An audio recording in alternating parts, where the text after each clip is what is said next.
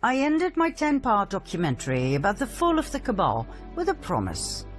A promise to dive deeper into the story behind the darkness in this world we live in. What happened? How did we get to this point? Who is the Cabal? And what is their exact agenda? Are you ready to go further down the rabbit hole?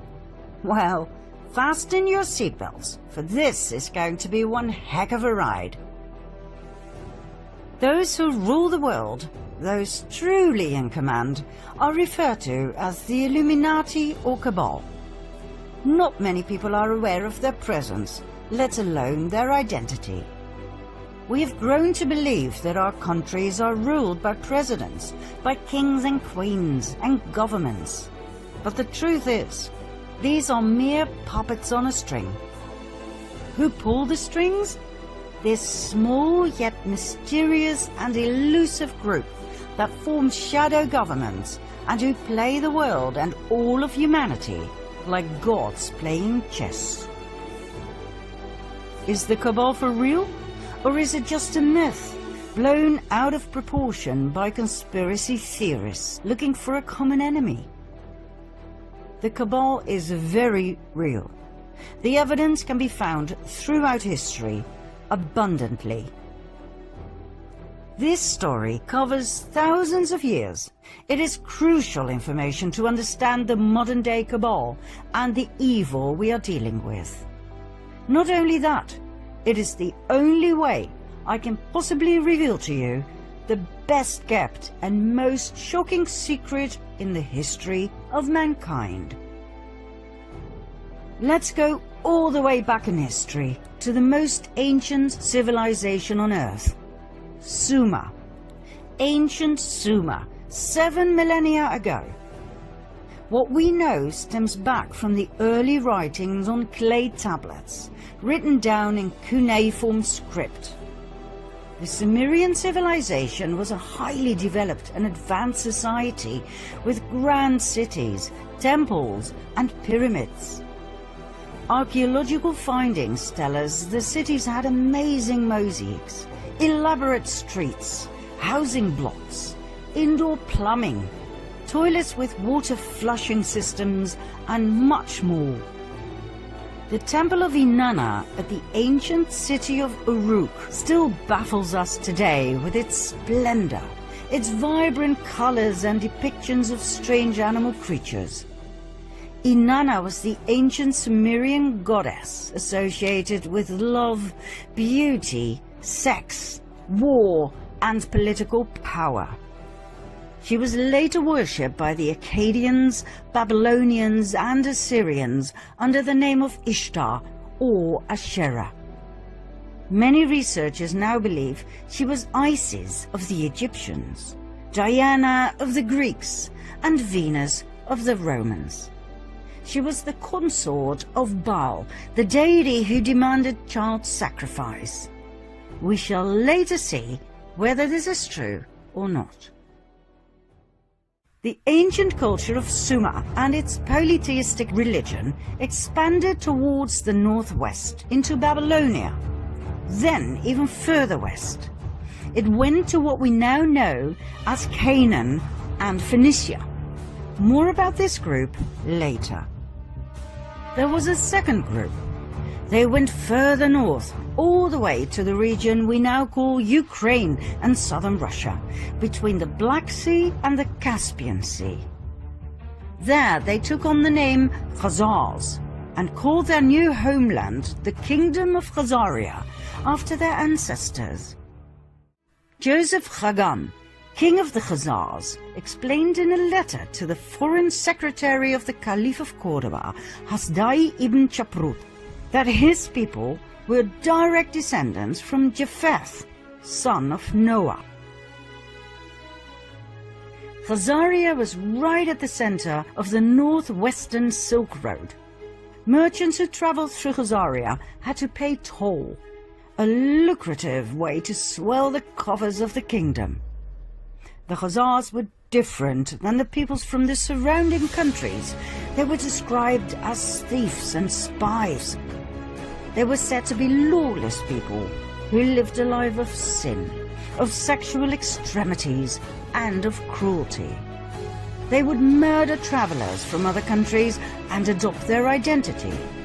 They were masters of deceit. And, last but not least, they were said to worship Baal, also referred to as Moloch, a representation of Lucifer that demanded child sacrifice. In return, Baal was said to reward them with riches, with fame and fortune. The neighboring countries despised them. They hated their sacrificial rituals in which they threw babies into the flames or cut them open to drink their blood and eat their flesh, claiming it gave them incredible power and energy and eternal youth. Urged by these surrounding peoples, the Russian ruler knew he had to do something. In the year 600, he warned their king, Bulan, that their Luciferian practices had to end. He told him they had to convert to either Judaism, Christianity, or Islam. The choice was his. Bulan chose Judaism. But he did not really convert. He merely took elements from Judaism and forged them into his own Luciferian belief. King Bulan and his people lived on and prospered. Nothing much had changed, except for the fact that for outsiders they now called themselves Judeans, which they were not. Mind you, the name Jew wasn't invented until the 18th century. 4 centuries went by. In 965 AD, the Russian ruler, Grand Prince of Kiev, Sviatoslav I, felt they had gone too far with their continued devil-worshipping and child sacrifice. He decided to wipe them out. But the Khazars had their spies everywhere, and the Russian cunning plan was brought to the ears of the Khazarian king, who, just in time, fled the country with his 25 wives and 60 concubines, all of the nobility, plus an enormous amount of gold and silver.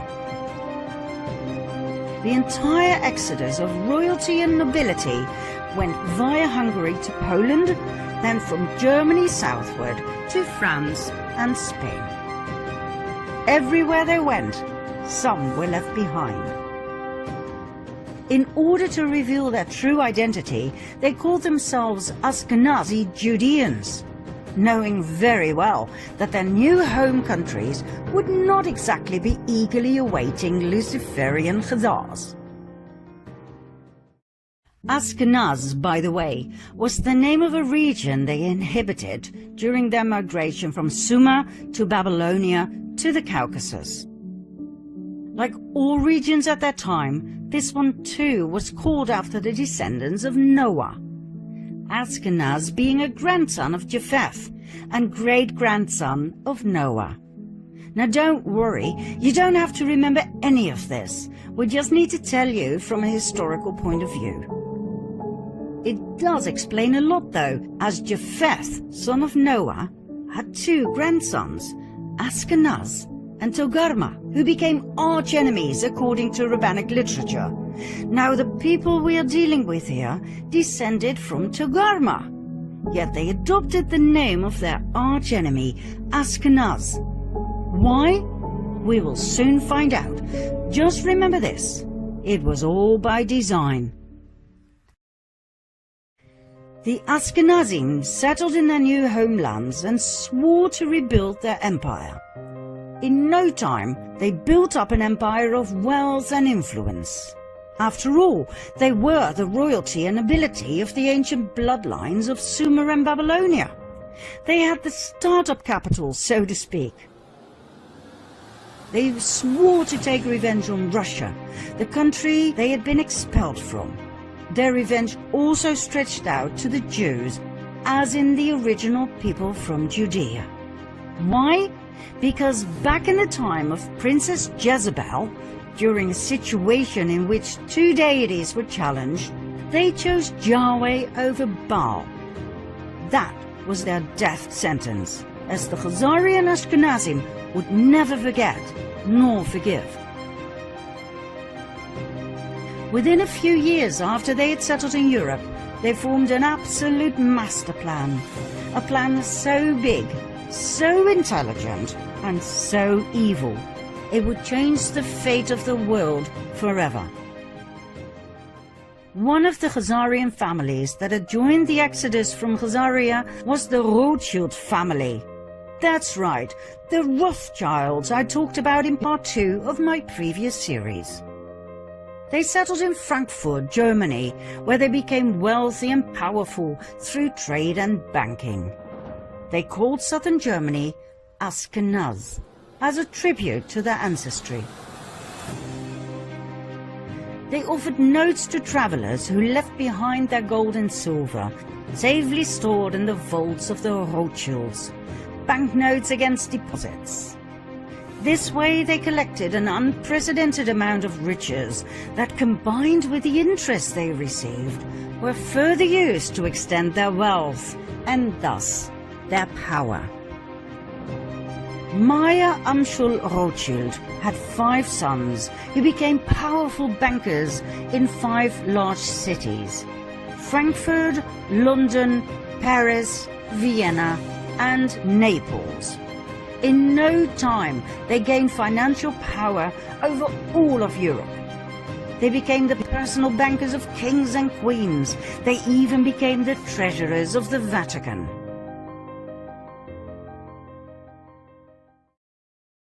Before we continue with an event in the 18th century that has been deliberately erased from our history books, we have to pause this storyline and go back to the early Middle Ages for a second storyline. The two will meet during this 18th century event. And when they do, things will fall into place, I promise. We'll start in the age of the Crusades. In 1048 AD, an organization was founded that we refer to as the Order of Malta. They were founded in Jerusalem. Their goal was dual. One arm of the order ran a hospital in the Holy Land to tend to Christian pilgrims. The other arm was military, tasked by Rome to protect Christians against the local Muslim population. Their symbol? The equal-armed Maltese cross. During the first 50 years of their existence, Jerusalem was Muslim territory. The amount of Christian pilgrims who went to Jerusalem was limited, even by Islamic law. In 1096 AD, the first of 9 wars broke out. They became known as the First Crusade. The Crusades were religious wars initiated and supported by the Roman Catholic Church. Their goal was to recover the Holy Land from Islamic rule. 3 years after the Crusaders had left for the Holy Land, this goal was achieved. Godfrey de Bouillon and his brother Baldwin, leaders of the First Crusade, became rulers of Jerusalem. The Crusades may have been romanticized in literature and movies, but the truth is, they were insane religious wars focused on nothing but death, destruction, and forced conversion.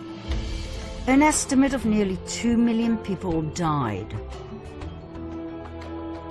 In 1118, a French knight by the name of Hugh de Payan founded a military order together with 8 relatives and friends. They called the order the Poor Knights of the Temple of King Solomon, later known as the Knights Templar. This order sprang forth from a secret society called the Prieuré de Sion, the Priory of Zion, an order that, by the way, is still alive and active today.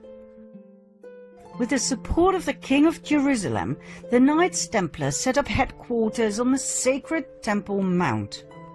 Their official goal was to protect pilgrims on their way from Europe to Jerusalem. In and of itself, this is fascinating. 9 knights were officially appointed to protect Christian pilgrims over a distance of 4,000 to 5,000 kilometers. God only knows how they did it. Their not-so-official goal was to rebuild the Temple of Solomon that had been destroyed in 586 BC by the king of Babylon, Nebuchadnezzar. Why this was so important to them, we will show later on. In 1129, the Order of the Knights Templar received the official support of the Roman Catholic Church. The order grew abundantly, and donations came pouring in from all over Europe. The knights adopted a code of conduct in which they swore unfailing obedience to the master. According to researchers, the principle of obedience made the Knights Templar lethal. They acted swiftly and with certainty to do as they had been commanded. A force of Templars became an extension of the will of its commander, the Grand Master. At the height of their power, the Order of the Knights Templar comprised of almost 20,000 members. Only 10% were armed knights. The other 90% took care of infrastructure and logistics. Even though the knights had sworn to a life of poverty, the order was excessively rich, owning large plots of lands, farms, vineyards, mills, horses, arms, equipment, the island of Cyprus, and an impressive fleet of ships. All the way from Europe to Jerusalem, in every city, they had monasteries, castles, churches, universities. They were so powerful they did not need to obey local laws. They could pass freely across all borders. They didn't have to pay taxes, and they were exempt from all authority except that of the Pope. Furthermore, everything they took from the Muslim population that they subjugated and murdered on their way was given to the order. Did they have these privileges in writing? Oh yes, Pope Innocent II took care of everything by signing the papal bull Omne Datum Optimum in 1139. All the order had to do was swear obedience and allegiance to the Pope. There was one area, though, in which the Templars truly excelled: banking. They had a network of banks in many countries that enabled pilgrims to deposit assets in their home countries and withdraw funds in the Holy Land. By the 13th century, the Templars had become such competent and trusted bankers that European kings and nobles who embarked on crusades to the Holy Land often forwarded large cash sums to the Templars that could be withdrawn later so they could pay their armies. The Templars even gave out loans to rulers. They excelled in everything they did, for which they were overloaded with donations, gifts, fame and fortune. However, in the early 14th century, the Knights Templar met their final destiny: King Philip IV of France. This man was heavily indebted by the order. When he asked for even more loans, the order refused. King Philip decided it was time for the Knights Templar to meet their maker. On Friday the 13th of October 1307, a multitude of knights were arrested, including their Grand Master, Jacques de Molay. After years of imprisonment, he and many others were burned at the stake. Medieval documents state that Molay called out a curse over the king and the Pope, Clement V, who had failed to protect them against the wrath of the king, and who had even dissolved the order through his papal bull, Vox in Excelso. Although the Pope dissolved the order, he did not formally condemn it, which would have been normal in those days. 1 month later, Pope Clement died. 8 months later, King Philip died. Ironically, the Pope's body was burned to ashes by a fire that was caused by lightning that struck the church where he was lying instead. The king died of a stroke he suffered during a hunt. But, contrary to what our history teachers have told us, the Order of the Knights Templar did not end here. New orders were founded with new names that were basically the continuation of the Knights Templar. Think Military Order of Christ in Portugal, Supreme Order of Christ in Italy, and so on and so forth. In every European country, the Knights Templar simply lived on the way they had, as if nothing much had changed. Only the order names had. The Order of the Rosicrucians appeared, founded by Christian Rosenkreuz, a German aristocrat. Was it connected to the Knights Templar? Absolutely. The sign of the equal-armed cross of the Knights Templar was combined with a rose. It can be found in medieval churches across France, Spain and Portugal. Yet another secret order was founded in 1534. 2 centuries, 2 decades and 2 years after the official dissolution of the Order of the Knights Templar, the Jesuit Order.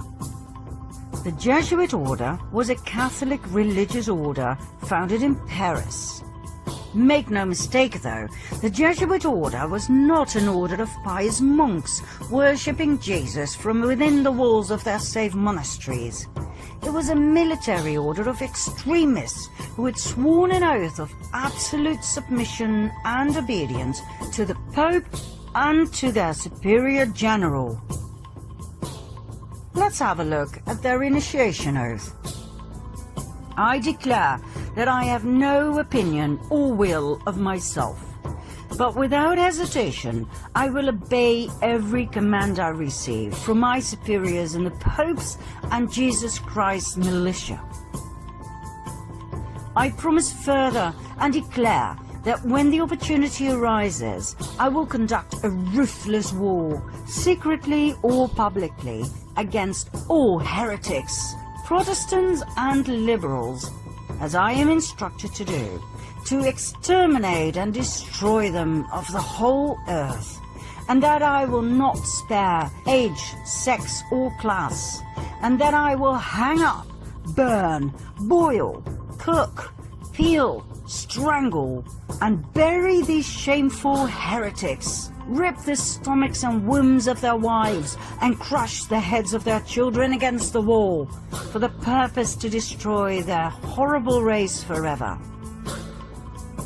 If this cannot be done openly, I will secretly administer the cup with poison, the strangling rope, the steel of the dagger, or the leaden bullet, regardless of the honor, rank, dignity, or authority of the person or persons, as I will at any time be instructed by an agent of the Pope or superior of the Brotherhood of the Holy Faith of the Order of Jesuits, in confirmation of which I hereby dedicate my life, my soul, and all of my corporal powers, and with this dagger which I now receive, I will subscribe my name written in my own blood, in testimony thereof.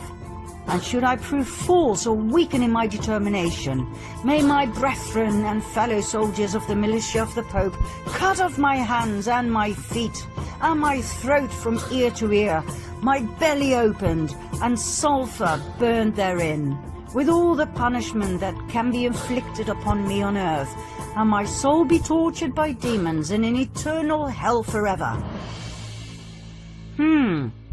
Not exactly what you would expect from an order of Jesus, right? Mind you, when we refer to the Jesuit order in relationship to the Cabal, we are not talking about the lower segments of the order.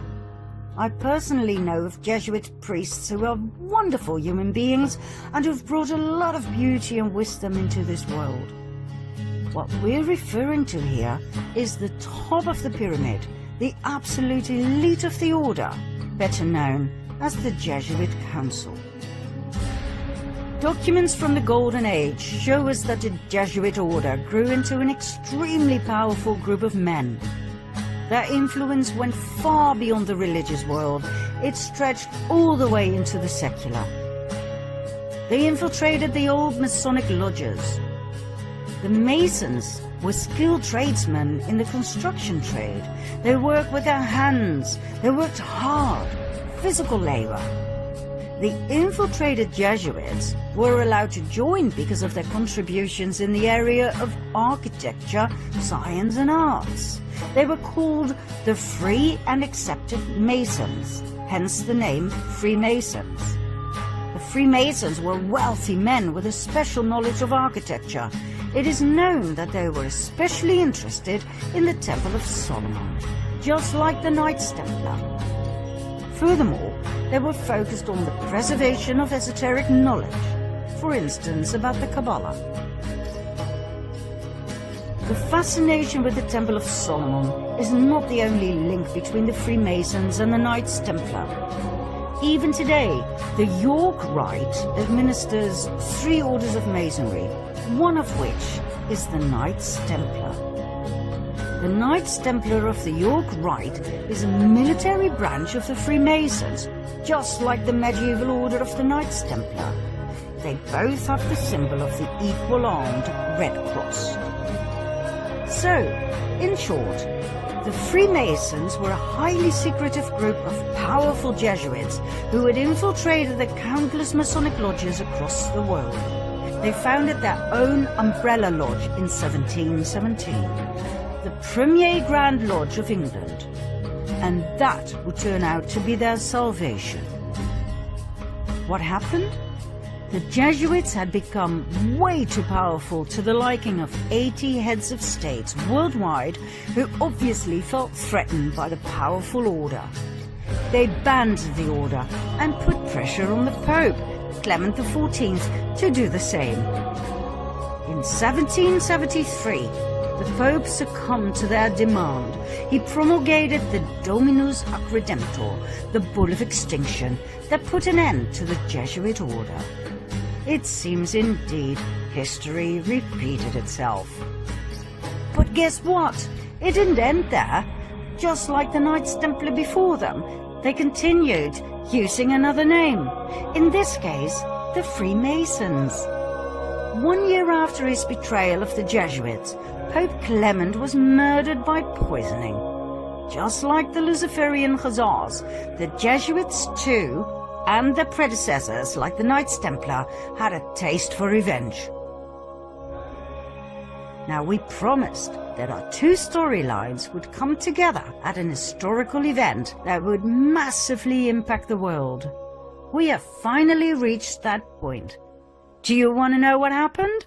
Follow me to part 2.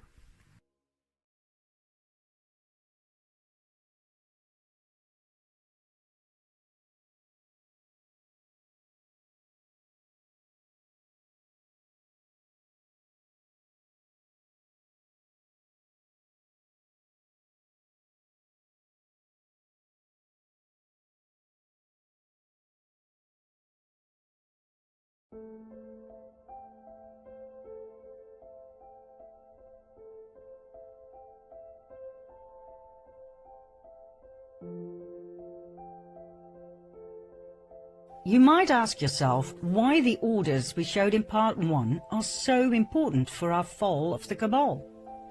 Well, you know the expression, know thy enemy? In order to understand the magnificence of their elite plan and the magnitude of their evil intent, we must first identify whom we are dealing with here. There is so much misinformation going around, not only on the internet, but also in our history books. That, by the way, were never written by neutral observers, but always by the winners. If you don't understand where the Cabal comes from, how far back they go in history, if you don't know how we were led to believe that all of these orders and movements were separate entities that came and went in history, independently and rather harmlessly, then you will most certainly not understand nor believe the true identity of the Cabal. You will miss the fact that we find ourselves at the final stage of their master plan. And if you don't fully comprehend in which danger we find ourselves, you will not know what to do at the moment suprême. That is why we make this documentary, so you can wake up, see through all the lies, and take action to claim your sovereignty back. That's when you'll understand what we said in the previous series. History books will have to be rewritten. Okay, let's see where and when our two storylines meet, shall we? It was in 1748 in southern Germany, Bavaria, in a small town called Ingolstadt. A boy was born. His name was Johann Adam Weishaupt. At the age of 5, his father died. The Jesuits took him under their wings and groomed Adam, who turned out to be a highly intelligent and strong-minded individual, to become a professor in canon law at the Jesuit University of Ingolstadt. He rewrote ancient historical documents in which the ideology of Lucifer would eventually lead to the complete control of the world. In 1773, a secret meeting took place between Meyer Amschel Rothschild and a select group of 12 elite Khazarian bankers and businessmen. Remember Rothschild, key player in our first storyline? The excessively wealthy and powerful Ashkenazi Khazarian banker from Frankfurt? Well, Rothschild proposed to join forces and riches with the purpose of world dominance. He had set his eye on Adam Weishaupt, who would be perfect to implement their plans in practice and run their organization. And so, on May the 1st, 1776, Adam Weishaupt founded the Bund der Perfektibilisten, the Order of the Perfectionists, later to be called the Order of the Illuminati. It was the fusion of the financial empire of the Rothschilds and the wealth and power of the military order of the Jesuits. Their goal? The creation of a world government and world dominance.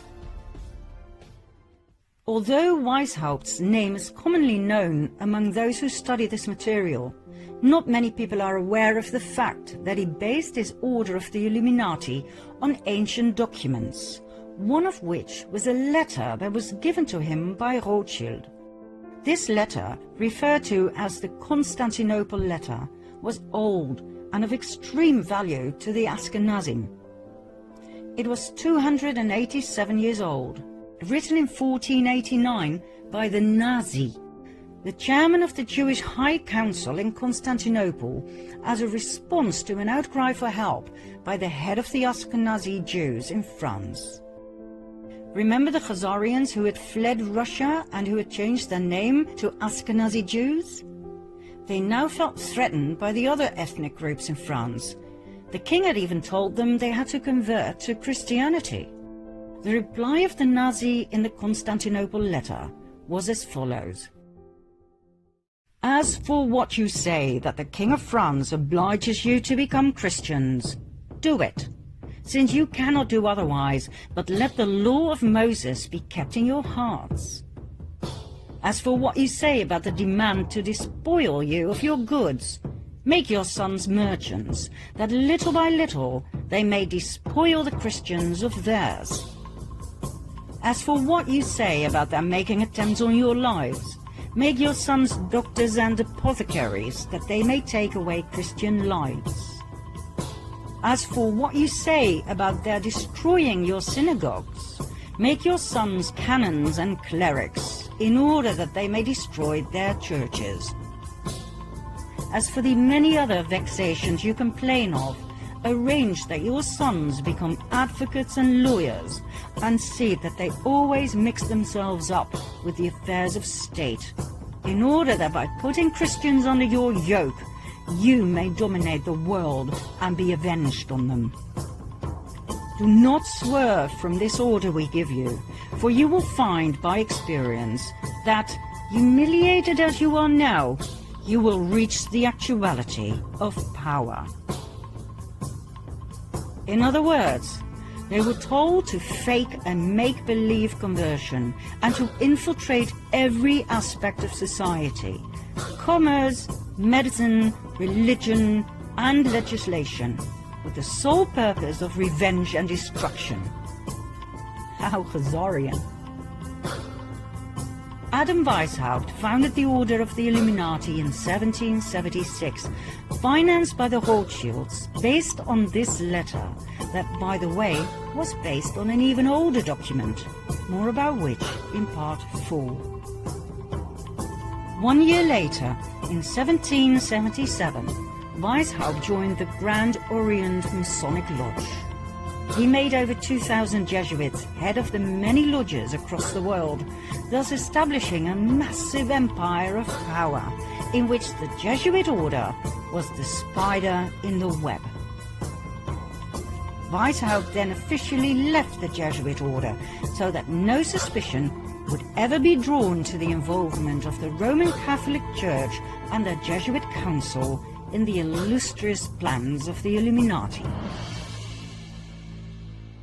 The Rothschilds used their riches to finance wars, as they had found out that by financing both sides of each and every war, they would always win financially.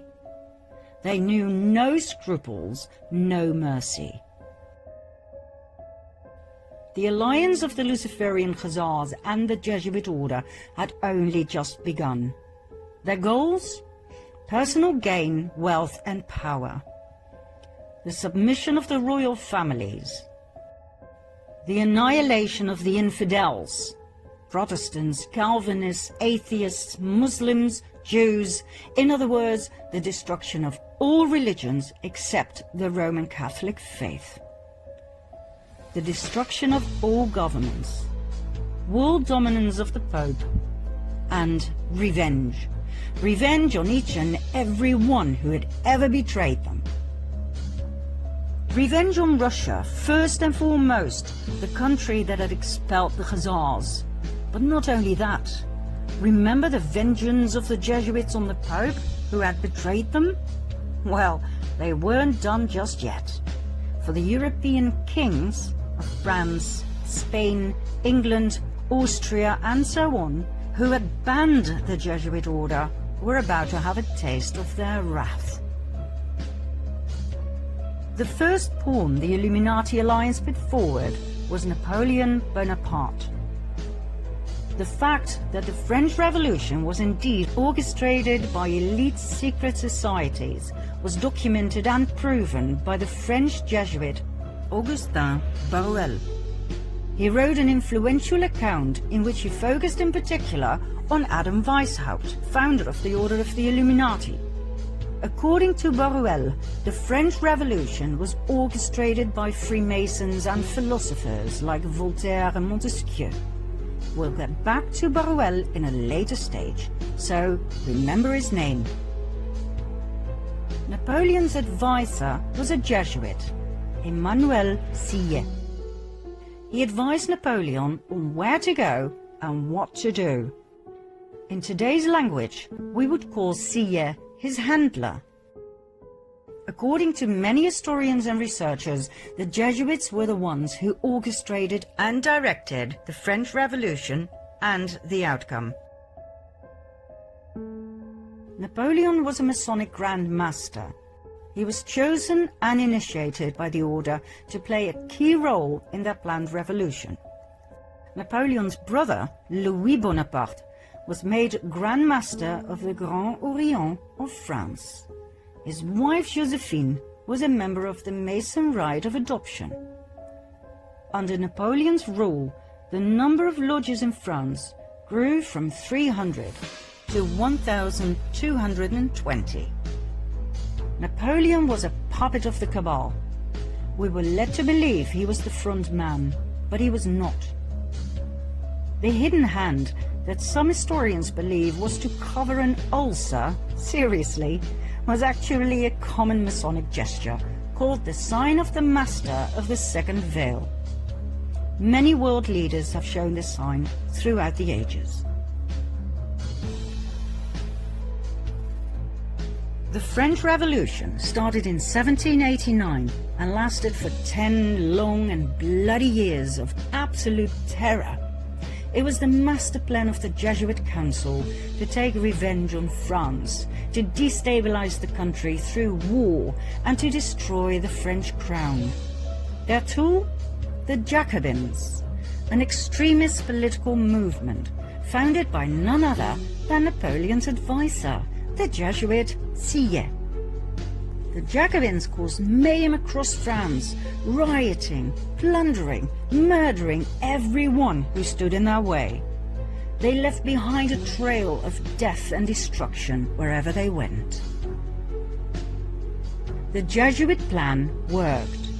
The guillotines worked overtime.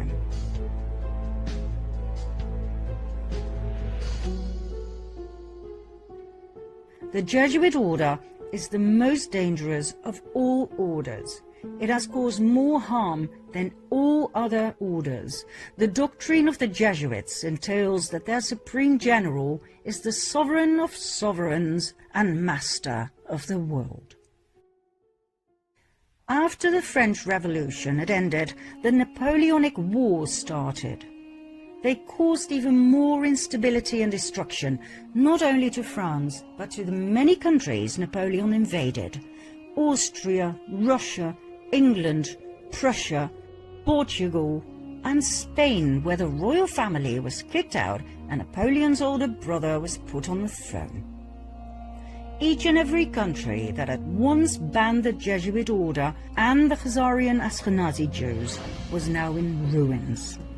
This was one of the order's most dominant passions: revenge. During the Napoleonic Wars, the Illuminati alliance deployed their most successful strategy. They financed both the French and the English army. It simply didn't matter who won. War was an absolute revenue model. It was the Duke of Wellington who fought Napoleon and who defeated him at the Battle of Waterloo in 1815. Nathan Rothschild, a brilliant and ruthless businessman, had his spies at Waterloo, and he had a private courier system, as he knew that fast communication was vital in business. When it was clear that Napoleon had been defeated, the message was immediately sent to Rothschild, who received the news 2 days prior to anyone else. He then made a brilliant move at the London Stock Exchange. Instead of buying English bonds, the gilts, he sold those he had. The other traders noticed and drew the erroneous conclusion that Napoleon must have won the war. They immediately sold their bonds as well, causing the gilt price to drop dramatically. That was the moment Rothschild made his move. He bought all the gilts he could lay his hands on at a very low price. By the time the others had noticed and frantically started buying again, Nathan Rothschild was excessively rich. The King of England, George III, was now heavily indebted to Nathan Rothschild, who had financed his wars. Not only had the king to pay back his debts, he had to pay interest on top of it. He was now in the pocket of the Rothschilds. I care not what puppet is placed on the throne of England to rule the empire. The man who controls Britain's money supply controls the British Empire, and I control the money supply. Next, 1914. The Illuminati alliance, that we shall refer to as the Cabal from now on, simply because it's short and to the point, caused World War I, a war initially solely between Austro-Hungary, a dual empire of Austria and Hungary on the one side, and Serbia on the other. What happened? The ruler of Austro-Hungary, Emperor Franz Joseph I, had no successor to the throne, as his only son had committed suicide. His nephew, Franz Ferdinand, became heir to the throne. But his ideas about politics were very different from his uncle's. Franz Ferdinand wanted to decentralize. He wanted autonomy for the various ethnic groups. He wanted to incorporate Serbia into the dual empire as a political entity equal to Hungary and Austria. He was a thorn in the eye of his uncle, the emperor. Although raised in the Jesuit image of his father and uncle, he had a mind of his own. He refused to adopt his uncle's political vision, and he married the woman he loved, which was so not done within the elite.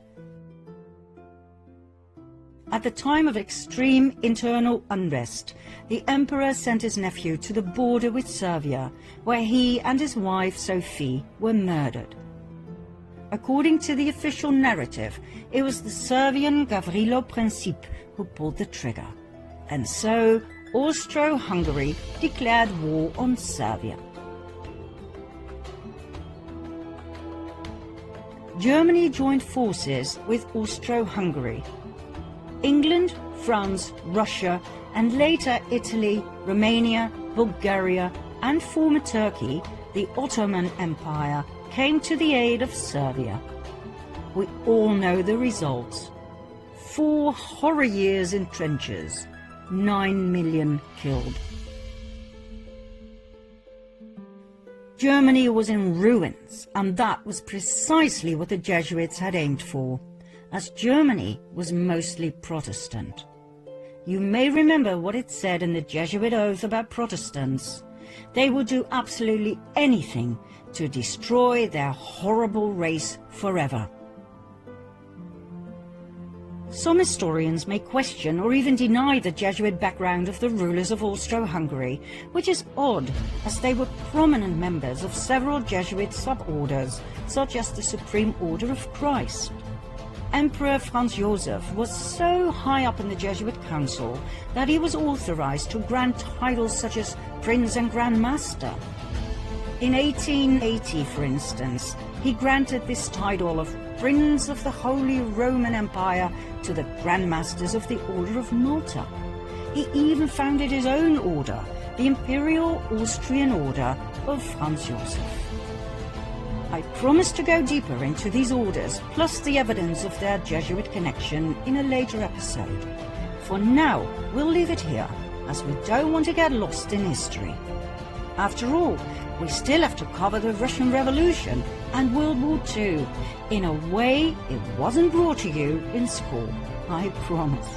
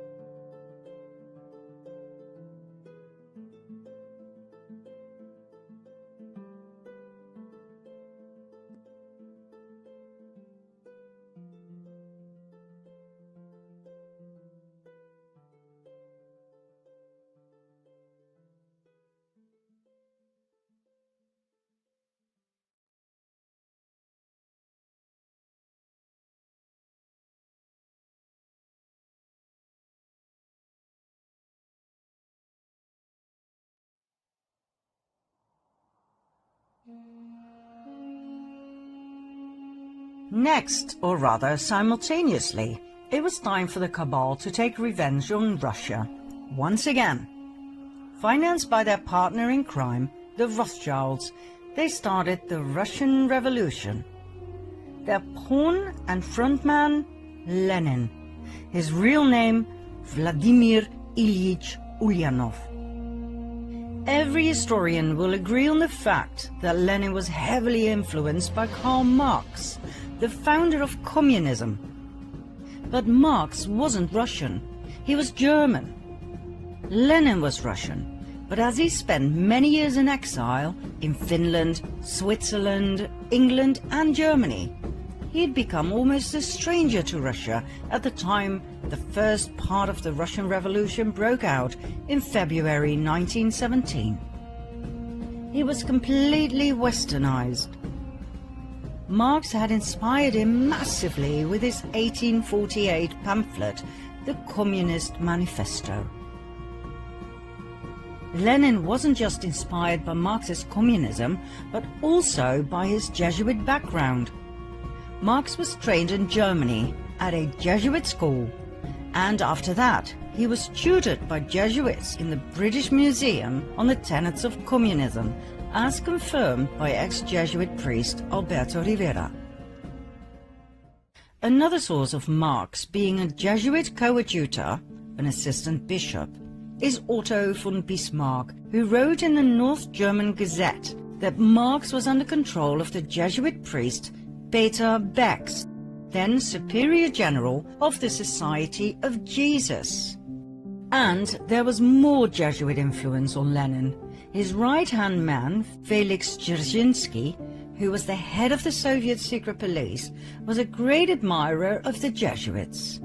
Furthermore, Lenin formally readmitted the Jesuits into Russia in 1922, which is rather strange, as religion was prohibited at that time within communism. But then again, was it strange? The origin of communism lies in the Jesuit ideology, as confirmed by many historians. The Jesuits in the 17th and 18th centuries perfected the first system of communist governance in their reductions in Paraguay. In the New Advent Catholic Encyclopedia, it reads, on the conditions of property, the economic basis was a sort of communism. The land and all that stood upon it was the property of the community. The land was apportioned among the caciques, who allotted it to the families under them. Agricultural instruments and cattle were loaned from the common supply. No one was permitted to sell his plot of land or his house. Very communist indeed. We will see later on in this documentary that even the term social justice was invented by the Jesuits. The first man to name it and write about it was the Jesuit Luigi Tabarelli d'Azeglio. Lenin was a Jesuit puppet who was pushed forward by the cabal to destabilize and destroy the country. He hated Russia and the Russians. Some of his most famous quotes are, "I spit on Russia. While the state exists, there can be no freedom. When there is freedom, there will be no state." And, "May 90% of the Russians die, and let the other 10% live under communism." The Russian Revolution was a Jesuit attack on the country. Their motive? Revenge. Their pawn? Lenin. Their tool? The Bolshevists. They were the equivalent of the Jacobins during the French Revolution. Millions of people died in Russia between 1917 and 1923, the year in which the Russian Revolution ended with the Bolshevist founding of the Soviet Union. Now, before we move on to World War II, where we will share with you a discovery that, quite frankly, knocked us off our feet, so keep watching, we will first take a look at a chain of events in the US. Maybe you remember from part 2 of the previous series that in 1913 the US Federal Reserve Bank was founded, the mother of all banks, owned by several cabal families, among which the Rothschilds. Remember what happened to the 3 wealthiest and most influential opponents of the Fed? They conveniently died when the Titanic sank. Less than a year later, the Fed was a done deal. In the US at that time, about 21,000 banks did not yet fall under the jurisdiction of the Fed. That was, and still is, an absolute lethal thing to do. One might as well commit suicide, as history has proven over and over again, worldwide. In 1914, World War I started, 1 year after the establishment of the Federal Reserve. Between 1914 and 1919, the Fed doubled the money supply, causing a nationwide increase in lending. In 1920, it shrank the money supply, and 5,500 competitor banks went bankrupt. They were bought by the Fed for next to nothing. Between 1921 and 1929, the Fed increased the money supply again. Loans were everywhere. But on October 23, 1929, 2.6 million shares were sold in a frenzy. By whom? Not that hard to guess. The next day, on October 24 at 9 a.m., Wall Street was closed, and the moneymakers who had gathered outside slowly started to realize in a state of shock what had happened. Loans were called in. Investors were forced to sell their shares. This event became known in history as the Wall Street crash.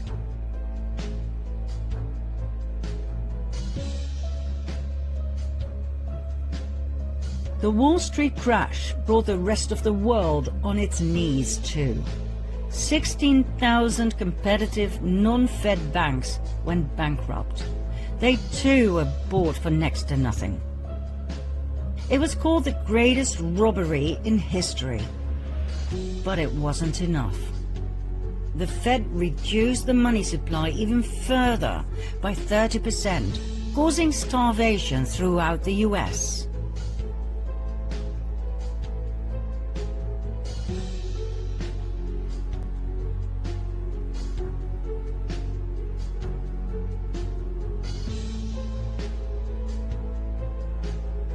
The Rothschilds had done what they had successfully been doing since the French Revolution, manipulating the stock market at the expense of the people to further increase their wealth and power. Congressman McFadden was so horrified he began impeachment proceedings against the bankers who owned the Federal Reserve. Like I said, he might as well have committed suicide straight away. He was poisoned at a banquet, and the impeachment was abandoned. One simply does not get in the way of the Khazarian cabal. 4 years after the Wall Street crash in 1933, on the pretext of getting out of the Depression, the banks persuaded the government to carry out a national gold seizure on penalty of imprisonment for 10 years. That's right. Under pressure of the Fed, President Roosevelt signed Executive Order 6102 to make the impoverished American people give up their gold. They had nothing left. With the gold standard gone, the cabal had no more limitations on how they could manipulate the money supply. This meant absolute dominance. On top of everything else, income tax was created in 1913 to cover the huge amounts of money the government was paying the Federal Reserve. Like we said in part 2 of the previous series, income tax is illegal. We were just never told. One of the dire consequences of the Wall Street crash was that the Fed called in all international loans. The country that was the worst affected was Germany. After World War I, the country had to pay reparations to the victims, for which it desperately needed the loans, as well as for rebuilding the country and the economy. When the Fed called in their loans, the German economy collapsed. The country dived into a deep depression.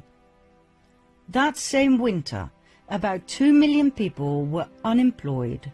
Less than 3 years later, that number had tripled, meaning a staggering unemployment rate of 40%. The government's expenses to support these people went through the roof. the Chancellor cancelled unemployment support in a desperate move, which made things even worse. More chancellors came and went. Nobody knew what to do with this mess.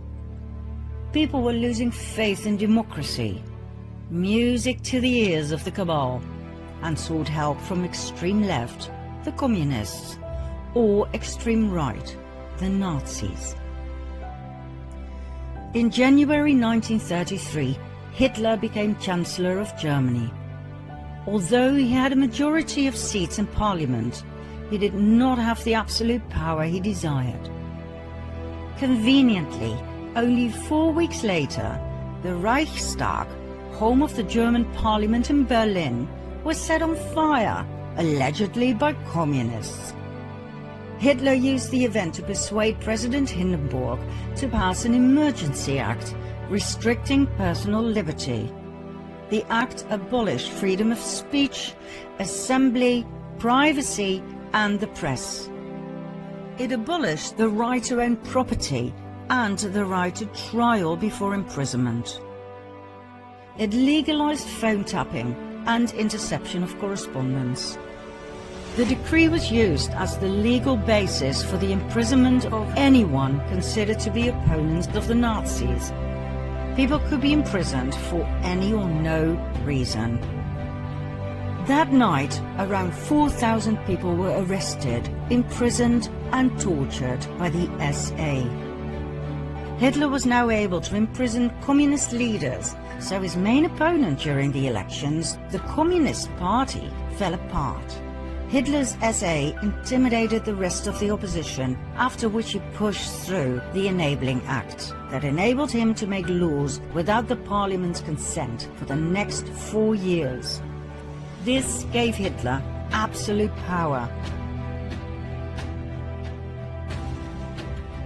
He then banned all political parties. Only the Nazi Party was allowed to exist.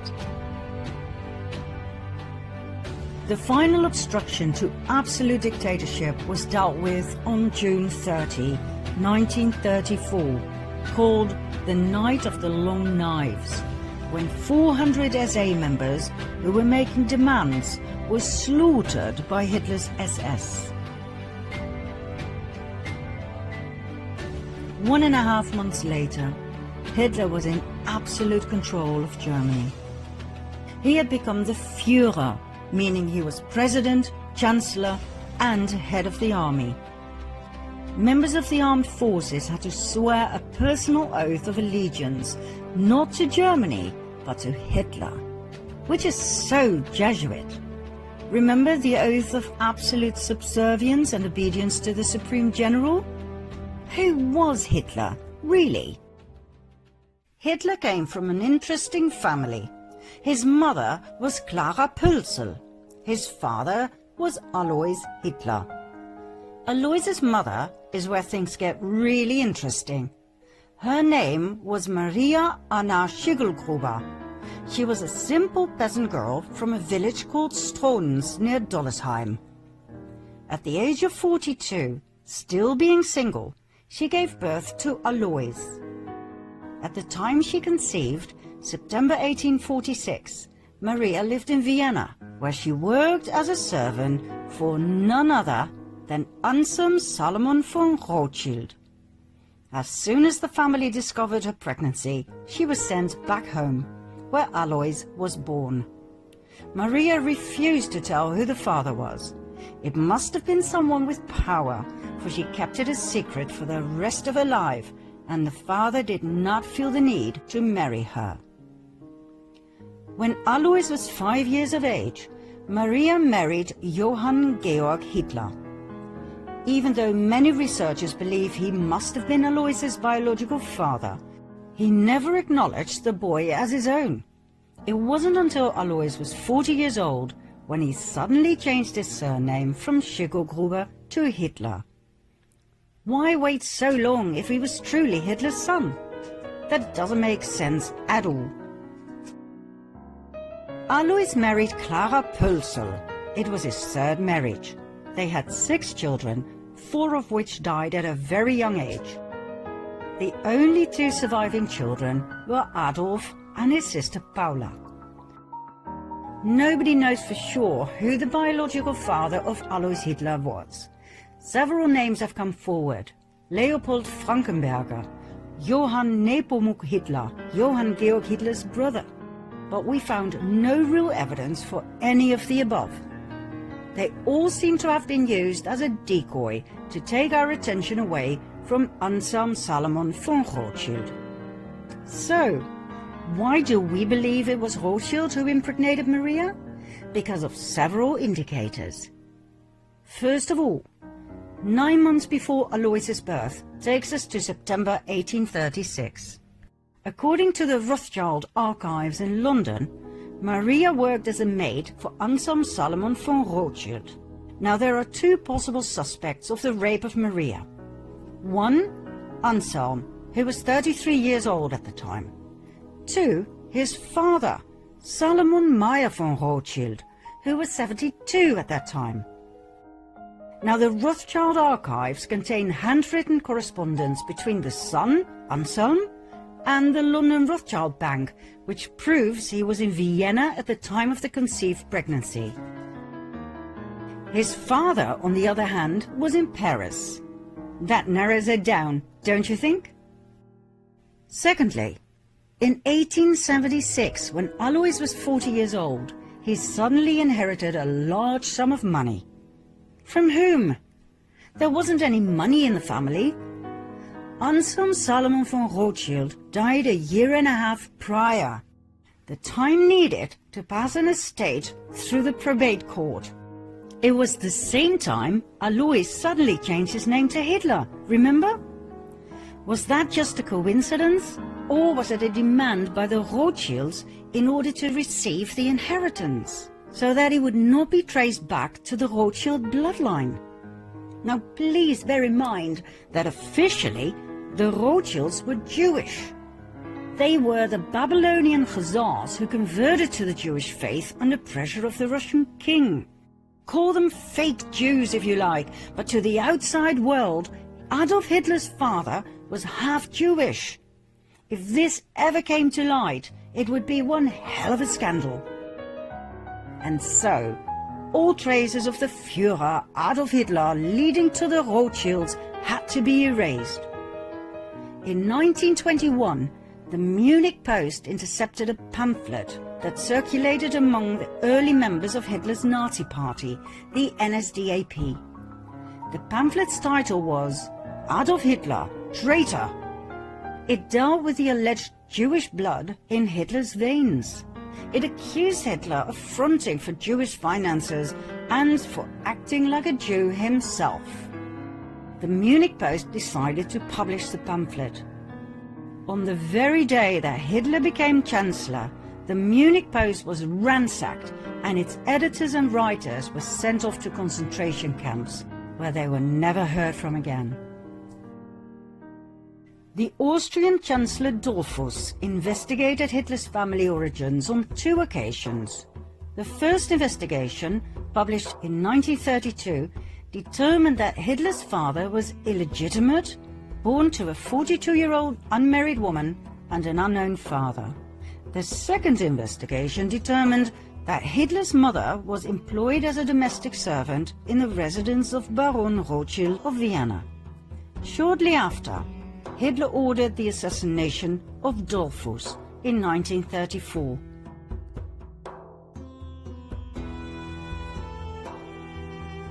Adolf Hitler once told his nephew, William Patrick Hitler, "These people must not know who I am.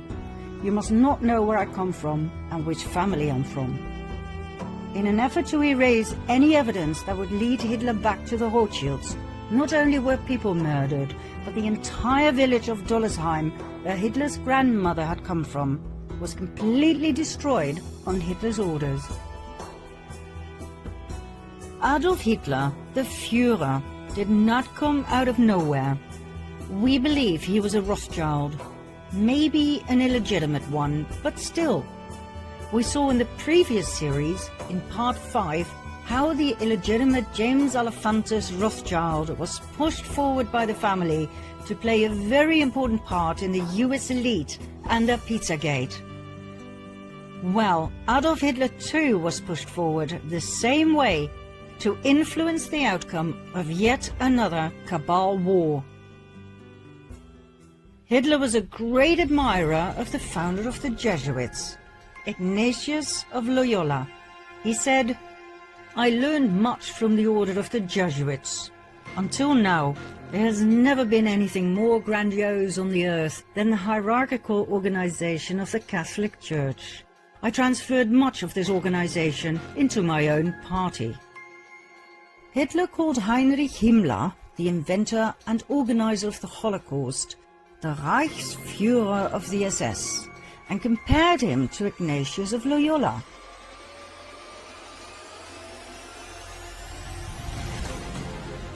The SS organization has been constituted by Himmler according to the principles of the Jesuit order. The regulations and the spiritual exercises prescribed by Ignatius of Loyola were the model Himmler tried to copy exactly.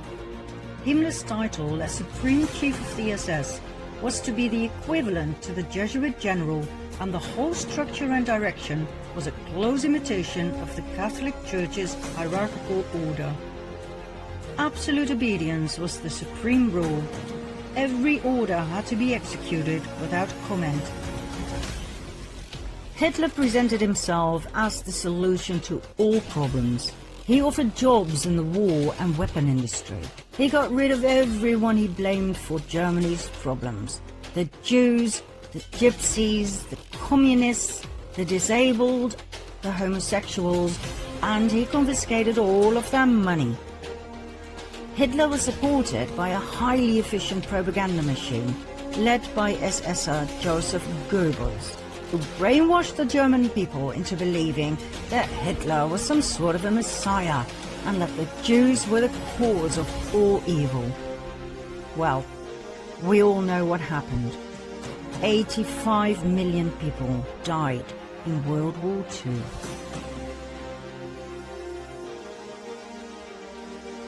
But the cabal wasn't done just yet. As you might know, in the aftermath of World War II, hundreds of thousands of Jews emigrated to the promised land of Israel.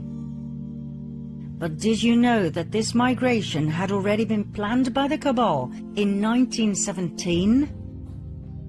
22 years before World War II even started, Palestine was given away, literally, by Arthur James Balfour, Foreign Secretary of the United Kingdom, on behalf of the British government.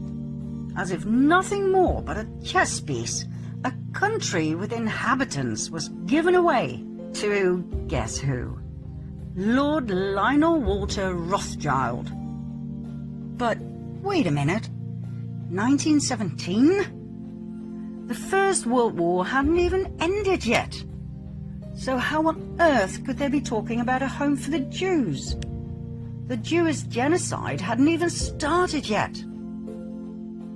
We're talking about the Balfour Declaration, signed by Balfour himself on the 2nd of November 1917. Dear Lord Rothschild, I have much pleasure in conveying to you, on behalf of His Majesty's government, the following declaration of sympathy with Jewish Zionist aspirations, which has been submitted to and approved by the Cabinet.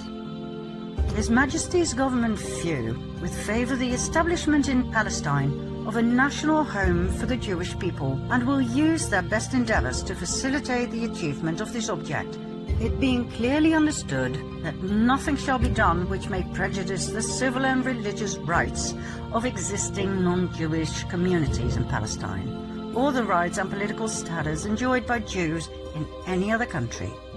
I should be grateful if you would bring this declaration to the knowledge of the Zionist Federation.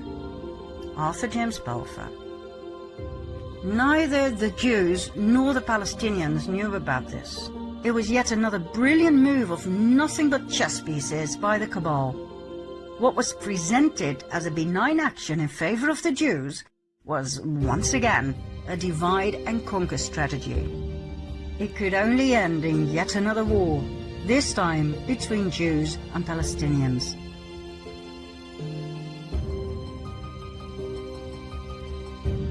The Jewish people were willingly and knowingly murdered 22 years after the Balfour Declaration was signed. Why? Because the Rothschilds and the other cabal families had but one focus: Jerusalem.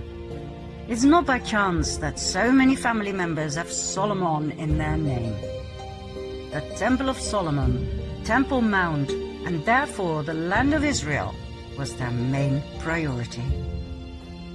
We will soon tell you why and expose their deepest and darkest secret. For now, millions of Jewish people were sacrificed in order to get there. There were many more wars to follow, like the Vietnam War, the Cold War. All were instigated and financed on both sides by the cabal. That's how people across the world were kept in fear, paralyzed and poor, divided and subservient. Once you understand and see their strategy, you cannot unsee it. But the worst was yet to come, for times were changing and the cabal adapted their strategy as time went along. Key words in their everlasting plan to conquer the world: hatred, revenge, disdain. These three words were perfectly combined in one document, the Protocols of the Learned Elders of Zion.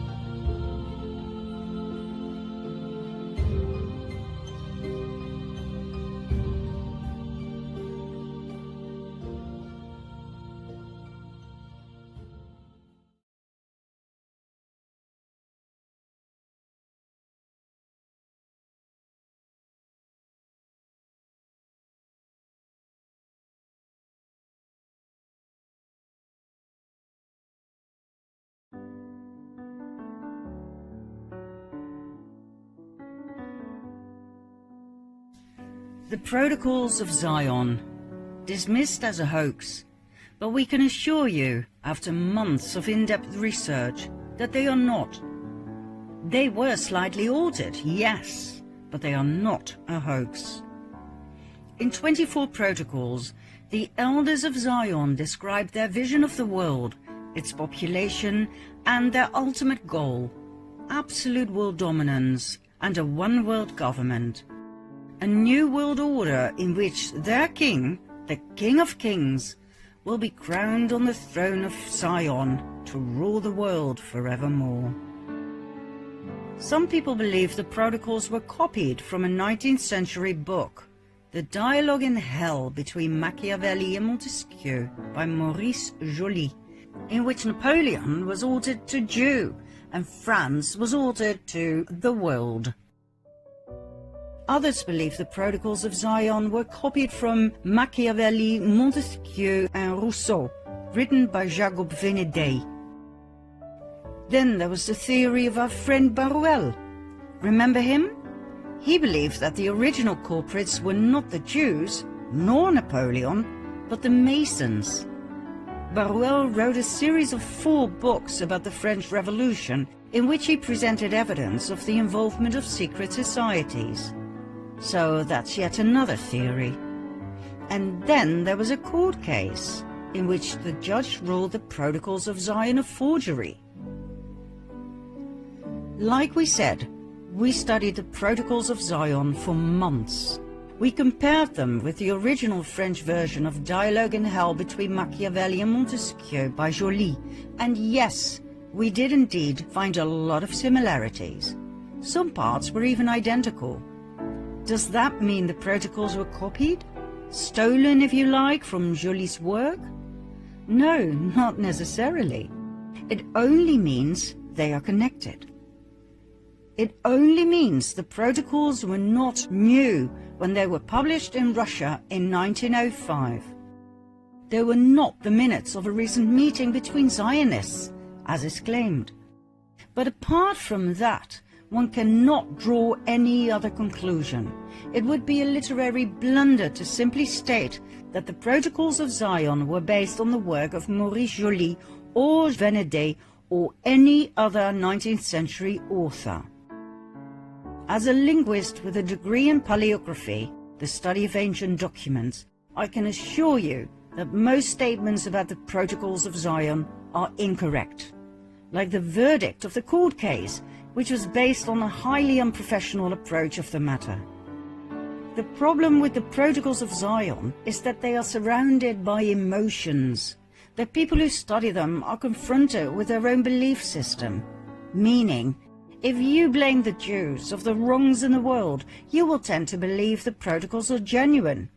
You will use the Protocols as proof of the evil of the Jewish people. However, if you are Jewish, or if you lost your Jewish friends in the war, you will tend to believe the Protocols are a fraud made only in Russia in 1905 to make the Jewish people look really, really bad. We believe the Protocols of Zion to be very old. It seems to us that they were the source text from which the other books arose, not the other way around. Remember Adam Weishaupt, founder of the Order of the Illuminati? In 1776, he put together a document that gave a clear overview of the aims, convictions and protocols of the Illuminati or the Cabal, the do's and the don'ts. That was his assignment, as given to him by Rothschild. Did he put those protocols together from scratch? We think that's highly unlikely.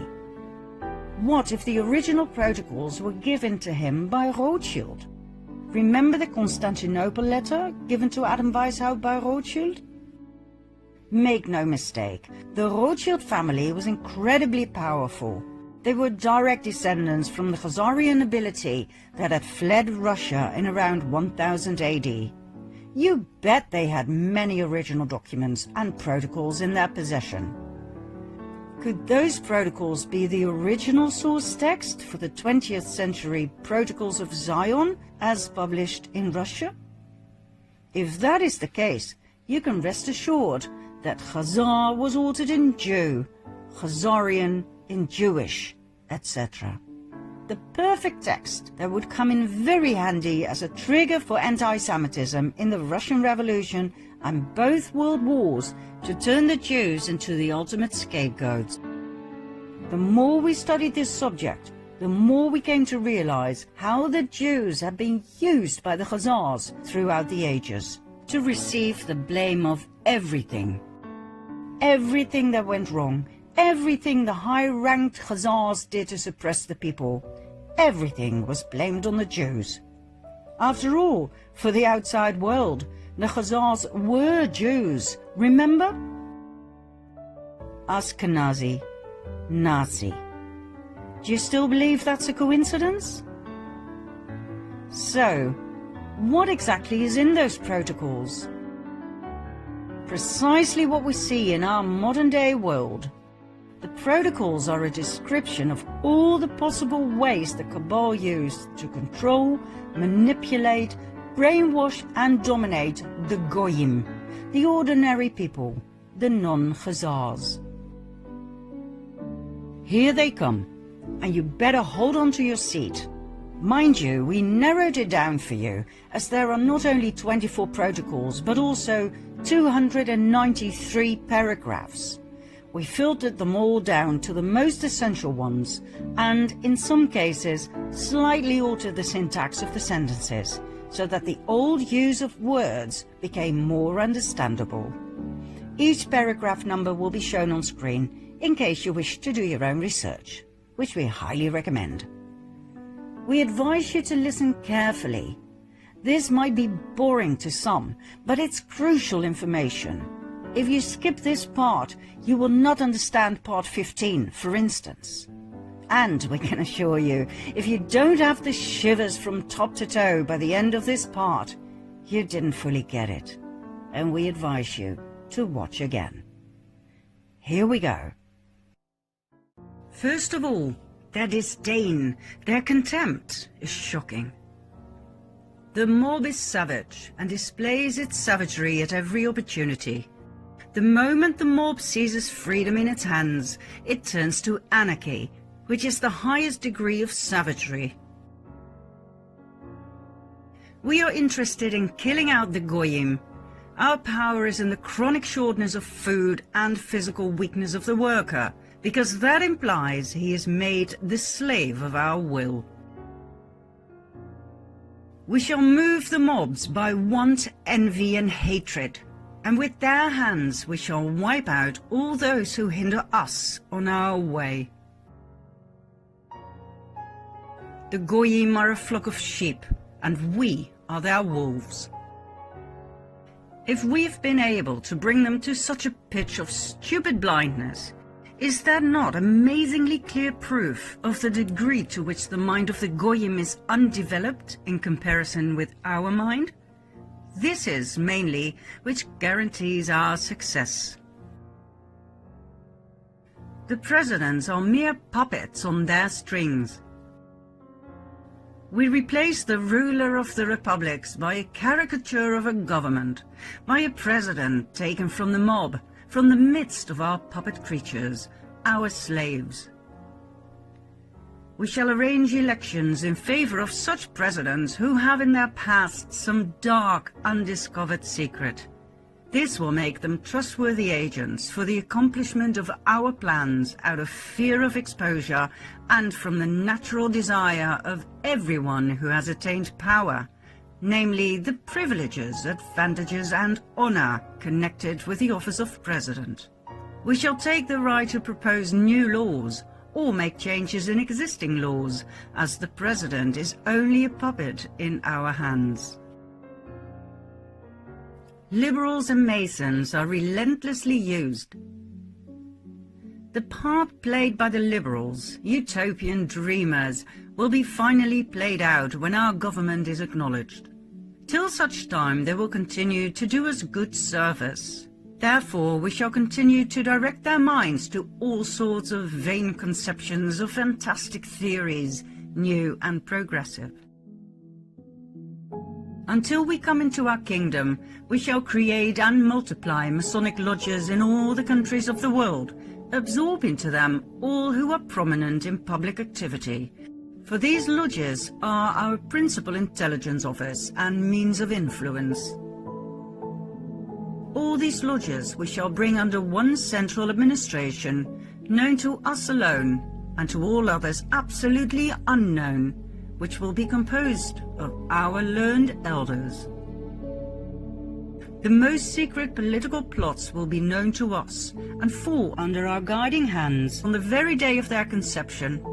Among the members of these lodges will be almost all the agents of international and national police, since their service is irreplaceable to us, as they have their own measures with the insubordinate. The class of people who willingly enter into secret societies are those who live by their reason, careerists, mostly light-minded people, with whom we shall have no difficulty in dealing and in using. But if there should arise in its midst a plot, then at the head of that plot will be no other than one of our most trusted servants. The goyim enter the lodges out of curiosity or in the hope to get a nibble at the public pie, and some of them in order to obtain a hearing before the public for their impracticable and groundless fantasies. They thirst for success and applause, of which we are remarkably generous. You cannot imagine to what extent the wisest of the goyim can be brought to a state of unconscious naivete in their arrogance, and how easy it is to take the heart out of them by the slightest ill success, though it be nothing more than the stoppage of the applause they had, and to reduce them to a slavish submission for the sake of winning a renewal of success. These tigers in appearance have the souls of sheep, and the wind blows freely through their heads. We execute Masons in ways that none but the Brotherhood can ever have a suspicion of, not even the victims themselves of our death sentence. They all die when required, as if from a normal kind of illness. Knowing this, even the Brotherhood dare not protest. By such methods, we have plucked out of the midst of Masonry the very root of protest against us. The press will be their golden tool to steer the mob. Through the press we have gained the power to influence while remaining ourselves in the shade. Not a single announcement will reach the public without our control. All news items are received by a few agencies. These agencies will be entirely ours and will give publicity only to what we dictate to them. All our newspapers will be of all possible complexions: aristocratic, republican, revolutionary, even anarchical. Those fools who will think they are repeating the opinion of a newspaper of their own camp will be repeating our opinion, or any opinion that seems desirable for us. The people shall be distracted with empty words and broken promises. We shall raise the rate of wages, which, however, will not bring any advantage to the workers, for at the same time we shall produce a rise in prices of the basic necessities of life, claiming that it arises from the decline of agriculture and cattle breeding. There is another reason why they will close their eyes, for we shall keep promising them to give back all the liberties we've taken away as soon as we have quelled the enemies of peace and tamed all parties. We shall distract them with amusements, games, pastimes, fashions, people's palaces. Through the press we shall propose competitions in art, in sport, in all kinds. These interests will finally distract their minds. All layers of society will be infiltrated. It is from us that the all-engulfing terror proceeds. We have in our service persons of all opinions, of all doctrines, restorating monarchists, demagogues, socialists, communists, and utopian dreamers. We have harnessed them all to the task of drilling away the last remnants of authority. By these acts, all states are in torture and ready to sacrifice everything for peace and tranquility. But we will not give them peace until they openly acknowledge our international supergovernment, and with submissiveness. We have got our hands into the administration of the law, into the conduct of elections, into the press, into liberty of the person, but principally into education and training as being the cornerstones of a free existence. The administrators whom we shall choose from among the public, with strict regard to their capacity for obedience, will not be persons trained in the arts of government, and will therefore easily become pawns in our game, in the hands of men of learning and genius, who will be their advisers, specialists bred and reared from early childhood to rule the affairs of the whole world. We shall surround our government with a whole world of economists. Around us will be a constellation of bankers, industrialists, capitalists, and the main thing, millionaires, because everything will be settled by the question of figures. Who will ever suspect that all these people were stage managed by us, according to a political plan which no one has so much as guessed at in the course of many centuries? The ultimate threat. You may say that the Goyim will rise upon us. arms in hand, if they guess what is going on before the time comes. But in the West we have against this a maneuver of such appalling terror that the very stoutest hearts quail. The undergrounds, metropolitans, those subterranean corridors, which, before the time comes, will be driven under all the capitals, and from where the capitals will be blown into the air with all their organizations and archives. They will cause mayhem. We have stirred up every form of enterprise. We have armed all parties. We have set up authority as a target for every ambition. Of states we have made gladiatorial arenas where a lot of confused issues contend. A little more, and disorders and bankruptcy will be universal. This hatred will be further magnified by the effects of economic crises, which will stop dealing on the exchanges and bring industry to a standstill.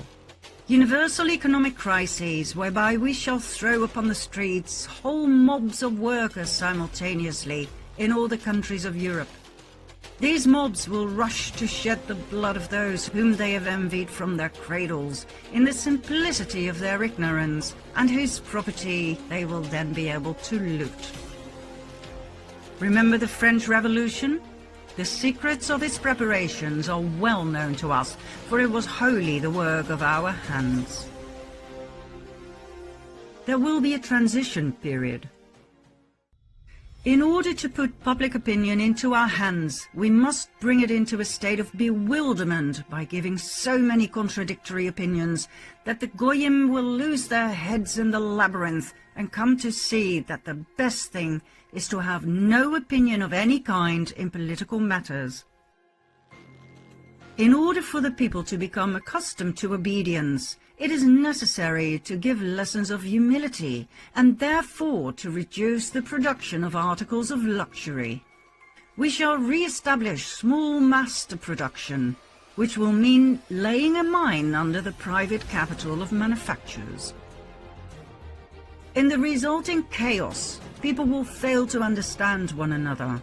It will discourage any kind of personal initiative, which might hinder our affair in any degree.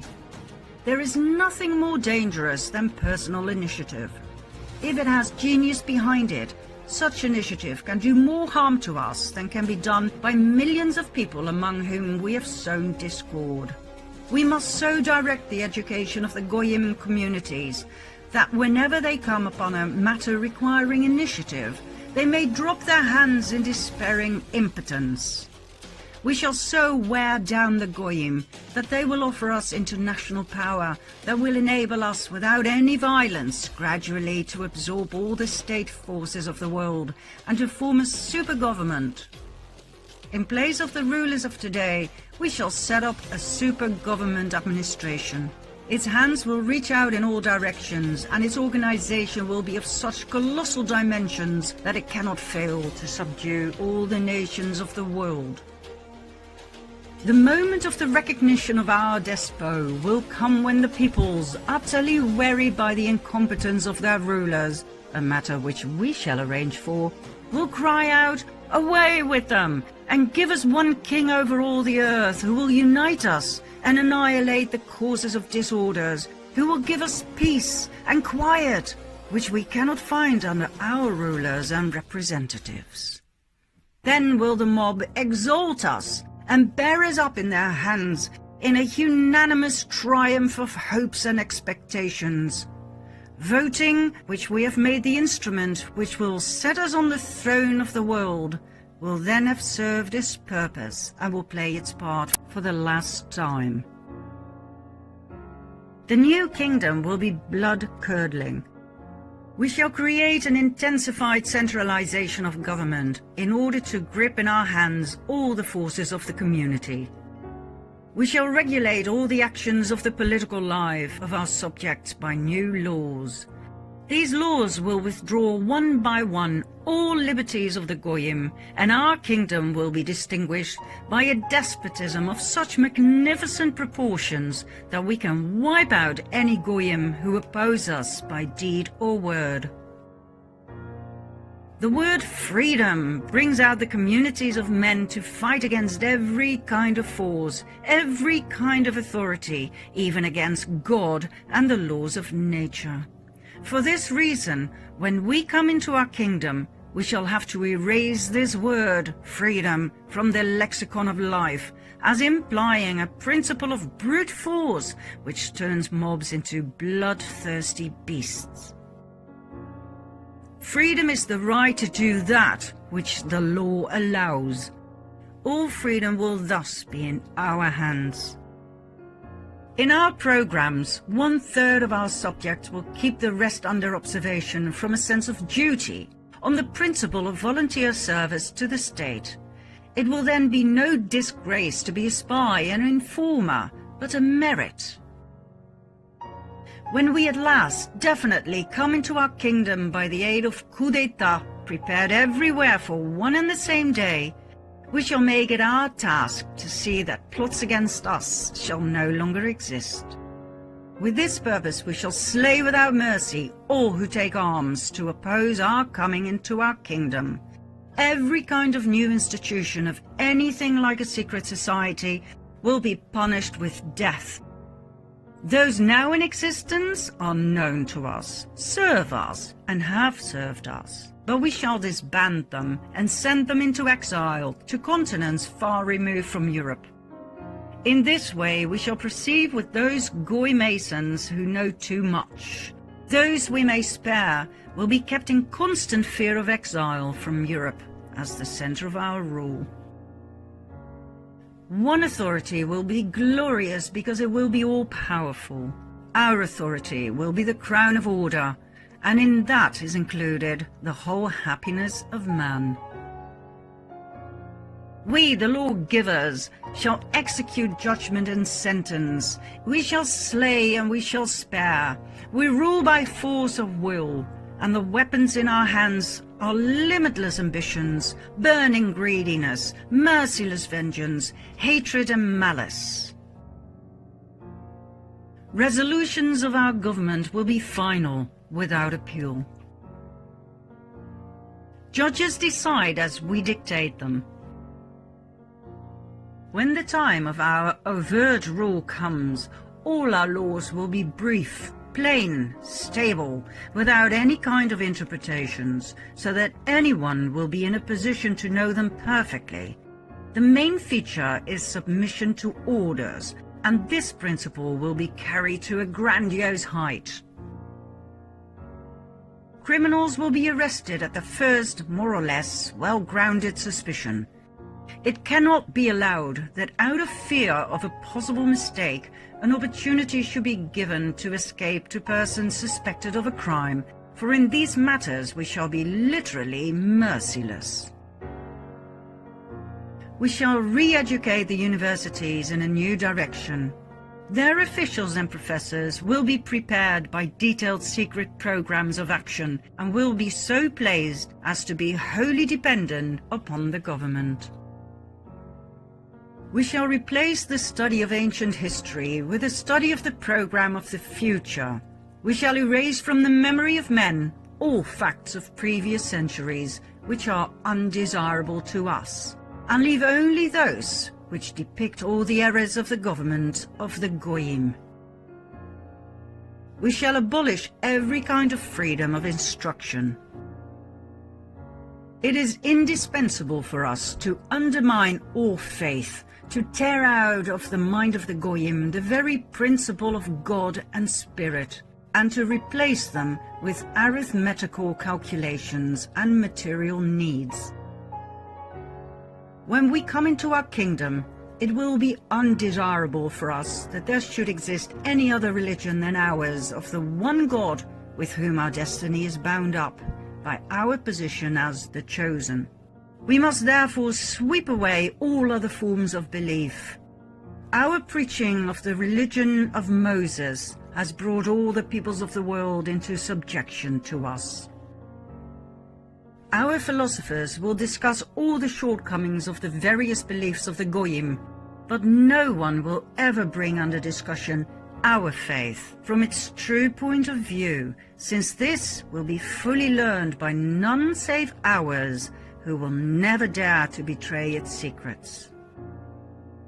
Freedom of the press, the right of association, freedom of conscience, the voting principle must disappear forever from the memory of man, and undergo a radical alteration the day after the promulgation of the new constitution. What we want is that from the first moment of its promulgation, while the peoples of the world are still stunned by the accomplished fact of the revolution, still in a condition of terror and uncertainty, they should recognize once and for all that we are so strong, so superabundantly filled with power, that in no case shall we take any account of them, and so far from paying any attention to their opinions or wishes, we are ready and able to crush with irresistible power all expression or manifestation thereof at every moment and in every place, that we have seized at once everything we wanted, and shall in no case divide our power with them. Then in fear and trembling they will close their eyes to everything and be content to await what will be the end of it all.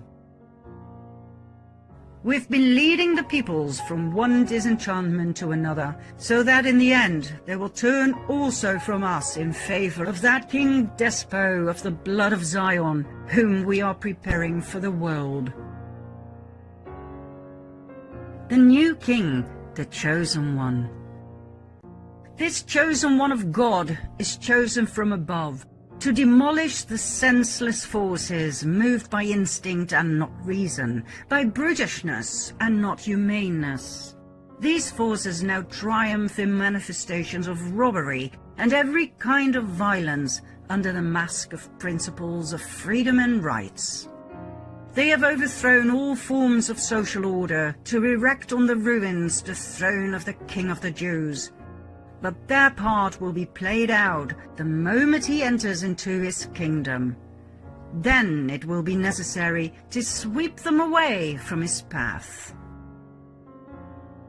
When the King of Israel sets upon his sacred head the crown offered to him by Europe, he will become patriarch of the world. This king will be the real Pope of the universe, the patriarch of the international church.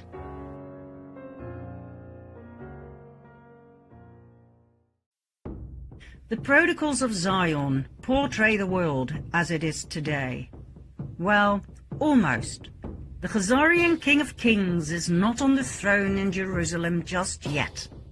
The world population has not begged the cabal to bring order out of chaos just yet. But are we far away from their end goal? Follow me to part 5.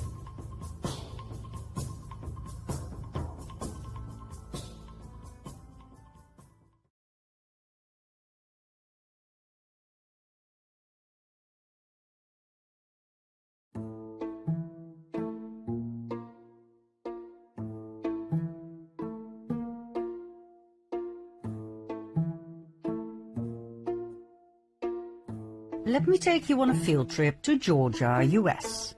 On a hill in Elbert County, there is a granite monument called the Georgia Guidestones. Built in 1980, the monument is veiled in mystery. It was commissioned by a man who used the pseudonym R.C. Christian. He paid a handsome price, but insisted on remaining anonymous. The monument consists of 4 massive standing stones, 1 slab stone at the top, carried by a pillar stone, plus 1 explanatory stone. 2 things are captivating. First of all, the monument is an astronomical clock and calendar, focused on the sun, the moon, the equinoxes and the solstices. A hole was drilled in one of the stones, through which one can see the North Star. Secondly, the stones contain text, information about the future Earth and the era of reason. It is written in 8 modern languages. The shorter message is inscribed all around the top stone in 4 ancient languages: Babylonian, Classical Greek, Sanskrit, and Ancient Egyptian. This is the message. Maintain humanity under 500 million in perpetual balance with nature. Guide reproduction wisely, improving fitness and diversity.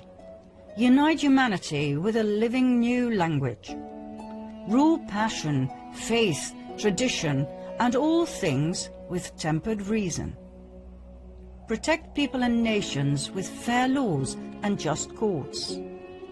Let all nations rule internally, resolving external disputes in a world court. Avoid petty laws and useless officials. Balance personal rights with social duties. Prize truth, beauty, love, seeking harmony with the infinite.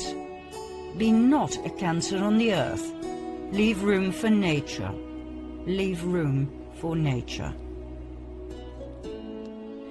In short, population control, the annihilation of a large part of the population, pacific reproduction through eugenics, one language, one world court, social duties over personal rights, reason over passion, prize truth, whose truth, and nature over the human race, the cancer of the earth. And not to forget what they call the age of reason, not the age of love, or the age of compassion, or the age of abundance for all.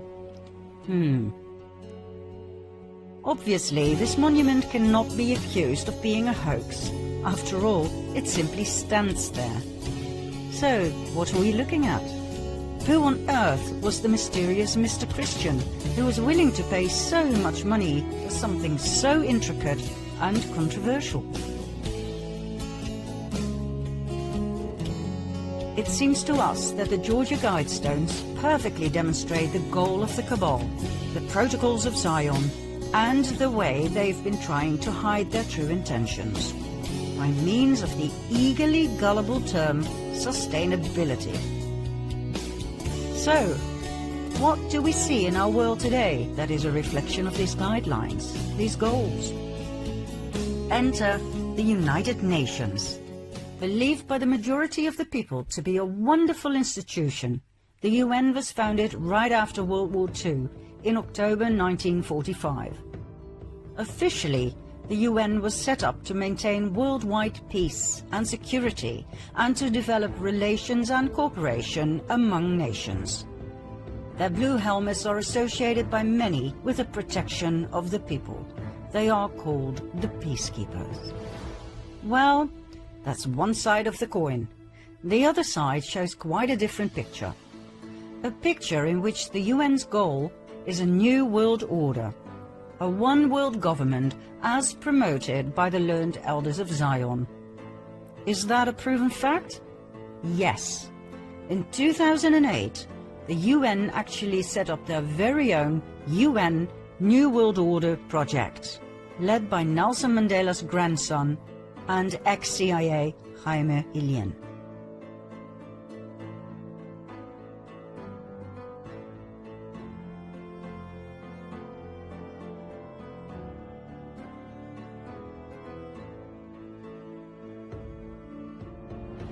According to highly influential people like the presidents Bush Sr. and Bush Jr. and Gorbachev, the New World Order must be founded on the principle of collective security. And that is precisely where the UN comes in. The UN Blue Helmets can lawfully intervene whenever the UN believes a country is a danger to collective security.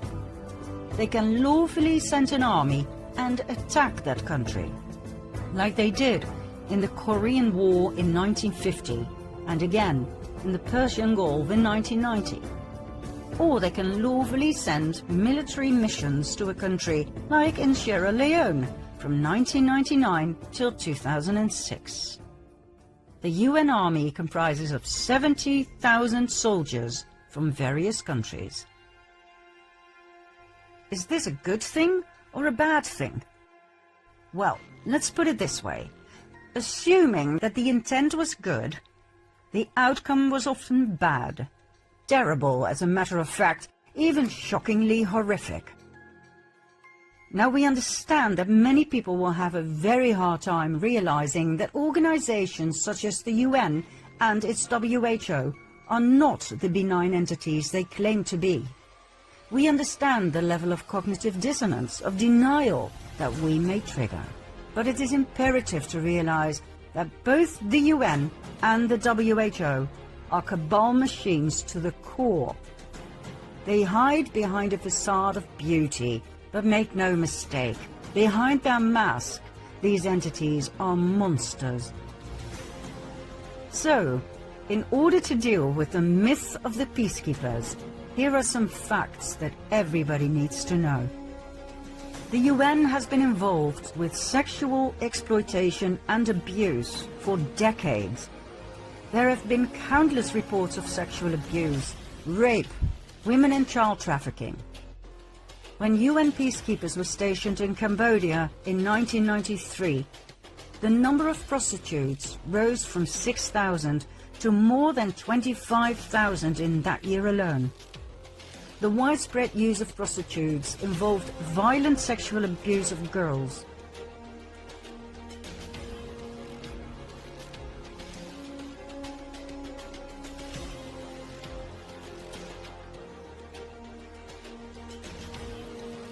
The UN response was threefold. The head of mission declared it wasn't important enough to follow up on, and that boys will be boys. Mission leadership advised peacekeepers not to wear uniforms when visiting prostitutes or park UN vehicles directly outside. And an additional 800,000 condoms were shipped to Cambodia to prevent the spread of HIV. Ah well, 1993, that's a long time ago. Okay, 2 years later, in 1995, in Bosnia and Herzegovina, evidence emerged that women and girls were being trafficked to work as sex slaves for UN personnel, and later that interveners were complicit in sex trafficking. However, it took 6 years before the UN came forward with a statement, and only because of rising public attention.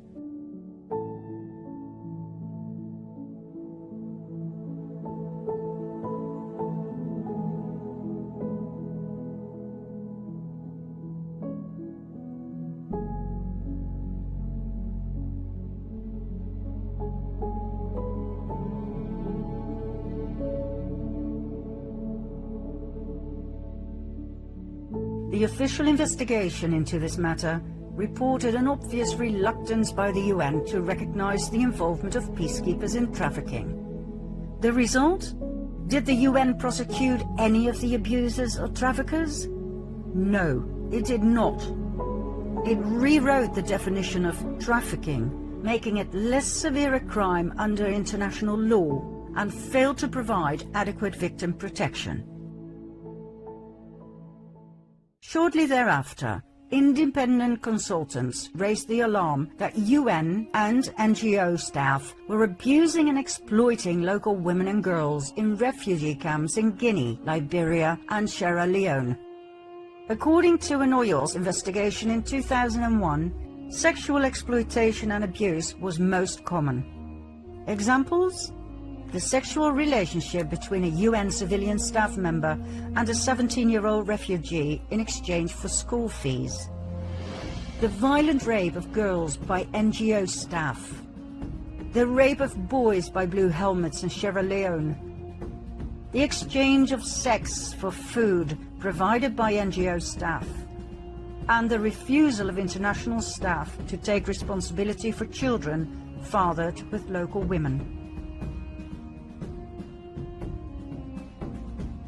From opportunistic sexual abuse, transactional sex, and networked sexual exploitation to planned sadistic attacks. 2015, Central African Republic. 2 girls aged 14 and 18 were gang raped by armed MINUSCA peacekeepers near their base. The 18-year-old had asked for some food. The 14-year-old had simply walked by. Same year, same country. Homeless and starving boys aged 8 to 15 were repeatedly raped by 26 UN peacekeepers.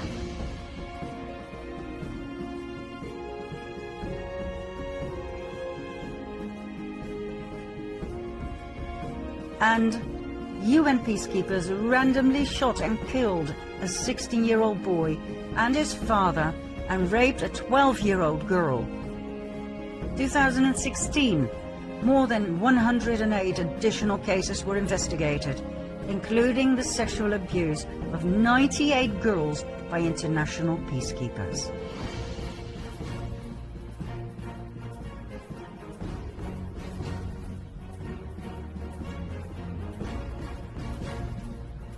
The list of sexual exploitation and abuse is endless.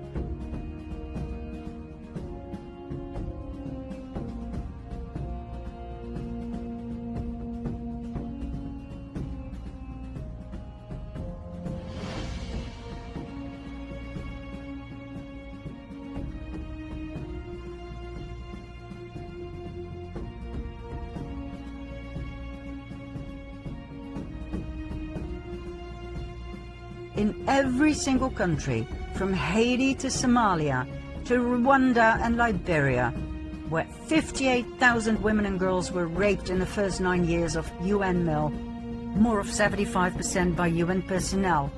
From East Timor to Sarajevo, Bosnia, where Italian peacekeepers ran child prostitution rings from their barracks, the blue helmets left a trail of abuse and trauma. As one of the official reports so strikingly put it, many parts of the world where the UN was present were descending into chaos, if not hell, and arguably with the assistance of the UN. There were plenty of investigations, but hardly any of the perpetrators who admitted to their crimes were prosecuted. Let that sink in. Even recently, the UN was once again connected with child trafficking and child abuse, when Canadian UN mogul Peter Dalglish was caught in the act abusing 2 young boys in Nepal.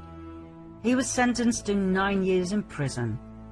Up until his arrest in 2019, Dalglish had been presented as a saint, a protector of children. He was country representative for UN Habitat in Afghanistan. He truly was into children. He even set up Street Kids International to help homeless children. What a saint. What a great loss to our children. Oh, and the UN have more on their slate.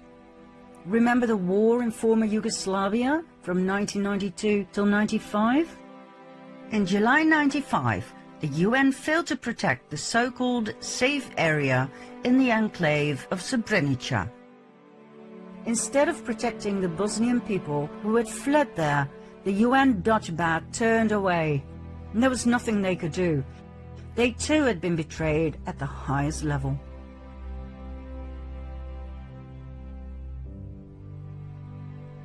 "8,372 Bosnian men and boys were separated from their families one night and were slaughtered by Serbian armed forces.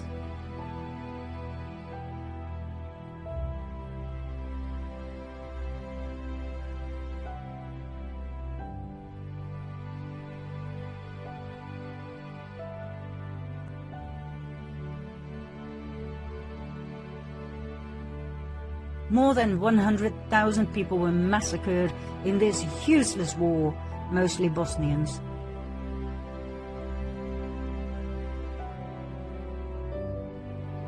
between 30 and 50,000 Bosnian women, children and elderly were raped and deported. The official status of genocide wasn't acknowledged under international law until 2004.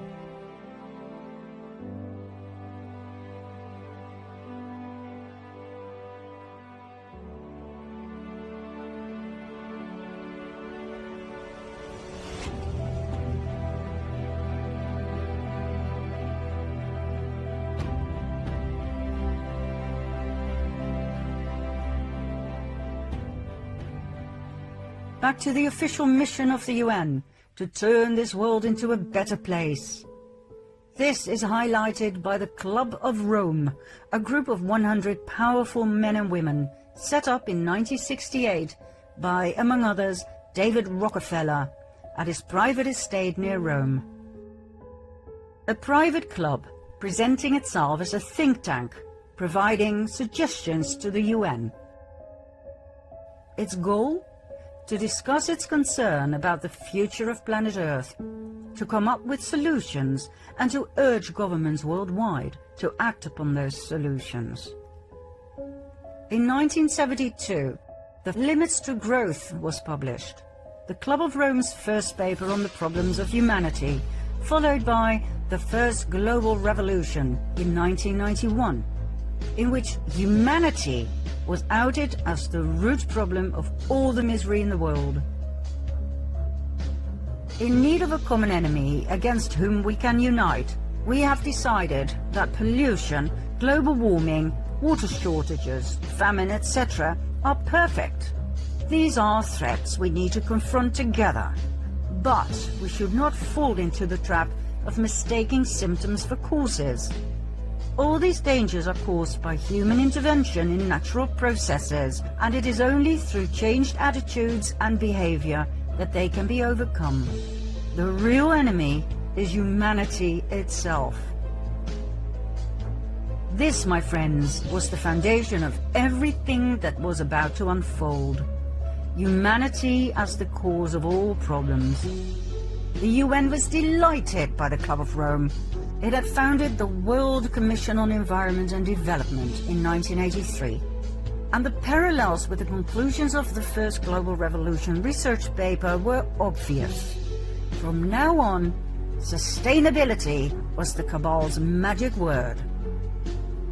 And so, in 1992, the first United Nations Conference on Environment and Development, or Earth Summit, was held in Rio de Janeiro, Brazil, where the first Agenda for Environment and Development, also known as Agenda 21, was developed and adopted. 21 was a reference to the 21st century, when all of the set goals would have to be met. 178 governments agreed with and signed the agreement. At the UN Sustainable Development Summit of 2015, Agenda 2030 was presented, an extended version of Agenda 21. 11 more goals were added to the original agenda, all aimed at the future of our planet and the human race, all aimed at sustainability. By now, 193 countries were participating. Do you know how many countries there are in the world? Only 2 more, 195. The only 2 that are called observer states are the Vatican and Palestine. Agenda 2030 contains 91 paragraphs. Paragraph 59 outlines 17 Sustainable Development Goals. There are 169 targets and 232 indicators. This makes it a rather dry document to digest. But we read it, and we were impressed. Impressed by the level of cleverness and cunningness with which something so evil was put together so seemingly benign. Using complex phrases in which words like peace, equality, safety and security are repeated frequently, the reader is actually left with a good, positive feeling. We'll show you the 17 Sustainable Development Goals in the following slide. Feel free to pause the video and have a proper look. We will, however, continue swiftly as we wish to point out where things go wrong, not where things appear to be right.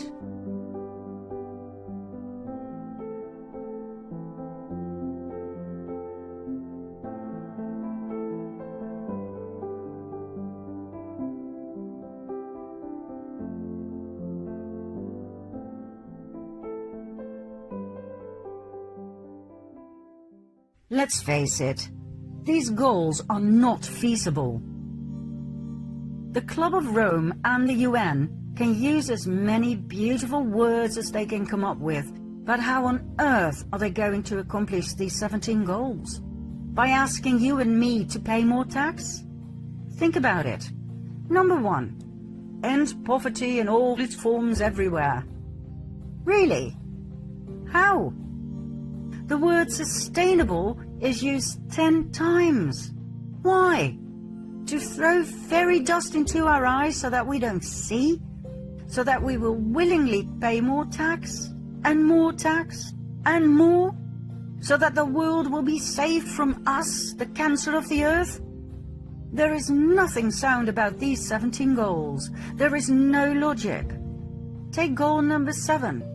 Ensure access to affordable, reliable, sustainable and modern energy for all. How? Are they finally giving the oppressed free zero-point energy of Nikola Tesla to the people? Really? The real reason why these goals were put together is to come to the conclusion that they can never be achieved as long as all the participating countries in the world and all their governments have to communicate with each other. That too much time, too much money is lost due to endless meetings. I'll bet you that the next step will be the announcement that the 17 Sustainable Development Goals can only be reached with a one world government. The countries will have to give up their sovereignty in order to save the world. Mark my words.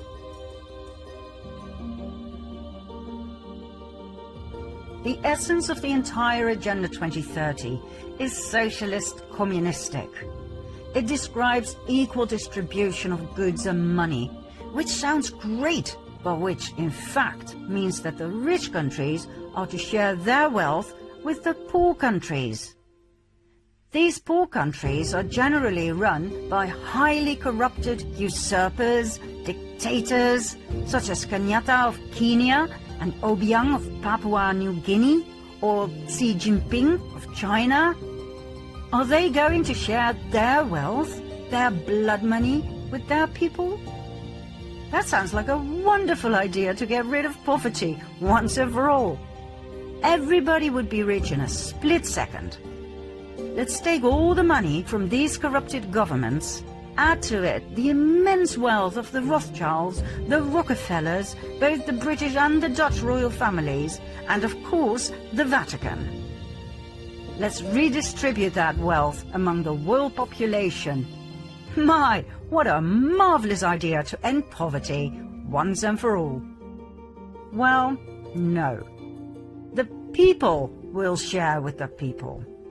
So, in my case, the Dutch taxpayer will have to pay and share with the poor people of, in this example, New Guinea. Now, don't get me wrong, I am for sharing, absolutely, but not according to the plans of the UN, where corrupt, malign governments remain unaffected. Read the paragraphs, the targets and indicators of Agenda 2030. Read them well, and you will see that the people will bleed, not the governments. Whenever governments talk about equality, you can rest assured that communism is involved, and they don't even hide it. Top globalists such as former NATO chief Javier Solana, a socialist, openly celebrate the plan as the next great leap forward. That's right, the old campaign slogan of the Chinese Communist Party.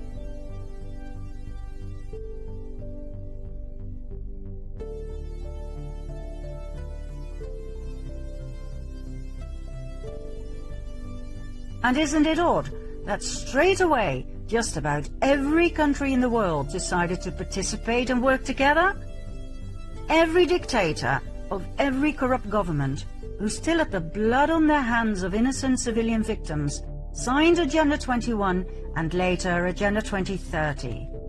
Countries that had been at war with each other for years, like for instance Ethiopia and Eritrea, now all of a sudden shook hands, smiled in front of the camera and decided to forget about their wars on drugs, weapons and people trafficking, just to focus on the importance of a better world? On sustainability? Are you kidding me? What on earth were we looking at here? How much will the implementation of Agenda 2030 cost anyway? Well, according to the UN, and confirmed by the World Bank in a 2015 statement, between $3 and $5 trillion per year. That is 12 zeros. $5 trillion per year. Where the hell is the UN going to get that money from? All those zeros are going to be collected from the taxpayers, from you and me. That's what the solution of the UN is all about. The moment a baby is born, that baby has a carbon footprint. And from the moment he or she was born, that baby will have to pay. Isn't that brilliant? The shame and blame that is put on you and me, my goodness me. Agenda 21, 2030, the Club of Rome, the UN, they all claim that we, the people, are to blame for the misery in the world, from poverty to inequality, from famine to the exhaustion of the planet's resources. Fine, let's talk about the planet's resources, shall we? Ever heard of Henry Kissinger? Oh, you will. Let's continue to part 6.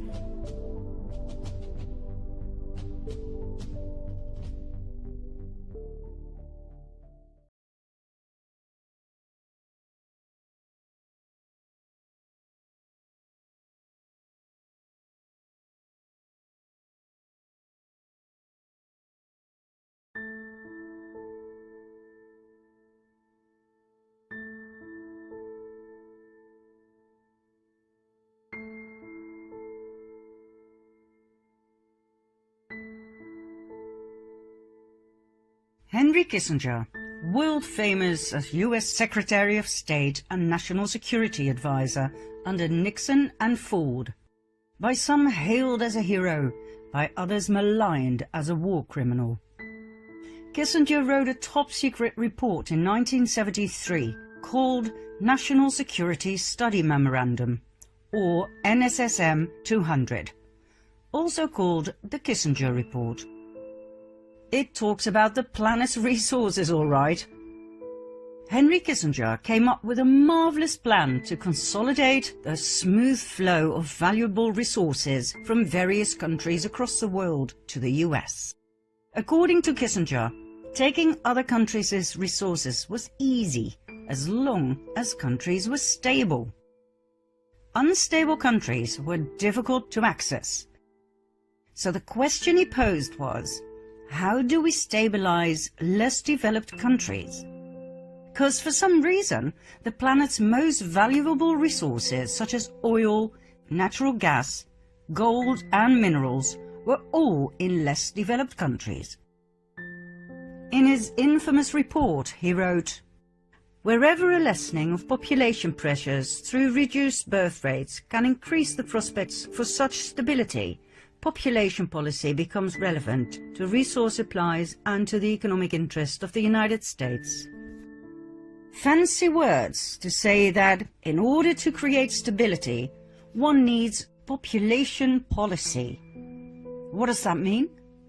Legalizing abortion, giving families money if they use contraception, if they accept sterilization and/or abortion. And if that isn't sufficient, population policy means forced birth control, forced sterilization, and forced abortions. Furthermore, Kissinger advised withholding aid, disaster aid and food aid, if a less developed country refused to implement the US population control programs. That was the way to pillage a country of its resources, create stability by reducing the population, and, most importantly, by getting rid of the anti-imperialist youth, the youngsters who tend to ask critical questions. They had to disappear. The result? A massacre worldwide, documented thoroughly in various excellent and courageous research papers that, for some reason, were ignored by the mainstream media and by the UN itself. We will give you two examples, two of many: China and Peru. We all know about China's one-child policy that started in 1979. In 2015, this policy was changed into a two-child policy if the first baby is a girl. How does that work in practice?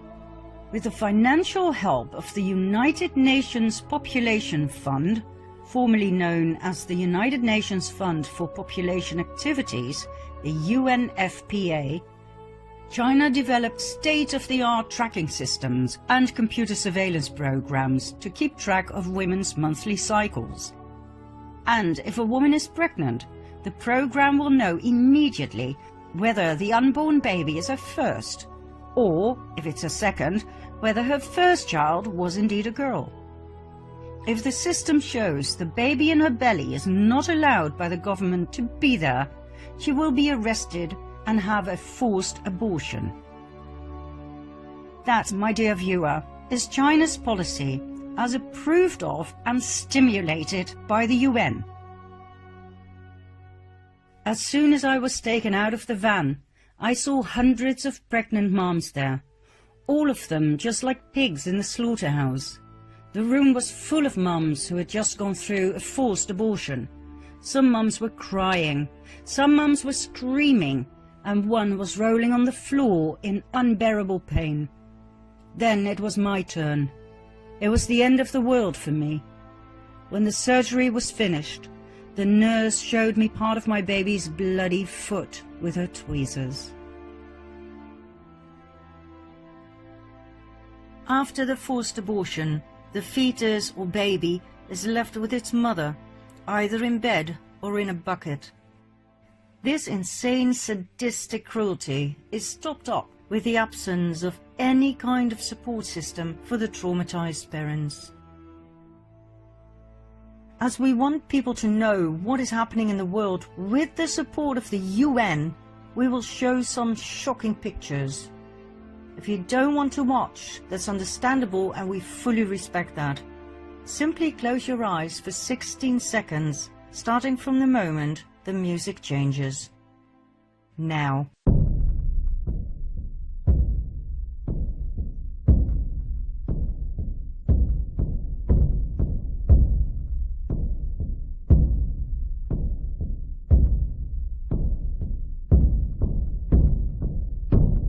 Of course, the United Nations Population Fund denies being involved in forced abortions, but according to its own documents, it donated more than $100 million to China's population control program.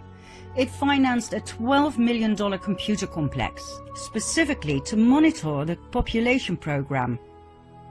It provided the technical expertise and personnel that trained thousands of Chinese population control officials. In China, abortions have been used as a weapon of mass destruction. Hundreds of millions of lives have been exterminated. The UN Population Fund was complicit in China's population control policies from the beginning. They did not only turn a blind eye to abuses, but helped facilitate and fund them.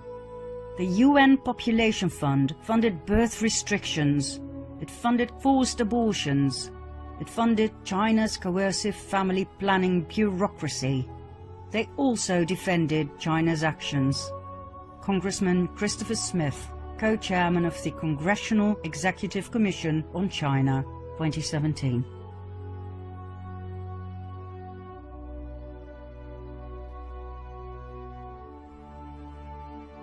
One result of the one-child policy that we never hear the UN about is the surge in female infanticide that has now resulted in a disastrous sex ratio of 115 boys to every 100 girls.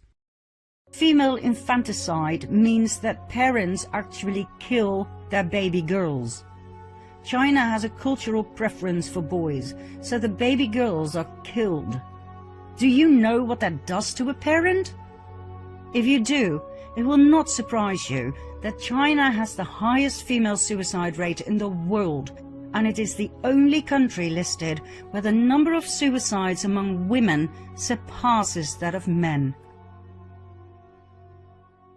Any sympathy from the UN? No. On the contrary, the United Nations Population Fund presented China with a UN award for the most outstanding population control program.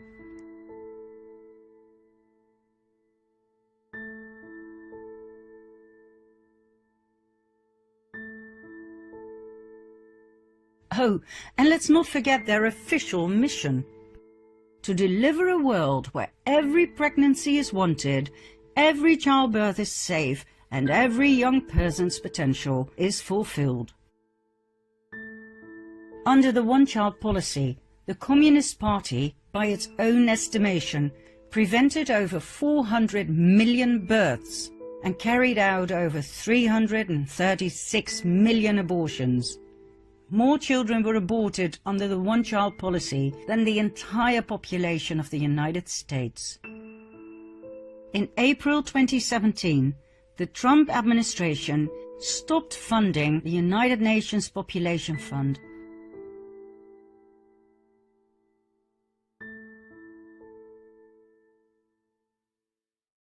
Peru. Between 1995 and 1907, over 250,000 Peruvian women were sterilized as part of a program to fulfill President Fujimori's family planning goals, financed by the US. Although this campaign was called the Voluntary Surgical Contraception Campaign, many of these procedures were forced. In fact, women whose underway children were on government food programs were threatened with the withholding of this food if they refused to be sterilized, and others were kidnapped from their families and forcibly sterilized. In a little over 2 years, 250,000 women were deeply traumatized. Most of them were poor and indigenous. Not all women survived the surgery due to poor hygiene in the local hospitals. At least 100 women from my area went to the clinic that day. We were promised medicine. A lorry took us to the clinic. We all arrived innocent and happy. Then we heard screams and I just ran, but the doors were locked so I could not escape. I was 3 months pregnant. The health center staff knew this. They still went ahead. When I woke up, I was sterilized against my will. The examples go on and on and on. In every less developed country, the UN's concern was not with development, health, or women's empowerment, but with reversing the unchecked growth of the world population.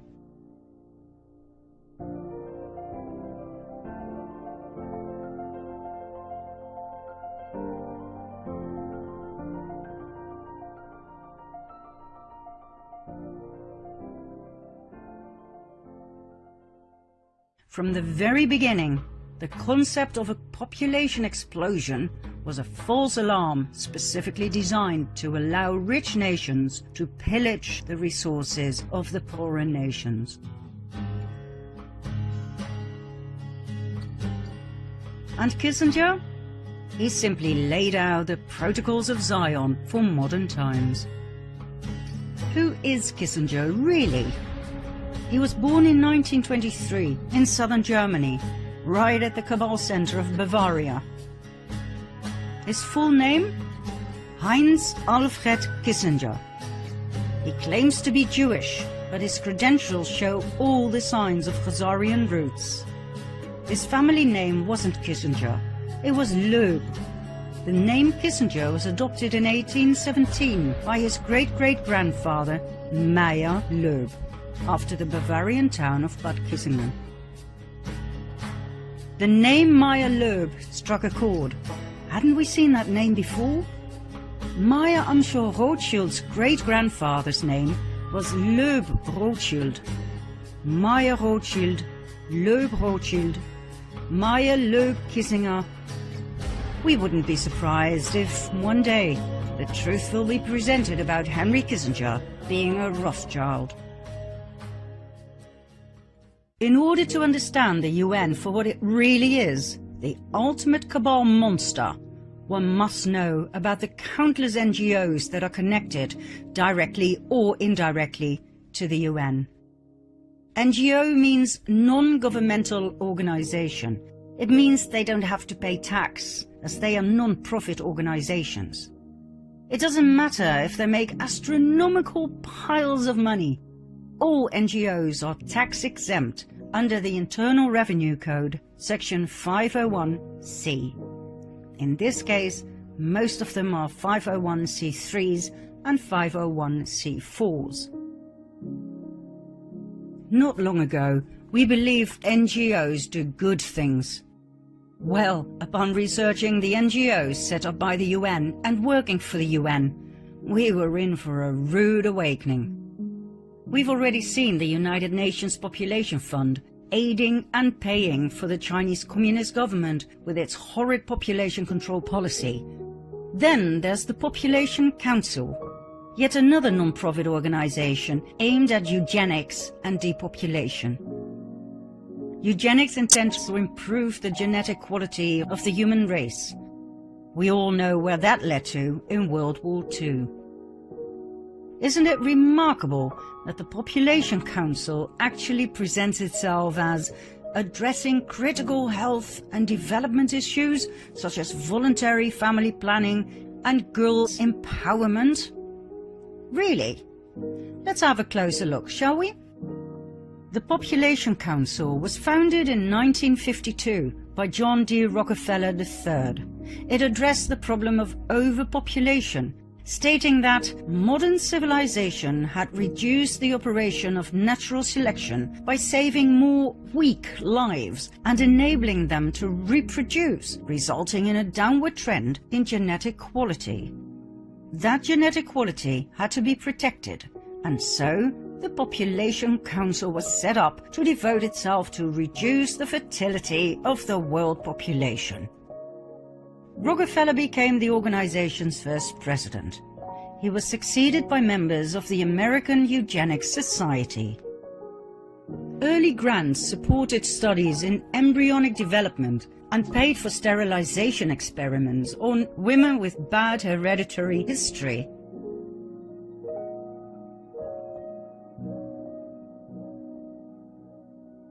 It was clear from the start that the Population Council had nothing to do with protecting women's health and safety. It had everything to do with the cabal's depopulation program. The intrauterine device they forced on millions of women in India, Pakistan, South Korea and Taiwan caused major side effects such as severe pains, protracted bleeding, pelvic inflammatory disease and perforated uteruses. Nonetheless, with the help of the national governments of those countries that were paid millions of dollars in blood money, the birth control measures continued without any care or compensation for the women in question.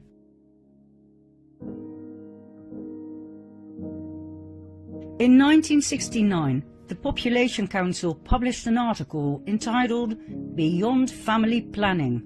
The document offered legitimacy to, for instance, adding fertility control agents to water supplies in urban areas, temporary sterilization of all young women via time capsule contraceptives, and compulsory sterilization of men with 3 or more children. Once again, The Population Council actually presents itself as addressing critical health and development issues, such as voluntary family planning. Voluntary? Really?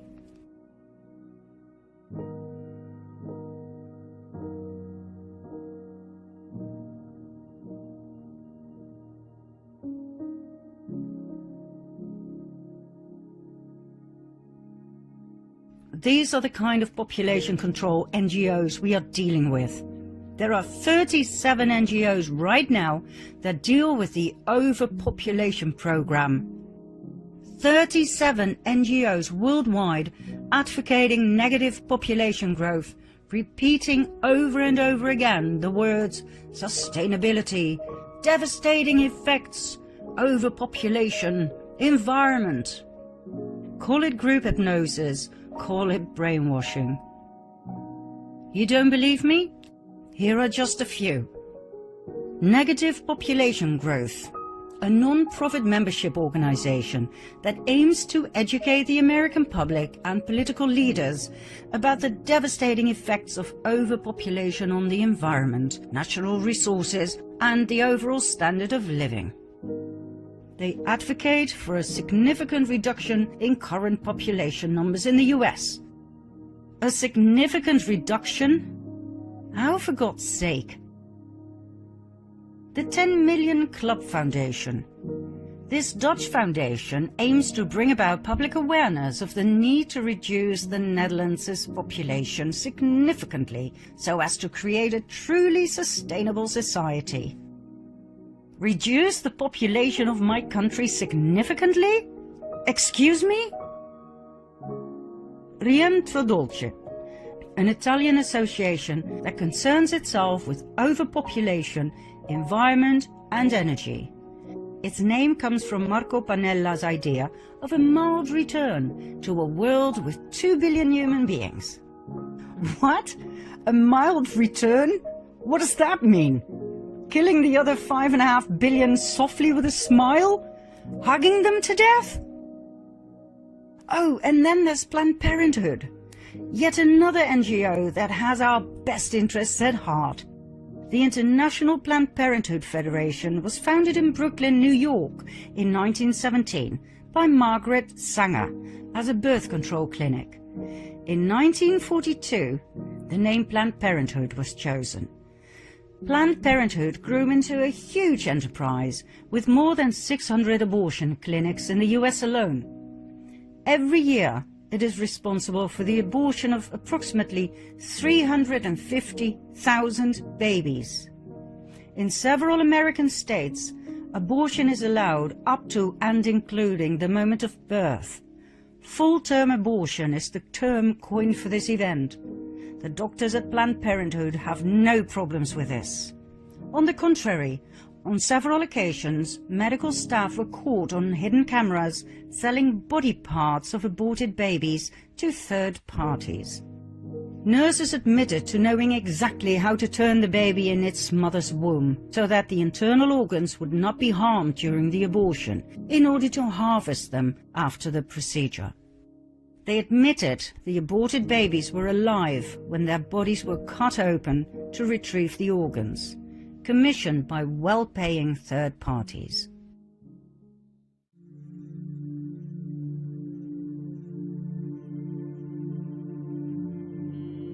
A lot of people want intact hearts these days because they're looking for specific nodes. Yesterday was the first time she said people wanted lungs. And then, like I said, always as many intact livers as possible. People just want livers. People want lower extremities too, which that's simple. I mean, that's easy. I don't know what they're doing with it. I guess they want muscle. Yeah, a dime a dozen.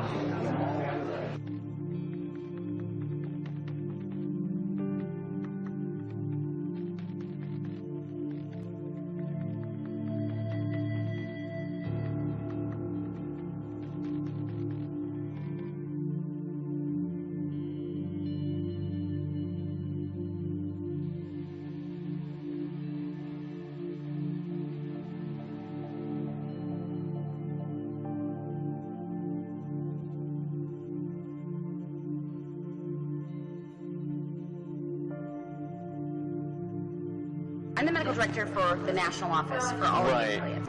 You know, I'm going to throw a number out. I would say it's probably anywhere from $30 to $100, depending on the facility and what's involved. The $30 to $100 price, that's per specimen that we're talking about, right? Yeah. Yes. How much of a difference can that actually make if you know what's expected or what we need versus? It makes a huge difference. I'd say a lot of people want liver, and for that reason, most providers will do this case under ultrasound guidance, so they'll know where they're putting their forceps.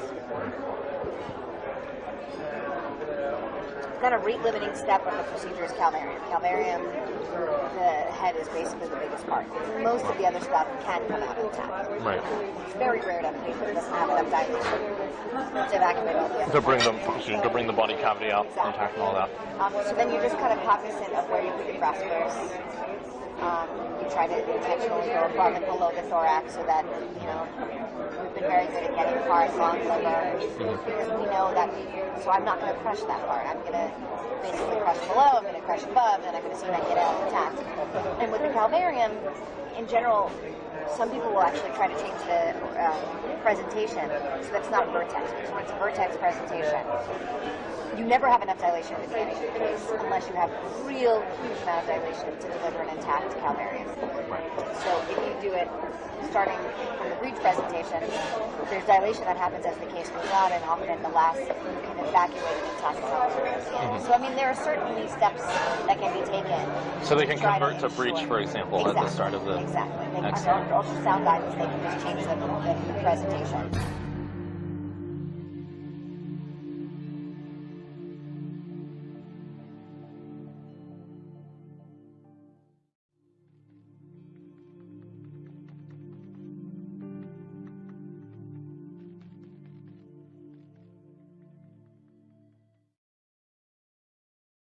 Federal abortion ban is a law, and laws are up to interpretation. So if I say on day one I do not intend to do this, what ultimately happens doesn't matter.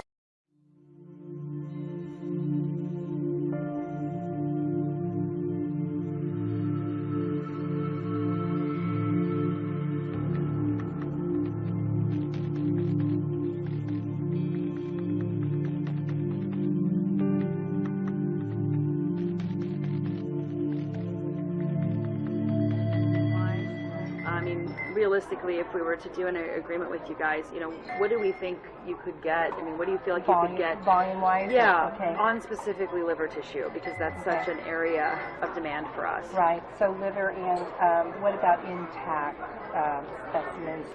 Oh, yeah, I mean, if you had intact cases, which we've done a lot, so we've sometimes shipped those back to our lab in its entirety. So what would keep your lab happy? Like, what would make your lab happy? Another 50 livers a week. So you can handle that? Yeah. Okay. As you probably know, potentially, I mean, I think that one of the issues with neural tissue is so fragile. It's insanely fragile. Right. I was going to say is that I know we get requests for it's the hardest thing in the world to ship. You do is the whole calvarium. That's it. Yeah, that's the easiest way. And I mean, we've actually had good success with that in the past.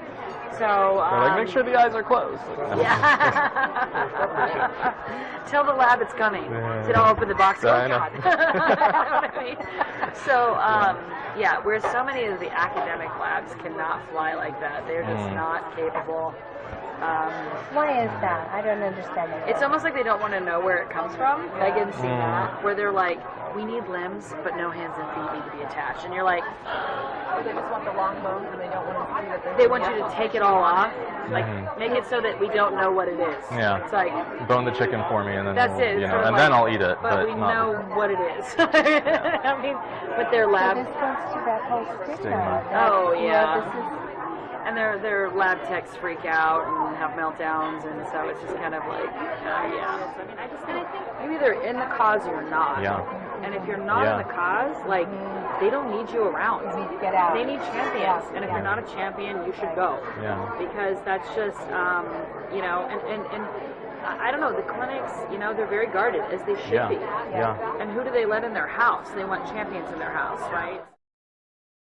Hello, I'm Cecile Richards, President of Planned Parenthood Federation of America. I want to be really clear. The allegation that Planned Parenthood profits in any way from tissue donation is not true.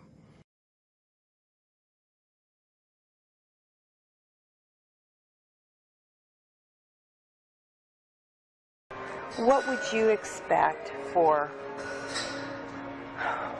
intact tissue? What sort of compensation? What sort of... Well, why don't you start by telling me what you're used to paying?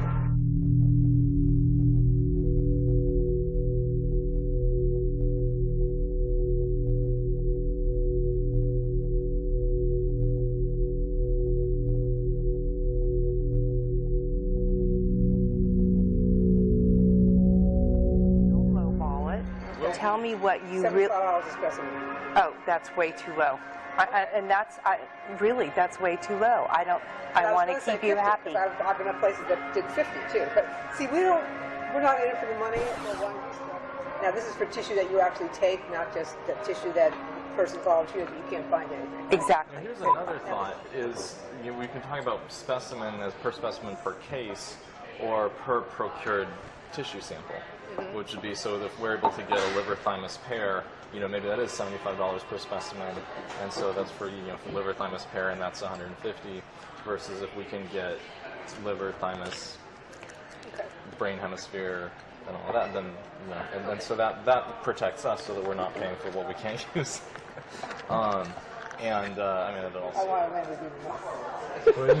I said I want a Lamborghini. Don't we all, right? Yeah, exactly. Planned Parenthood has been receiving millions from, for instance, the American government, the Bill and Melinda Gates Foundation, the Buffett Foundation, the Ford Foundation, the Turner Foundation, and many others.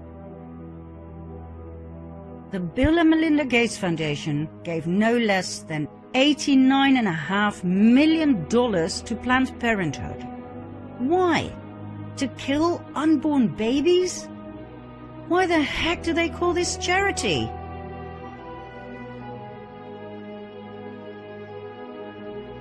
The most merciful thing that the large family does to one of its infant members is to kill it.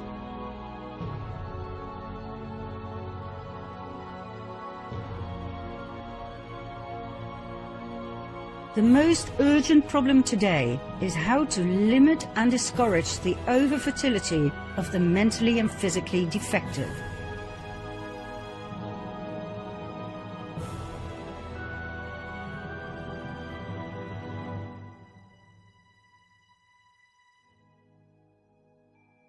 A marriage license shall in itself give husband and wife only the right to a common household and not the right to parenthood.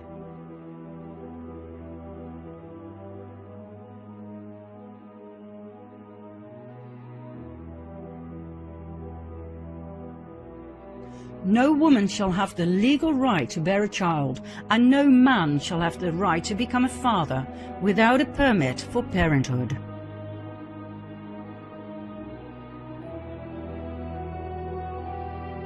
We don't want the word to go out that we want to exterminate the Negro population.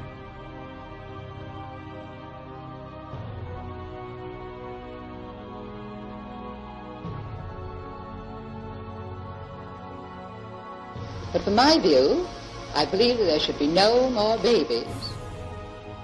I admire Margaret Sanger enormously. Her courage, her tenacity, her vision.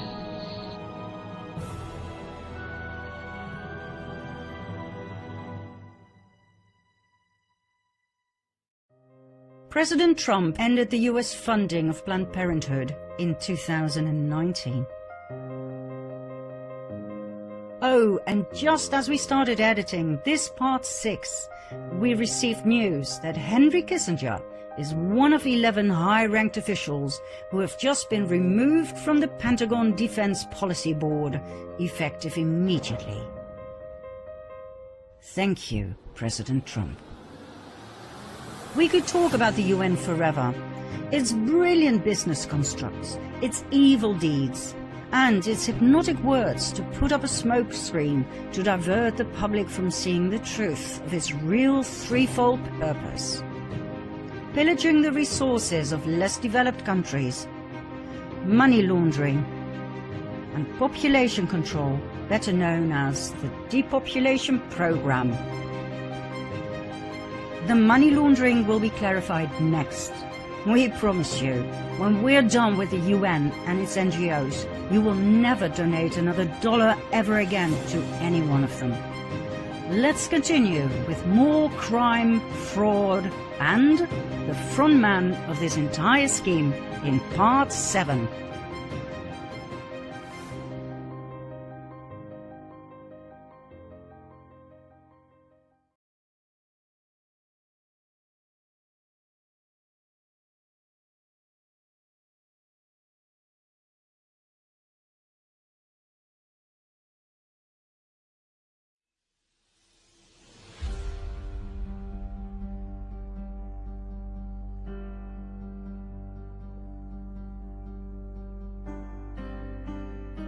The United Nations, thought of by millions of people to be a benign organization with only our best interest at heart, turns out to be one of the main engines of the cabal. It is where deals are made, where money is laundered, and where dictators are kept steadily in their seats. The UN works with a multitude of NGOs, some officially under the umbrella of the UN, others more covertly. The term NGO, non-governmental organization, was actually invented by the UN back in 1945. You will soon understand why. It encompasses charities and non-profits, but also lobby groups for big corporations such as the World Economic Forum. At this moment, 5,500 NGOs have consultative status with the United Nations Economic and Social Council. This means they have a formal relationship with the UN and are allowed to participate in the work of the UN. They are all independent from government control and answer to one entity only, the United Nations. Interesting fact in and of itself, don't you think? What we stumbled upon during our research was an enormous cash flow between these NGOs. It seems like they all support each other's work, like one big happy family. Well, that is mostly a sign of money laundering. Mind you, there are big names involved here. The Bill and Melinda Gates Foundation, the Buffett Foundation, the Ford Foundation, the Turner Foundation, the Rockefeller Foundation, the Clinton Foundation. Big names moving around even bigger amounts of money. Their financial reports seem impeccable, of course, but the money flow gets lost in the abundance of NGOs involved. The non-specific destination of the billions of dollars moved around like grants to recipients. What does that mean? And the existence of alliances of NGOs that makes things even less transparent. Like, for instance, the Fund for Shared Insight, a group of 7 funders, and a pool of financial and other resources to make grants to improve philanthropy. Nice and vague. Let's have a look at the Rockefeller Foundation. Did you know there's also the Rockefeller Philanthropy Advisors, the Rockefeller Brothers Fund, the Richard Rockefeller Fellowship, the David Rockefeller Fund, the Rockefeller Family Fund, the Winthrop Rockefeller Foundation, and the Eileen Rockefeller Growell Family Fund? They all move around tidal waves of money, I'm talking billions, often between foundations set up by members of the same family. Not only the Rockefellers show us clearly how to keep it in the family, Warren Buffett is another great example. with the Susan Thompson Buffett Foundation, named after Warren's wife, the Sherwood Foundation, set up by their daughter Susan Alice, the Howard G. Buffett Foundation, with their son Howard as chairman and CEO, the Novo Foundation, co-funded by their son Peter and his wife Jennifer, and the Buffett Early Childhood Fund, set up by Warren's daughter again, Susan Alice. In July 2020, Warren Buffett announced that he would, once again, it's sort of an annual thing, be giving 15.9 million Class B shares of his mega company Berkshire Hathaway to 5 charities. Take a wild guess. All of these shares, worth $2.9 billion, went to the very same Susan Thompson Buffett Foundation, the Sherwood Foundation, the Howard G. Buffett Foundation, the Novo Foundation, and the Bill and Melinda Gates Foundation. Now, the latter is not a big surprise, as Warren Buffett had taken Bill Gates under his wings back in 1991, when his mother set up a meeting between her 37-year-old son and the excessively rich and powerful tycoon Warren Buffett. A deal was made, and from that moment on, the destinies of Bill and Warren were intertwined forever. More about which soon. Since 2006, Warren Buffett has moved $37 billion in shares to, well, basically his children, without paying a dime of tax. Why don't you try to donate some money to your children without the tax administration stepping in to claim a big chunk? By the way, the Buffett Foundation is known for its secrecy, often appearing under grand acknowledgements as an anonymous donor, which is rather strange when it concerns donations of many millions or even billions of dollars, simply unaccounted for.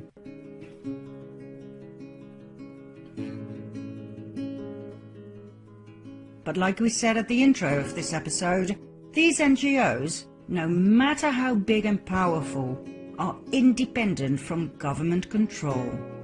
Let that sink in. The Buffett Foundation invests heavily in reproductive health and family planning grants across the world, including substantial investments in abortion and contraceptives. In the 1990s, the Buffett Foundation helped finance the development of the abortion drug RU486. Between 2001 and 2014, the foundation contributed over $1.5 billion to abortion-related causes, including at least $427 million to Planned Parenthood and $168 million to the National Abortion Federation. Remember from Part 6 that the Bill and Melinda Gates Foundation gave $89.5 million to Planned Parenthood? Were you shocked when you heard this number? Well, the Buffett Foundation makes the Gates Foundation pale in comparison. It gave Planned Parenthood $427 million. Why are all these most wealthy men alive so obsessed with killing babies? What we discovered upon investigating the largest and most influential NGOs was that they all primarily focus on reproductive health. In our previous episode, we showed you what that really means in practice.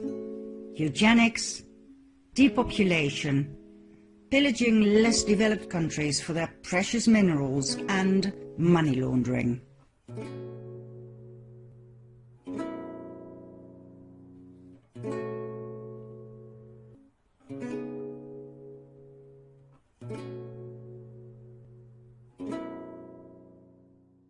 One of the brilliant moves when it comes to money laundering is the transfer to subsidiaries, also known as child companies, to make things even less transparent.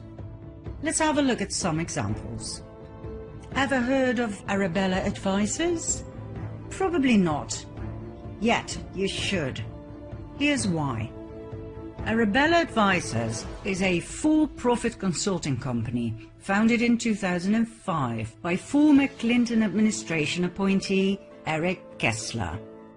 According to Arabella's own website, they provide strategic guidance for effective philanthropy. Effective philanthropy, huh? Let's see what that means. Arabella claims to have carried out more than 150 projects for clients that are worth more than $100 billion. Not exactly a small fish, right? What else? Arabella manages 4 non-profits, and this is where it gets interesting. The New Venture Fund, the 1630 Fund, the Hopewell Fund, and the Windward Fund. These 4 non-profits serve as accelerators for yet another range of non-profits that, according to several investigative sources, are fake organizations that are little more than a website and a suite address. Now, we dove into Arabella and its 4 minions because we saw them appear time and again in the midst of the giants, such as the Gates Foundation, the Rockefeller Foundation, etc. As we'd never heard of them before, we decided to look into them. It took us many 24/7 weeks. Never before were financial reports so confusing, so non-transparent. Arabella Advisors and its 4 non-profits use tax regulations to the max, moving money from C3s to C4s, which is more profitable when it comes to tax deductions. Thanks to the pass-through arrangements, funding is passed from one organization to another, making it difficult to trace where a donor's money ends up. As we searched for weeks, our astonishment grew. Then we ran into the work of Capital Research Center. Our findings collaborated with those of their researchers like Hayden Ludwig, who described Arabella as a dark money monster and the left's best-kept secret. Arabella is the left's best-kept secret that proves something money and politics reporters have failed to notice. Non-profits, not the parties, drive our politics. Since Arabella's inception, it's sponsored roughly 340 groups. These fake groups rarely disclose their relationship to Arabella Advisors or any of its 4 in-house non-profits. Nevertheless, many of them accept donations from the public, funds which go to Arabella's non-profits. This system also allows these groups to hide their funders, since it's virtually impossible to trace individual grants to Arabella's 4 non-profits to any particular fake group. These 340 pop-up groups are slick websites posing as grassroots activist groups that can appear and vanish in an instant. Since 2006, this network has pumped a stunning $2.4 billion into politics.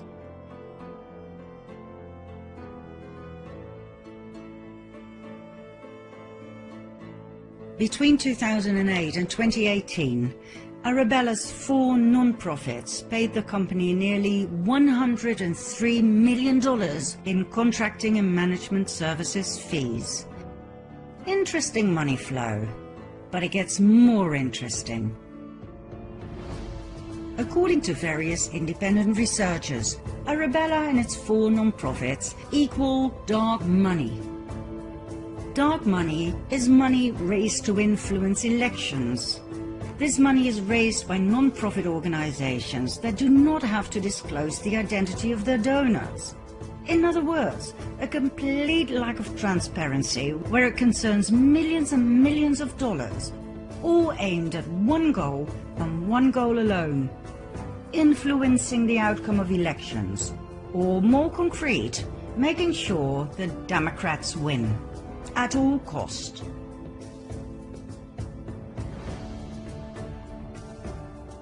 Let's see if we can find any evidence for such a crude accusation, shall we? Let's have a look at Arabella's 4 non-profits. Any clues there to such conspiracy theories? First, there is the 1630 Fund. In 2018, it received massive anonymous donations. It later turned out that $26.7 million had come from the New Venture Fund, one of its sister funds. The 1630 Fund, the 501c4 advocacy wing of Arabella's non-profit network, is a massive dark money group that boosted Democrats in the 2018 midterm elections with $140 million. The 1630 Fund's biggest single donation, made anonymously, was for $51.7 million, more than the group had ever raised before in an entire year before President Donald Trump was elected. One of 1613 Fund's projects, or pop-up groups, is Demand Justice, an anti-Trump organization.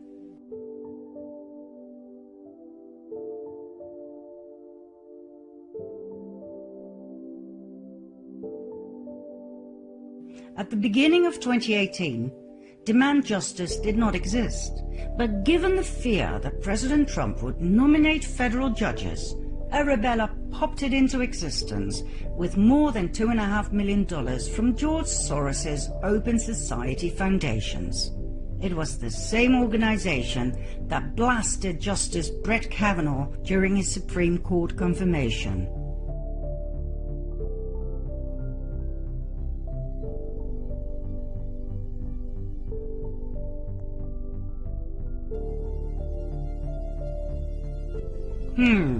Interesting. What about number 2, the Hopewell Fund? The Hopewell Fund is a 501c3 non-profit created in 2015. It primarily manages pro-abortion projects, including Equity Forward, which attacks the Trump administration for opposing the left-wing abortion agenda.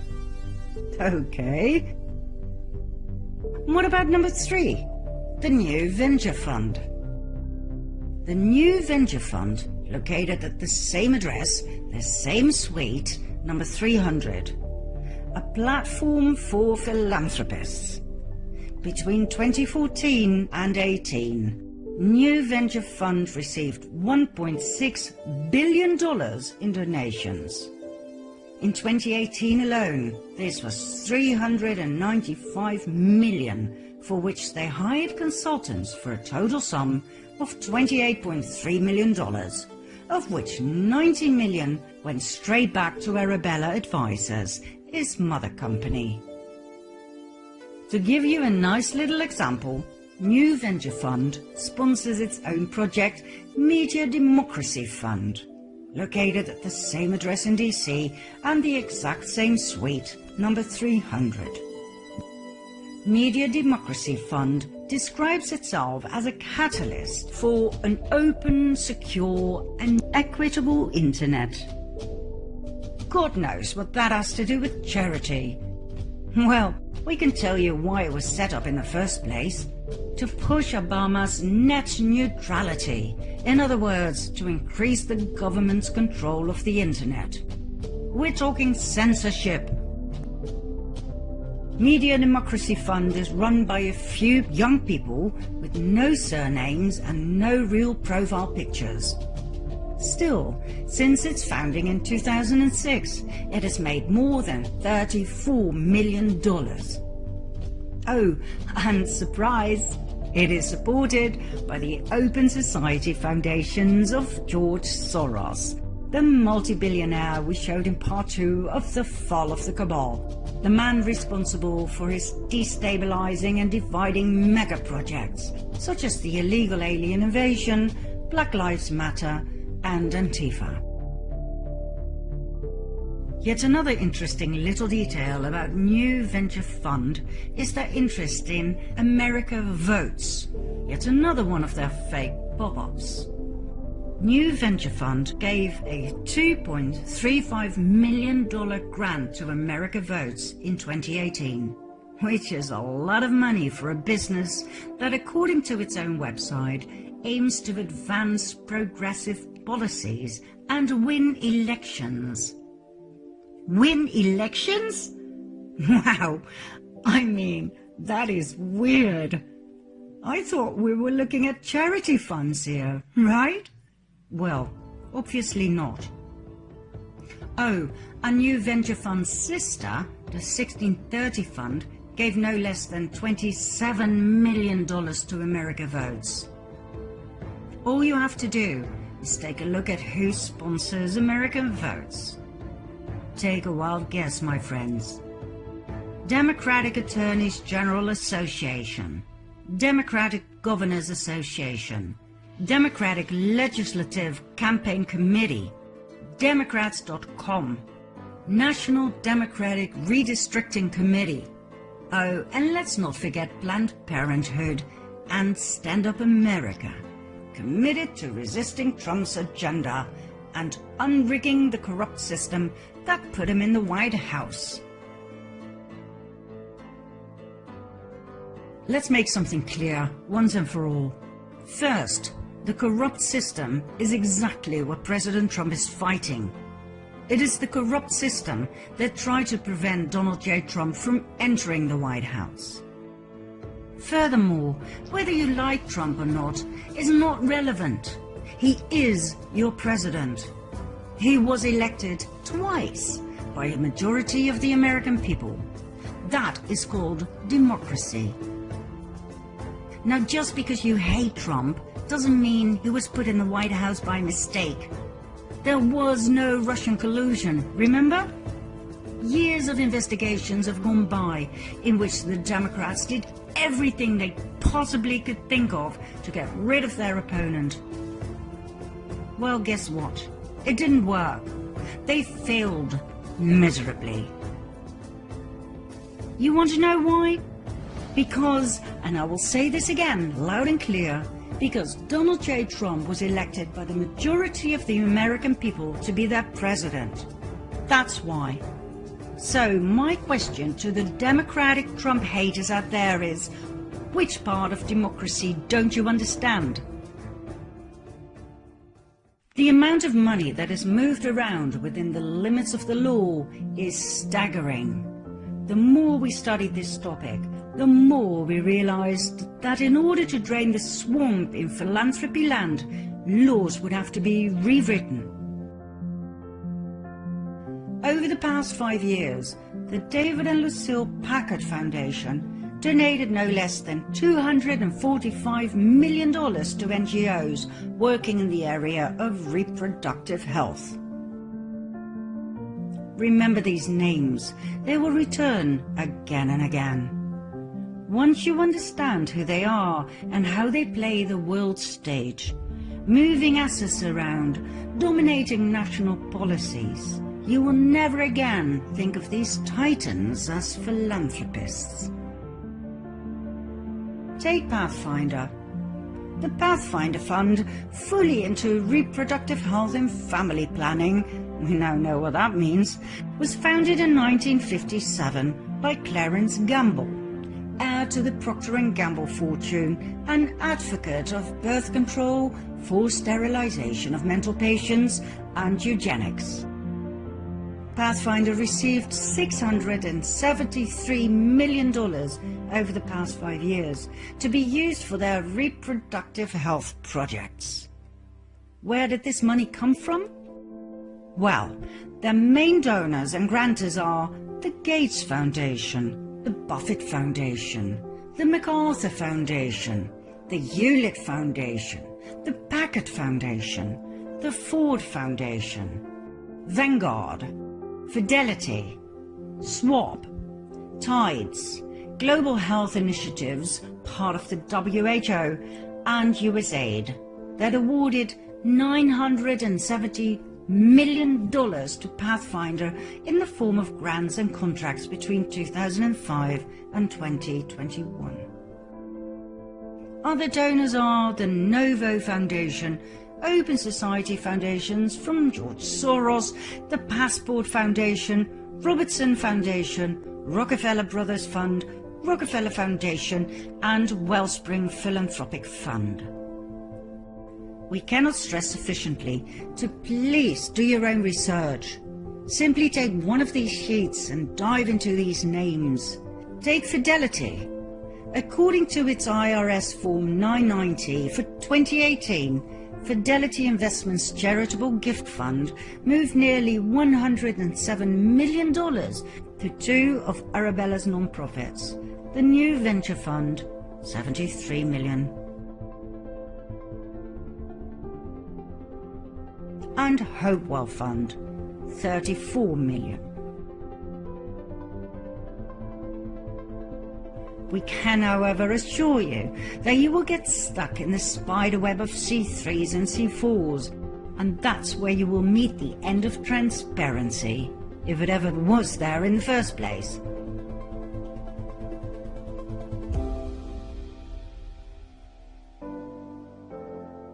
You see, even though you get some information through the IRS Form 990, the umbrella company Arabella is a for-profit organization, which means they do not have to fill in a 990 form. That's where darkness sets in. As in, indeed, dark money.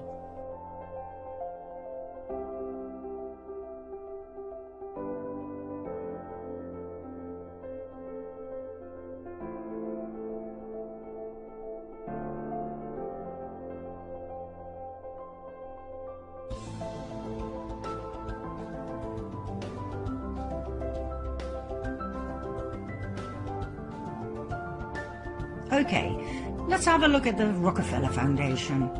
I showed the massive power empire of the Rockefellers in my first documentary about the fall of the cabal, in part 2.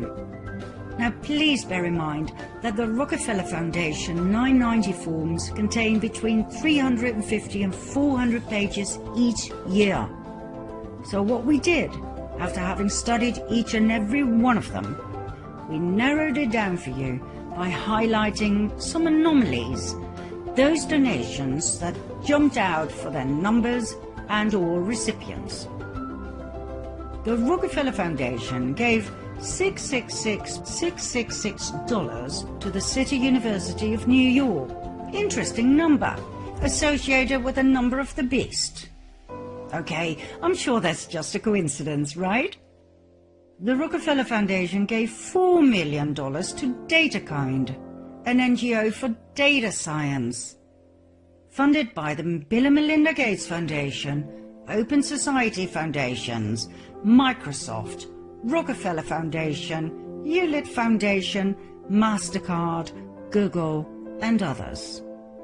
A data science company? Then it gave $25.7 million to the Alliance for a Green Revolution in Africa. More about this scandalous fraud in part 9. In 2018 alone, the Rockefeller Foundation invested no less than $4.1 billion. Most of the money went to investment companies such as BlackRock, with $4.4 billion in securities apart from charitable purposes.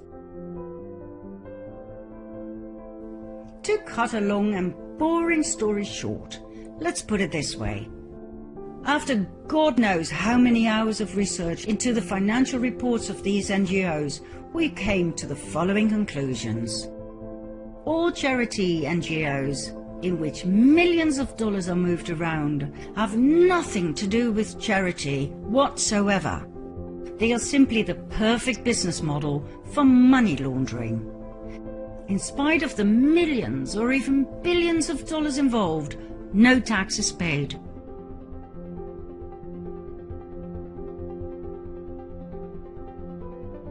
The astronomical amounts of money are, apart from being laundered, transferred to support the Democrats and their agendas. Think abortion facilities and other family planning and population control topics. As such, it is the non-profits that drive US policies, not the political parties. Most charity money goes directly to Wall Street, to NASDAQ and other stock exchanges, where it is invested in, well, anything lucrative.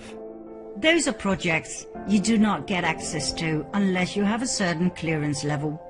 It could range from legal to illegal investments such as drug and human trafficking. Arabella helps its clients implement centre-left political agendas through sometimes risky programming investments. So, our question to you is this.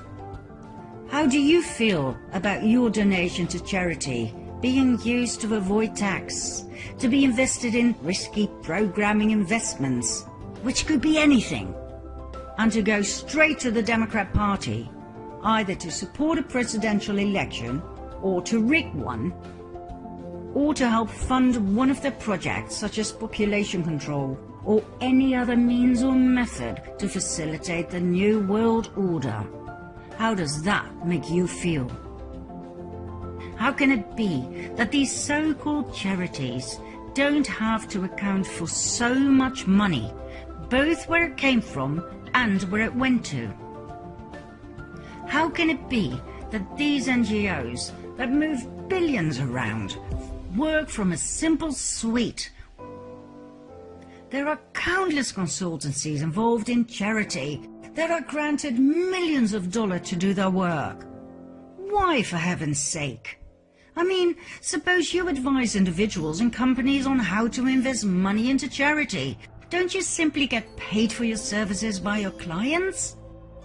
Why does an Office for Data Science receive millions and millions of dollars? To do what? And why is it a non-profit organization? Why does it have major sponsors such as the Bill and Melinda Gates Foundation, the Open Society Foundations, Microsoft, Rockefeller Foundation, Hewlett Foundation, MasterCard, Google? Why do these NGOs form alliances in order to improve philanthropy? How hard is it to pick a fund and donate? The more we dove into the subject, the more we realized just how insane this all was. Within the limits of the law, oh yes, but insane and wrong nevertheless.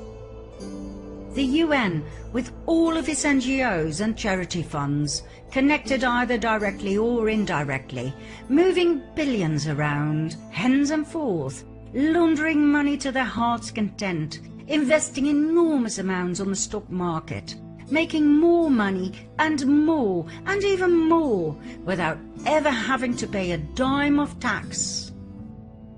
And like I said, they are all independent from government control and answer to one entity alone, the United Nations. Does this mean all NGOs are bad news? Probably not. I'm sure the smaller ones and the local ones have not been dragged into the dark swamp. I'm sure they do great work, real charity. But the big ones, the ones with the multi-million-dollar sign on them, like Oxfam, that held sex orgies with minors in Haiti? Minors as in children?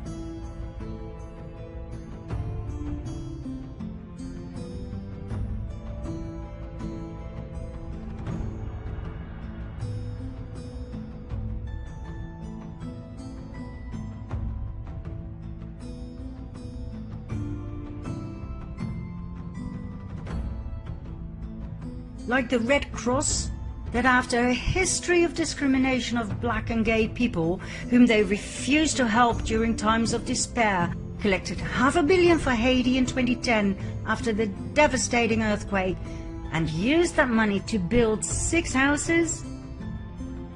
When you find out how much the presidents of those NGOs make, will you donate money ever again? So, where does all of the above leave us? In a big, sticky, criminal spider web, with hungry spiders everywhere. One of those spiders is the Bill and Melinda Gates Foundation. Follow me to part 8.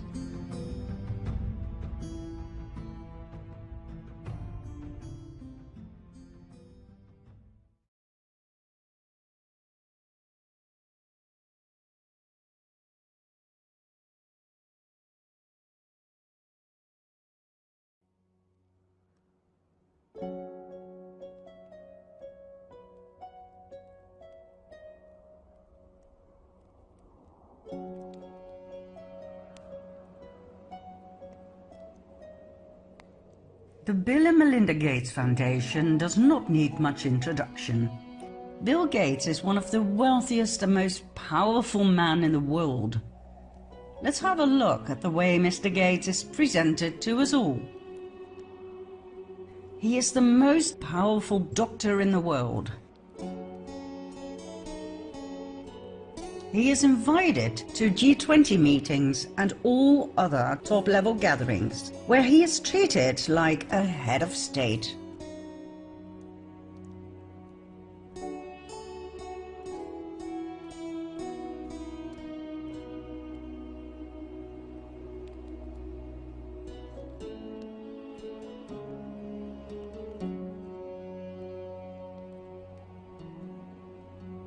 He is the savior of humanity and the earth.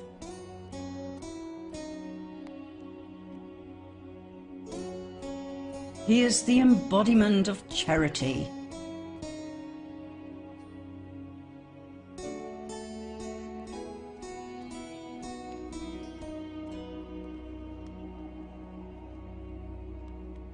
He is a great example of the American dream.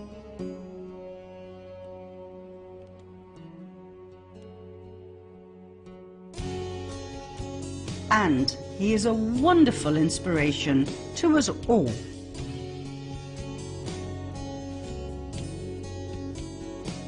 Where did this prodigy come from? Bill was born in a wealthy family, a family of influence. His mother, Mary Maxwell Gates, came from a powerful banking family. His father, William Henry Gates Sr., was an attorney. Bill Jr. dropped out of Harvard University. Worried about the future of her son, Mary helped Bill set up Microsoft. She used her IBM connections to set up a deal between IBM and Microsoft.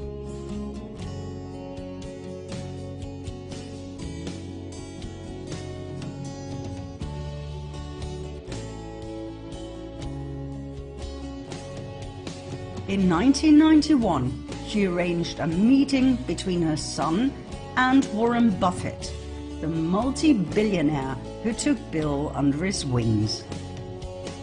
Both of Bill's parents were heavily involved in family planning and eugenics. His father served on the board of Planned Parenthood. My dad was head of Planned Parenthood, and it was very controversial to be involved with that. Bill openly and proudly talks about these things and how they were discussed over dinner. From an early age, he was spoon-fed with the ideology of eugenics. In his 30s, Warren Buffett added to this with his enthusiasm on the subject. Buffett's foundation, the Susan Thompson Buffett Foundation, is a massive financial supporter of pro-abortion activities and population control policies.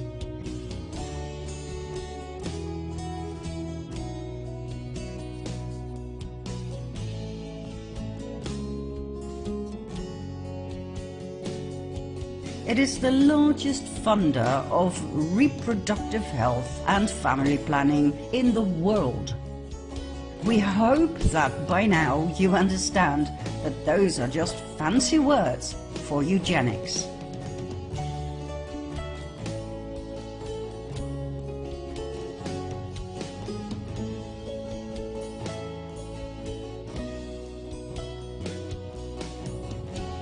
So, Bill Gates, a Rockefeller descendant, as we have shown in our COVID-19 documentary, was pushed forward with one goal in life and one goal alone, and that was not computer programming. His role in this world was determined by his bloodline. He was to become the face of population control and depopulation within the framework of Agenda 21 and 2030. Let's have a closer look at the effects of our great benefactor's actions, shall we? Between 2000 and 2017, the Bill and Melinda Gates Foundation massively enforced their new polio vaccine on the children of India. 500,000 children under the age of 5 became paralyzed.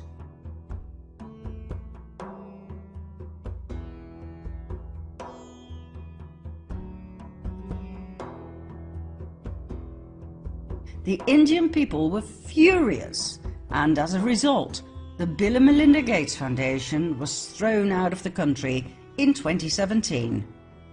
Yet, less than 2 years later, they were allowed back in, and India's Prime Minister Narendra Modi was awarded by Bill Gates for his efforts to reach the UN Sustainable Development Goals. There's nothing money can't buy. Isn't it weird that Gates got the opportunity in the first place to start his polio vaccination campaign in India, when taken into account that back in 2000 it was already known in the US that the oral polio vaccine frequently caused paralysis?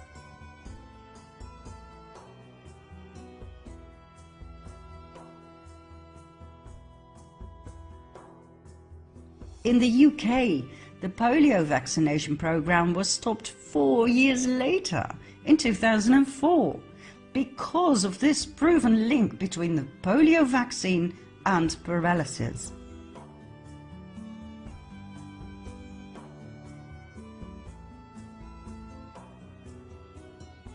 Yet, the vaccination program was continued for 13 more years, with devastating effects in India. Nobody said a word, not the UN, nor the WHO, nor the Dutch RIVM that was involved in the development of the vaccine, and most certainly not the Bill and Melinda Gates Foundation. Finally, in 2017, when the damage was done, the WHO reluctantly admitted that the global explosion in polio was mostly caused by the mutated polio strains used in vaccines. Let me say this in layman's terms. Once there was a nasty virus. The WHO named it the wild polio virus. It paralyzed people, so the WHO asked its minions to create a vaccine, which they did. As a matter of fact, they created 2 types, one that had to be injected and one that only needed a few drops into a child's mouth. The droplets, also called the oral polio vaccine, were much cheaper to fabricate, so the poorest African countries got the droplets, and the not-so-poor countries got the ones with the needle. Business is business, right? All seemed well at first, and after many years, in 2020, the WHO and the CDC proudly presented to the world that the wild polio virus had officially been eradicated, killed, murdered, destroyed. Wonderful! But the droplets started causing major problems. Why? Because, according to the WHO, it contained a live, yet weakened, vaccine virus, activating an immune response in the body. However, the weakened virus did not die after the body had become immune to polio. It became stronger and started causing mayhem in children. Those who'd had the oral polio vaccine, the apparently harmless little droplets, developed identical symptoms to the original wild polio virus. They got paralyzed.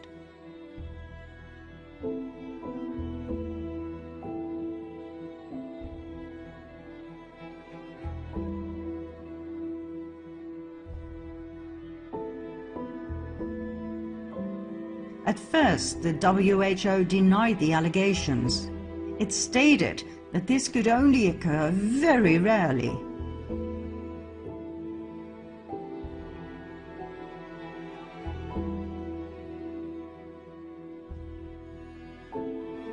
But then, as the numbers of paralyzed children grew and grew and grew, they admitted it was due to what they called mutated polio strains inside the vaccine.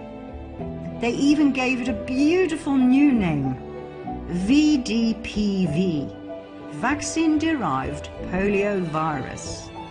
Wow, I'm sure those paralyzed kids are very proud to carry a disease with such a pretty name.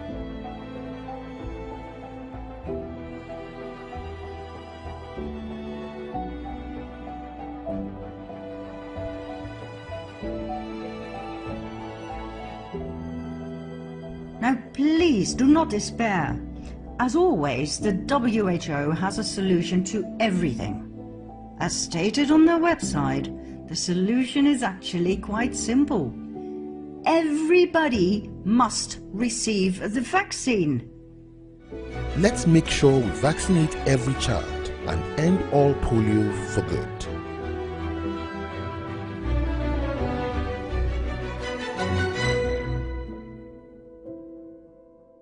The same vaccine droplets, the cheapest ones of course, the ones that caused paralysis in the first place, must be given to every child under the age of 5.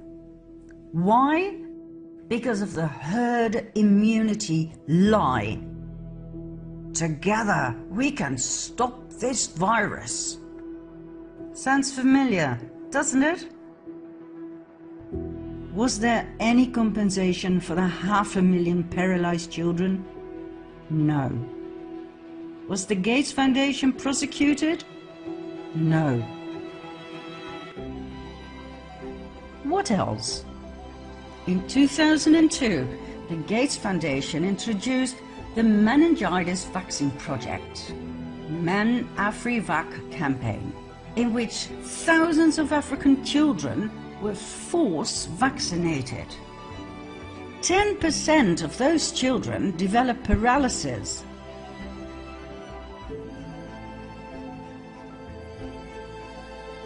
Local newspapers printed articles about being nothing but guinea pigs for the pharmaceutical industry. Gates's actions were described as ruthless and immoral. Once again, it was clear how the UN's NGOs and the WHO were all in it together. The Meningitis Vaccine Project was a partnership between PATH and the WHO. It was funded with millions of dollars by the Bill and Melinda Gates Foundation. Then, in 2009, the Gates Foundation used their NGO called PATH to test their HPV vaccine on 23,000 tribal girls in remote villages in India. The HPV vaccine was said to prevent girls from getting cervical cancer. 1,200 girls had severe and chronic side effects, such as fertility disorders and autoimmune problems. 7 girls died. Thousands of girls suffered from severe convulsions directly after being vaccinated. The WHO admitted the vaccine could cause convulsions, but stated it would only affect girls with a certain gene, and so it would be quite rare, which totally contradicts this video footage.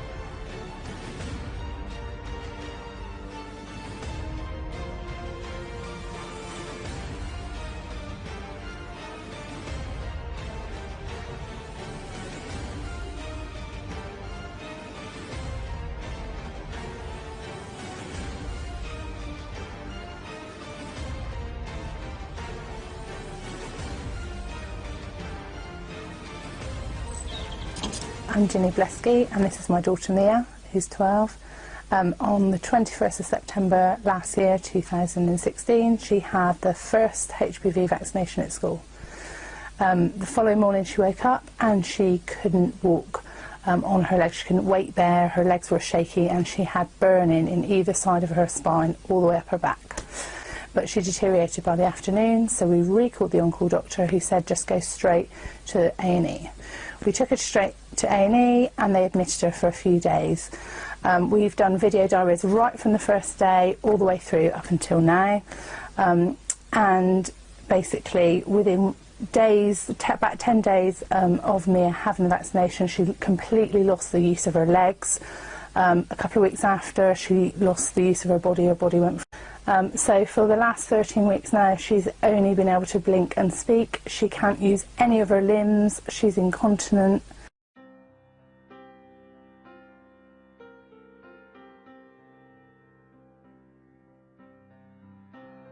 We highly recommend you do some research before having your child get the HPV vaccine. There are quite a few excellent documentaries out there on the devastating effects that ruined the lives of many young girls. The vaccines have been developed by the big pharma giants Merck and GlaxoSmithKline.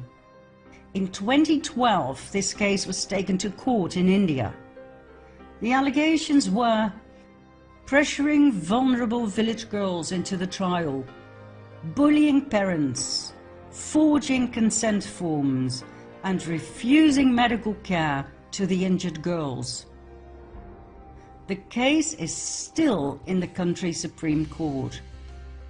We are now 9 years later and nothing has been done yet. If anyone is ever convicted in this case, it will be the researchers involved that were funded by Gates. Gates himself, his foundation, and even PATH and the WHO will, as always, come out with a clean sheet. PATH, by the way, is the NGO that is massively funded by the Bill and Melinda Gates Foundation with $3 billion. Its main focus is on family planning. That is population control, eugenics. PATH was set up in 1977 as PIACT, Program for the Introduction and Adaptation of Contraceptive Technology. 4 years later, it changed its name into PATH. I guess the original name made its population control focus just a little too clear. Oh, and guess what? The HPV vaccine is now available for boys too. I didn't know they have a womb. Oh wait, here's the official explanation. Boys may get oral cancer from the same virus, like throat cancer. Wow. I mean, you've got to admit, this is absolutely brilliant. Instead of only the girls, Big Pharma now gets to target all the boys as well. That is a 100% market expansion. Doubled revenues. Absolutely brilliant marketing. Next, in 2010, the Gates Foundation funded a trial with an experimental malaria vaccine made by GlaxoSmithKline. 1/5 of the children involved in this trial suffered from severe side effects, such as convulsions and paralysis. 1/5! 151 African babies died. Did you hear about this in the news? No. Then, in 2014, the Kenya's Catholic Doctors Association accused the WHO of chemically sterilizing millions of women in Kenya against their will by means of a so-called tetanus vaccination program funded by the Bill and Melinda Gates Foundation. Each and every vaccine tested by independent labs contained HCG, a pregnancy hormone that is produced when a woman is pregnant and that causes temporal infertility. After all, when you are pregnant, you don't want to become pregnant again, simultaneously with yet another baby, right? So the production of this hormone is a very intelligent move of the female body to make sure the baby can develop safely in the womb without being hassled by other fetuses. So, HCG causes temporal sterility. Why on earth was it in those tetanus vaccines? What was it doing there? Who put it in there?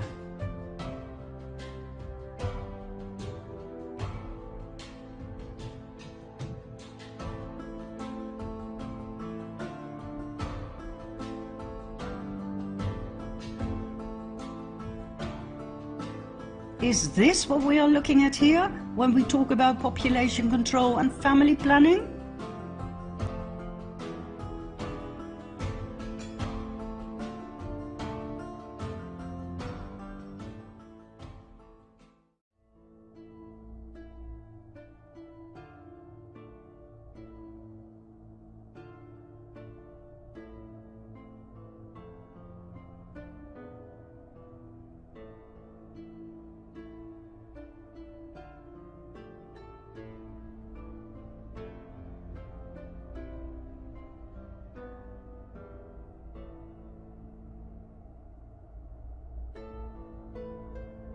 The Kenyan women who were pregnant upon getting the vaccine were told it would protect their unborn babies against tetanus.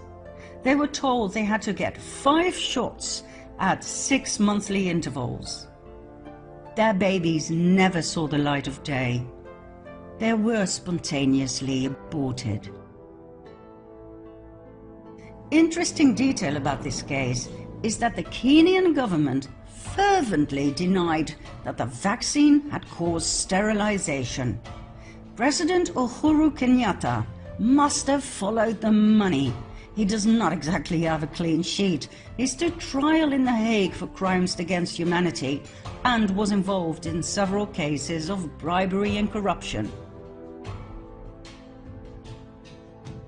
A very easy partner in crime for Gates and the WHO, who have spent millions of dollars paying off corrupt governments of less developed countries to get a carte blanche for their vaccination experiments. In this particular case, the mainstream media and the notorious fact-checkers still try their utmost best to ridicule and deny this case, which we fully understand. What do you think will happen to them when all of this gets out into the open? In 2017, a research paper was published in multiple scientific journals, once again putting the vaccination trials in a very bad light. In the early 1980s, the WHO's UNICEF performed what they called a natural experiment in an urban community in Guinea-Bissau, a country in West Africa. Babies between 3 and 5 months of age were given a DTP vaccination. The study showed that vaccinated children had 5-fold higher mortality than unvaccinated children.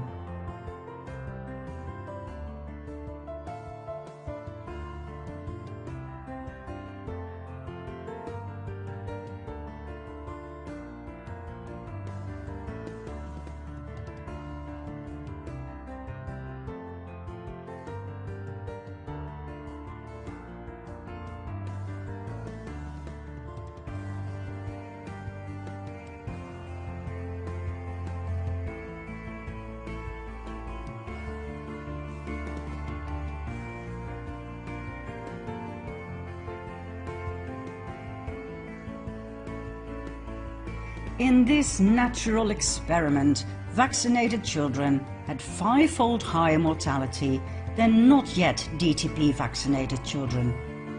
Hence, DTP may be associated with a negative effect on child survival.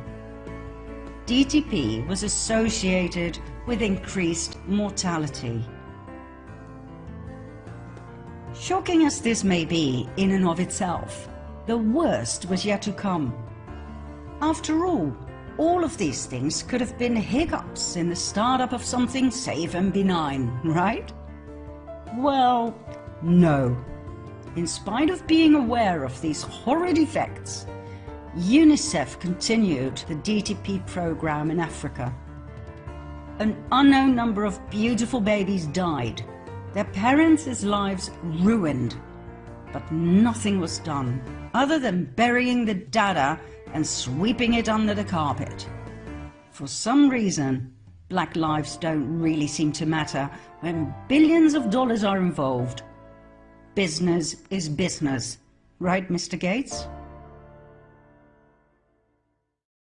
Okay, we could go on forever about vaccination scandals. And let's not forget the biggest scheme of all times, the COVID fraud. We highly recommend watching our 4-part documentary about this topic.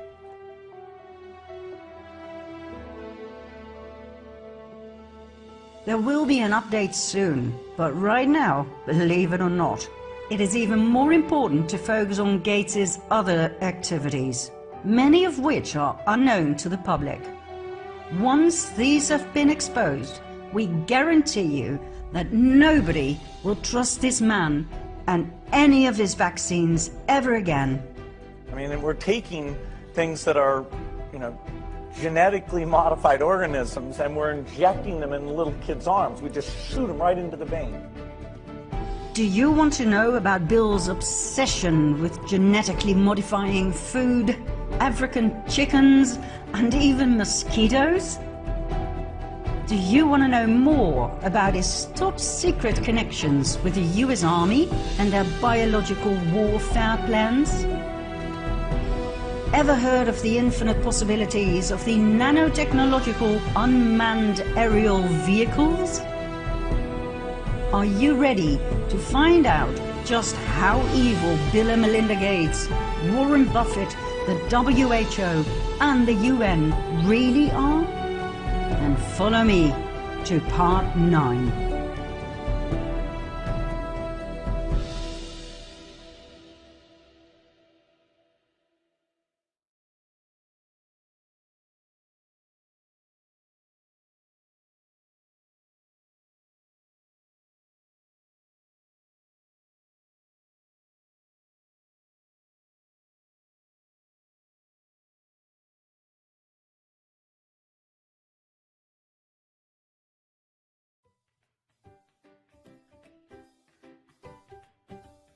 In 2016, the Gates Foundation decided that the African chickens weren't fat enough.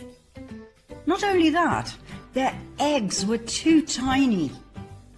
Gates came up with a brilliant plan. Let's genetically modify chickens. The University of Wageningen and Hendrix Genetics, both from the Netherlands, invented a new chicken species made especially for poor African families. What a marvelous idea! And what a great philanthropist! Genetically modified chickens that no African family had asked for. According to Janet Mawio, president of the Kenya Community Development Foundation, the native chickens are great. They may look a little skimpy, but they taste terrific. And they are unvaccinated. Our chickens feed themselves in nature. If we get more of them, who's going to pay for the food? And who will pay for the vaccinations? She asked in an interview. Excuse me? Vaccinations? Are these genetically modified super chickens not perfect when they come rolling out of the lab? Obviously not. They have to be vaccinated. That explains why the Dutch research supervisor, Lisbeth van der Waay, said, "The chickens must come with a clear manual. They need good food and plenty of water. If not, the production will probably be disappointing in practice. So, genetically modified chickens that need special food and vaccinations. Gates was delighted. In a press conference, he stated that 100,000 chickens were going to be donated to the poor in Ethiopia, Nigeria, and Tanzania.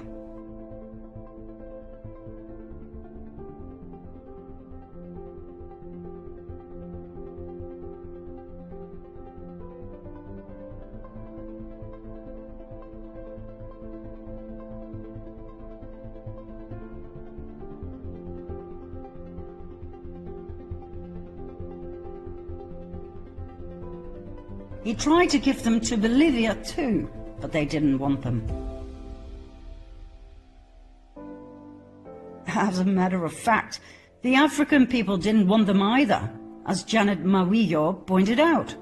But for some reason, Bill Gates always gets what he wants in Africa. Genetically modified chickens, vaccinations. It seems like he has built up a great relationship with the mostly corrupted leaders of those countries. Oh, and the chicken story had a little tail to it. Shortly after Gates had introduced his super chickens, the bird flu erupted. In Nigeria alone, more than 750 outbreaks led to 3.5 million dead chickens. Coincidence? You tell me.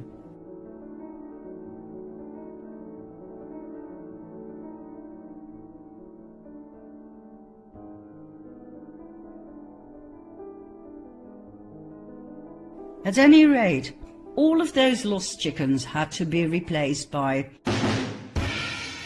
Hendrix Genetics from the Netherlands. I sure hope they offered them at a special discount.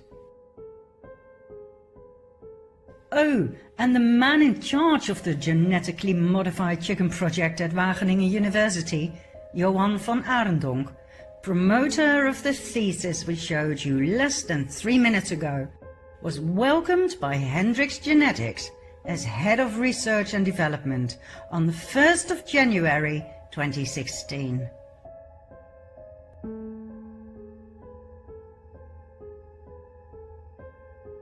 Four years later, he was promoted Chief Technology and Innovation Officer and part of the Executive Committee. That's how it works, my friends. First, you get several millions from the Gates Foundation or the Rockefeller Foundation to research the possibilities for a new chicken breed in several African countries. Of course, you accept the assignment. You set up a research program that is carried out by several African assistant researchers under your supervision. Research papers are published, and Mr. Gates is no doubt satisfied with your research findings and, as such, the business opportunities you offered him. So, what follows is a promotion. Off you go to Hendrix Genetics, where you receive another 9 million from Gates to genetically create a new breed of chicken. The moment you accept the job at Hendrix Genetics, you are in Gates's pocket. You will make whatever he wants you to make. It doesn't matter if your creation can only survive on good food, clean water, and vaccinations. Who cares? Nobody will know. The mainstream media won't say a thing. Who cares about the coincidental outbreak of the bird flu within a month after the delivery of your creation? Who cares that thousands of African people were devastated, ruined? They didn't have the money to buy more of your super chickens, nor their high-quality food, nor all of their future vaccinations. They had nothing left.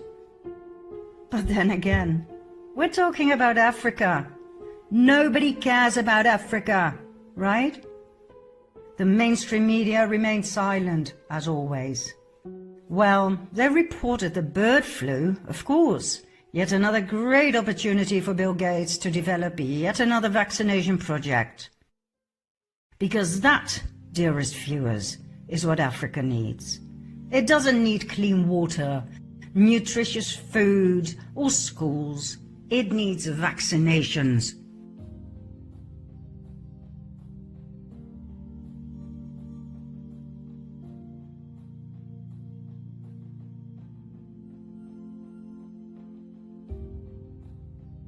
Chickens are not the only animal species that fascinate Gates. So do mosquitoes. Well, actually, he hates them, just like anybody else, as some of them spread diseases such as Zika and malaria. And so, Gates came up with yet another brilliant plan to improve the world. He paid the British company Oxitec millions of dollars to develop a program to genetically modify mosquitoes. Oxitec developed a modified version of Aedes aegypti, the mosquito responsible for transmitting Zika and dengue fever.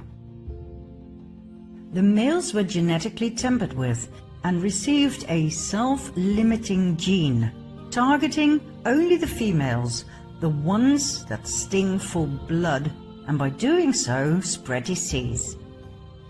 When the GMO males mated with the wild females, the self-limiting gene was passed on to their offspring, killing only the females.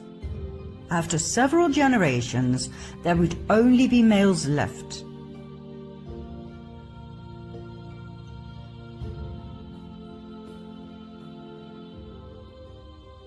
In and of itself, a brilliant plan, and quite a gentle way to wipe out an entire species of mosquitoes.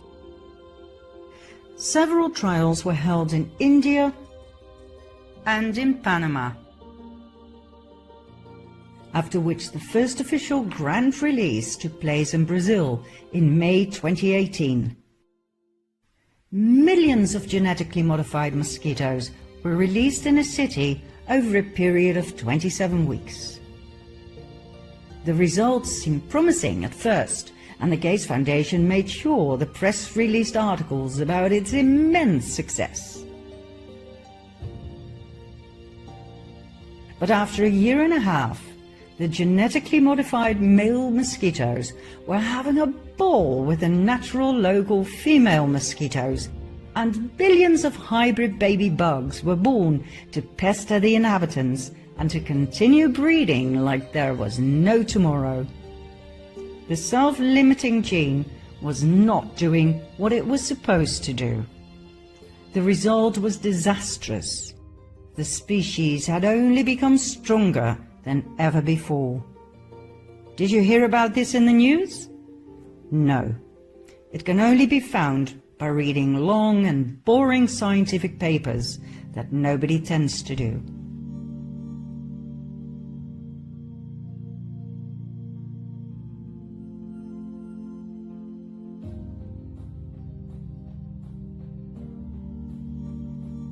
Only a few alternative media reported it, but as always, they were ignored, overruled, and ridiculed as conspiracy theorists.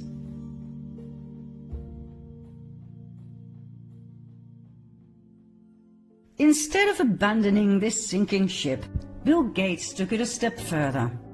He asked Oxitec to genetically modify yet another species, the females of Anopheles albinmanus, 1 out of 4 mosquito species that can transmit malaria.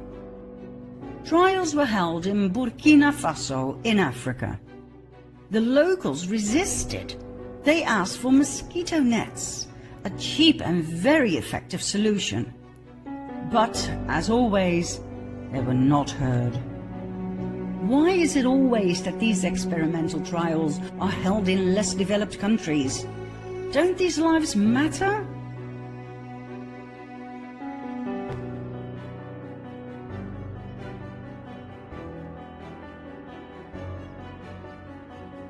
Now, even though the idea of no more mosquitoes may sound appealing to many, everyone who understands anything about ecosystems and the balance of nature knows that this is bad news. One does not play God and get away with it. Genetically modifying one kind of mosquito will have far-reaching effects on nature and thus on people, especially in rural areas where people depend on agriculture to survive. The entire ecosystem could end up disrupted in ways that cannot be foreseen. Now, normally, it would take years to pass an environmental law for these kinds of things. But because of COVID-19, the Environmental Protection Agency decided differently. Environmental laws will not be upheld at this point. The mosquitoes may be released. And this time, in Florida. And so, in the summer of 2020, swarms of genetically modified mosquitoes were to be set free. But due to public protest, it was put on hold.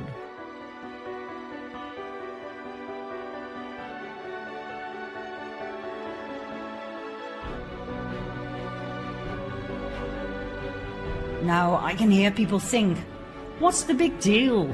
The annihilation of mosquitoes, isn't that a dream come true? Well, it was and still is presented that way by Gates. But let's have a look at an article in Science from 2010. 11 years ago, a group of Japanese researchers developed a mosquito that spread vaccine instead of disease.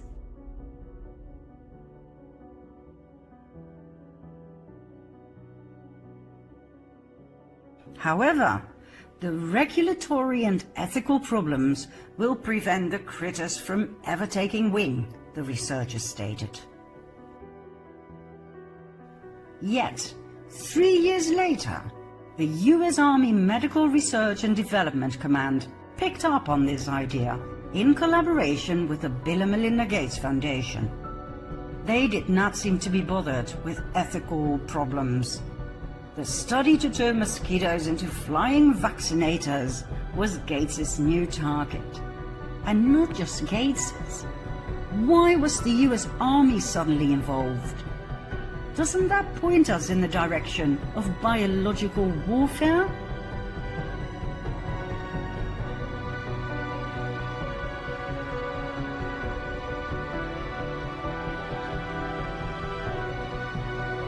Now, for those viewers who believe that weaponizing mosquitoes is too far-fetched, please dive into the subject and you will find out that as early as 1953, the US initiated its weaponization efforts with disease vectors, as they called it, focused on fleas spreading the plague, mosquitoes causing brain infections by spreading encephalitis, and mosquitoes spreading yellow fever.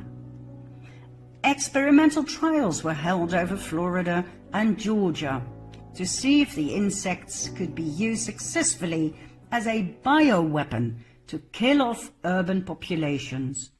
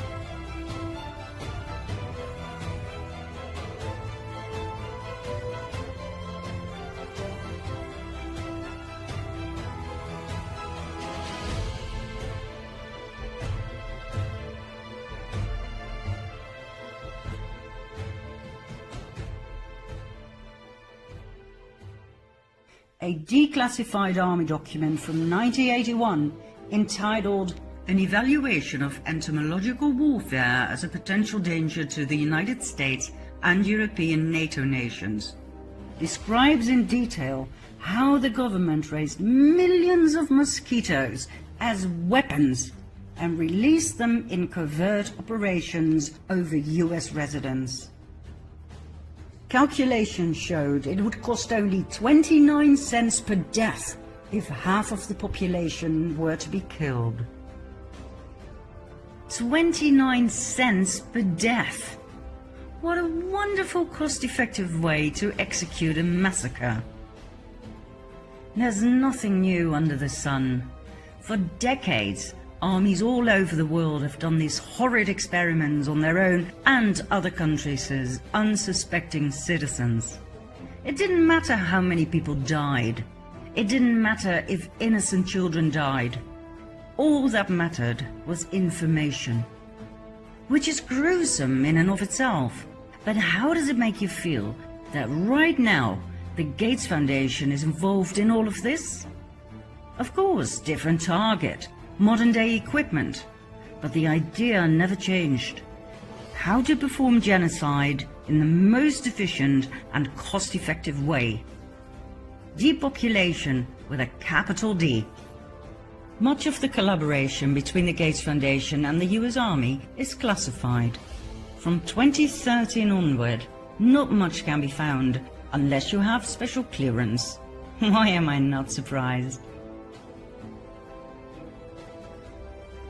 Oh, and Oxitec, the company that is funded by the Bill and Melinda Gates Foundation to develop the genetically modified insects, is tied to the US Army as well. Their current CEO, Ray Franson, worked for the US Department of State. He was advisor to the US Navy.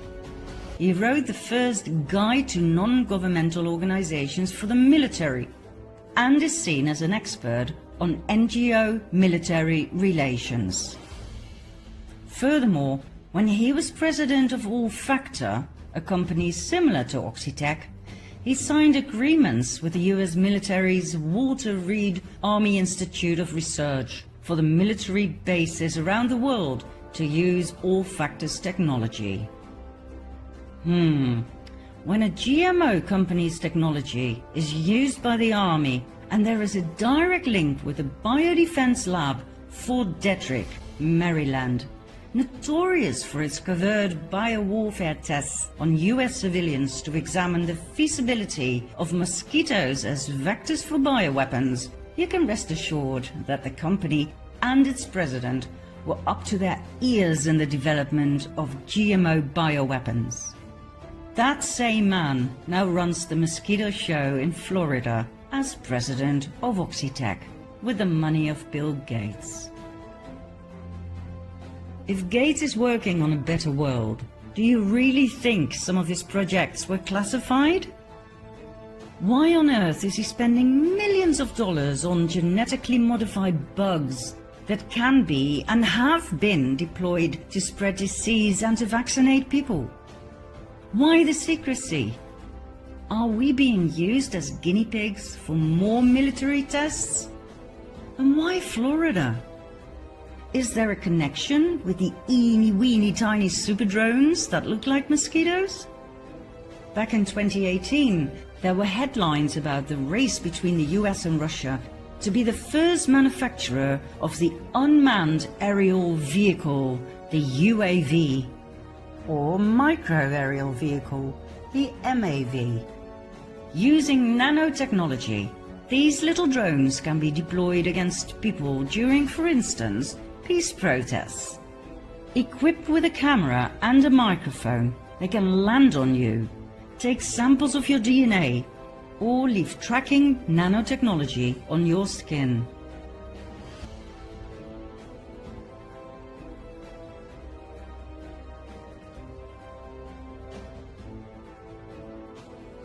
Strategic analyst Paul Buchanan told NBR in July 2018 about the interest in UAVs.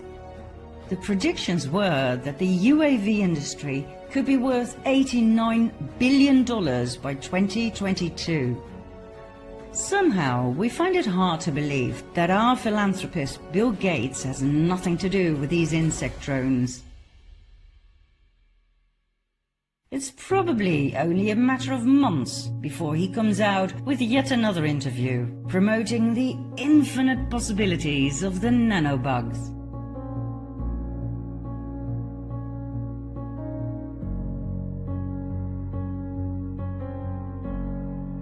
In June 2020, Bill Gates talked about his surprise that so many people don't trust his good intentions, especially when it comes to vaccinations.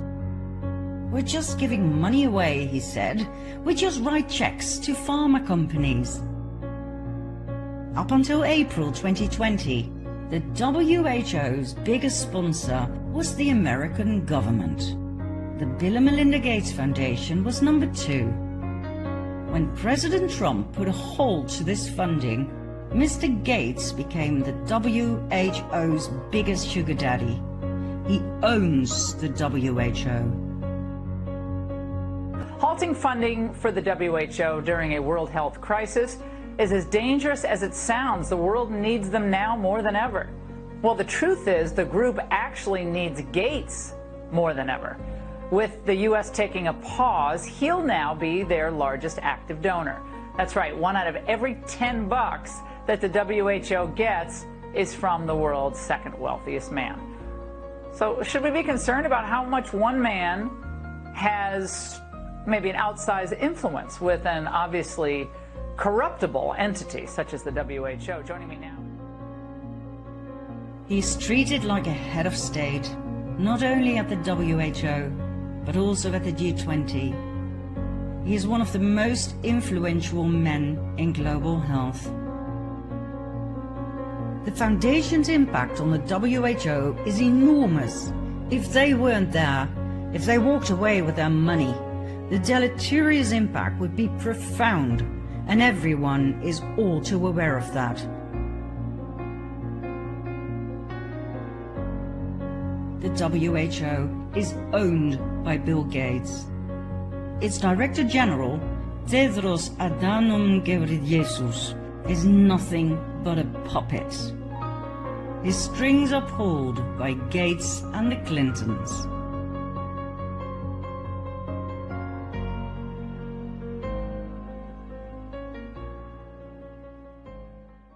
In 2018, yet another scandal came to light. Here's what happened.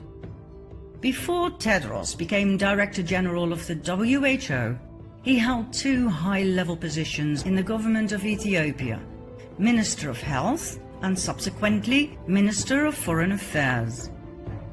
He became very friendly with the Clintons and a speaker at the Clinton Global Initiative of the Clinton Foundation. And he was board chair of the Global Fund. The Global Fund presents itself as an independent organization that aims at eradicating AIDS, tuberculosis, and malaria.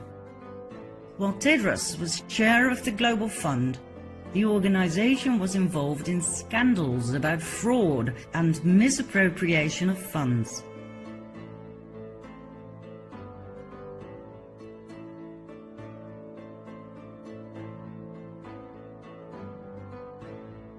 An investigation showed that 67% spent on an AIDS program in Mauritania was misspent. And Mauritania wasn't the only country that missed out on a lot of money.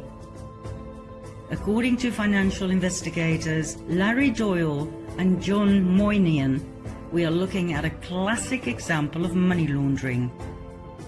Here's how it works.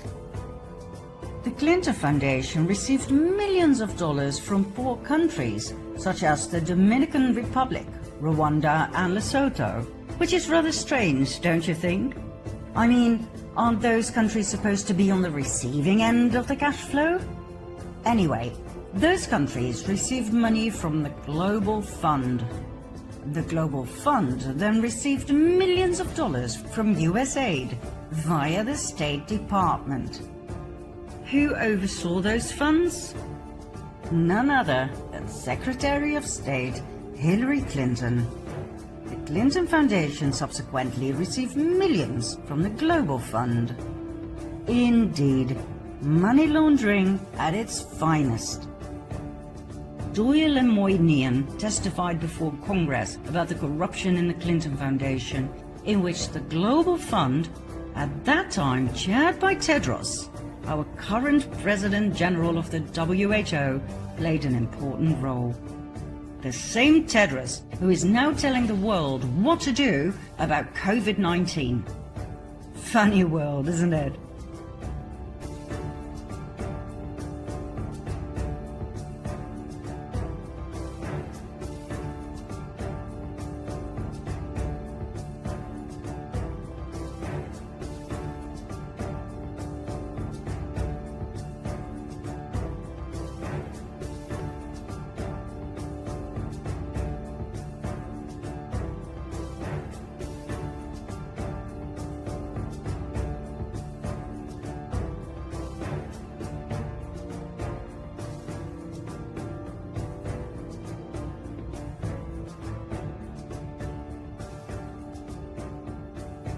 Are you starting to have doubts yet about Mr. Gates' philanthropy?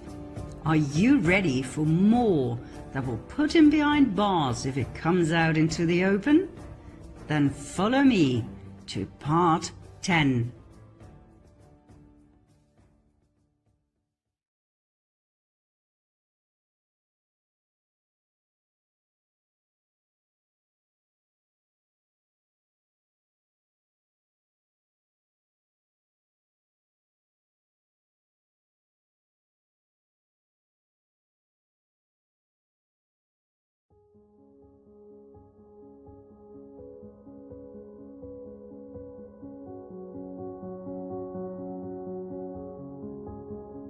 We're not done with Mr. Gates just yet.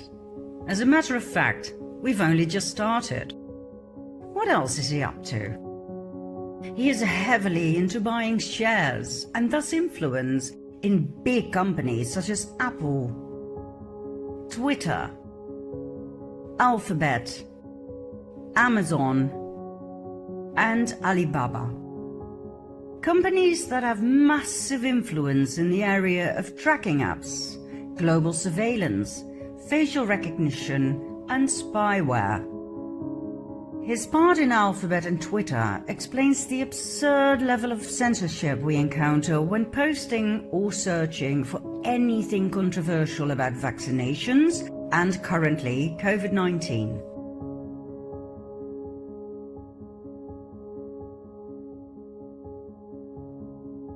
Own the internet, and you own the public opinion. Amazon has been under fire for having the exact same weirdness on their website as Wayfair. In case you missed the Wayfair scandal, here's what happened. Researchers found this in their pursuit of child traffickers.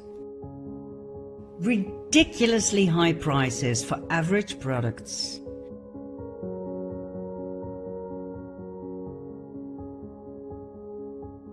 Upon investigation, the names of these products turned out to correspond with missing children.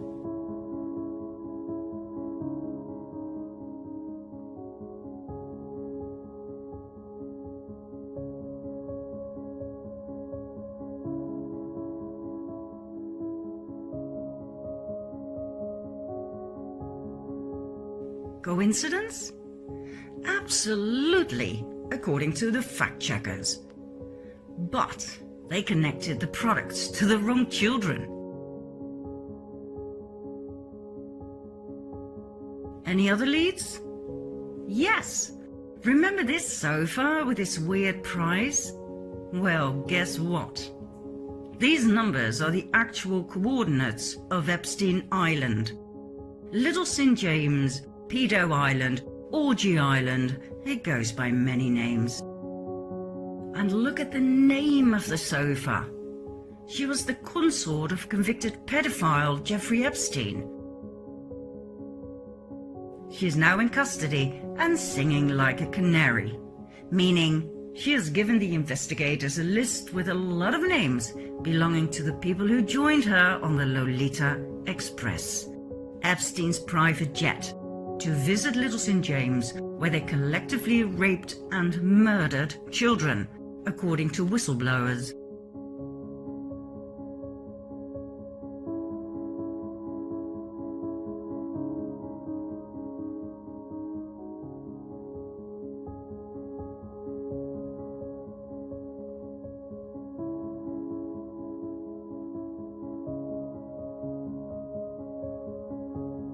Among those names are Hollywood stars.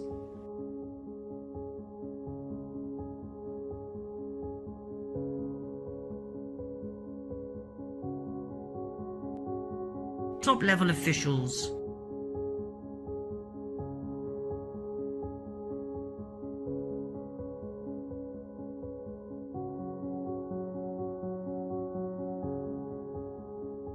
Politicians. Members of the royal families.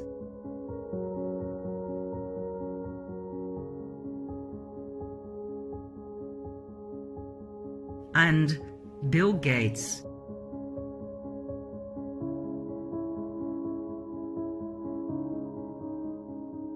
So, fact-checkers, maybe the conspiracy theory about Gates buying shares of companies that are deeply into child trafficking or human trafficking in general is not so far-fetched as you might think.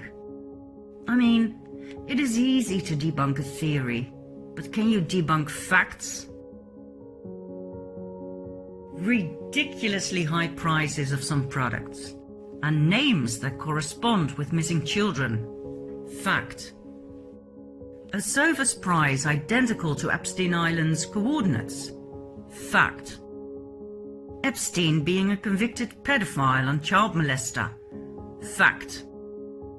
That Sophus name corresponding with Ghislaine Maxwell, Epstein's madam and handler. Fact. Ghislaine Maxwell now in jail, where she provided the investigative authorities with a blacklist. Fact. A blacklist with hundreds of names of members of the elite. Fact. Hidden meaning of the name Wayfair. Wave plus fair. Fact.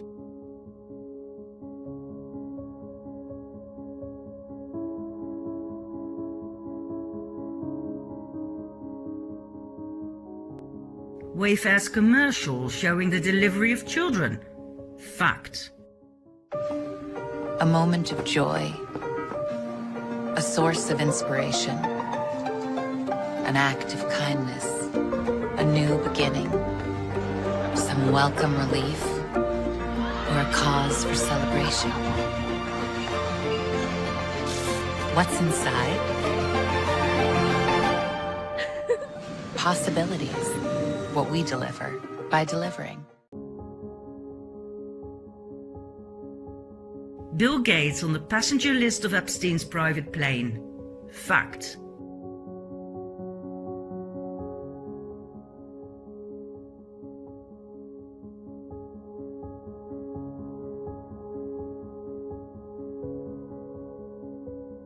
Bill Gates denying being a friend or business associate of Epstein. Fact.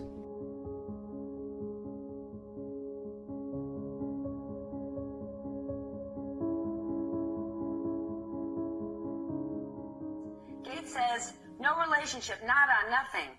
You report these two men met at least 6 times. What does Gates say about that? Well, I believe that there were more, and he and his spokespeople would not say how many in total they actually met. But this included visits to the mansion, seeing each other in Seattle, flying on Epstein's plane, when we all know Bill Gates has his own $40 million plane. And then, as an investigative reporter, why would Gates say, oh, I had no relationship with him, when, of course, he knows what the facts are? So that always sets off red flags for me. He also has one of the largest, most established foundations on his own. Yes. Why would they ever set up a charitable trust benefiting Jeffrey Epstein? Well, What's the explanation? not only does he have the world's largest charitable foundation, but one of their primary missions is to help young women in underprivileged countries. Jeffrey Epstein was preying on young women from Eastern Europe, from South Africa, luring them into his web. And it's the antithesis of what the Gates Foundation stands for. And by the way, there were Gates Foundation employees who were horrified when they realized what Jeffrey Epstein had done and was saying, we don't want to have anything to do with this, and yet the project went on. And what is the Gates explanation for this? That it was all about philanthropy, that Bill Gates just wanted to find new sources of money.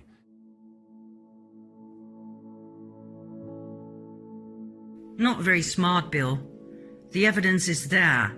It will not go away.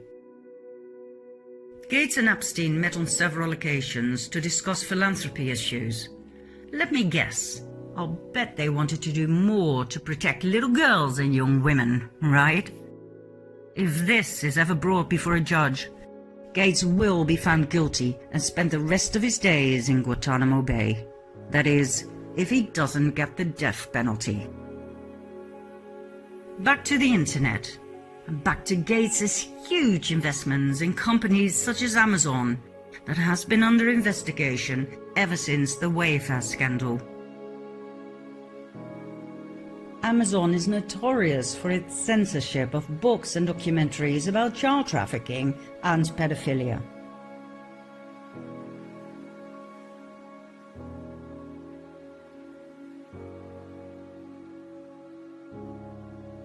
They do sell this kind of items, though.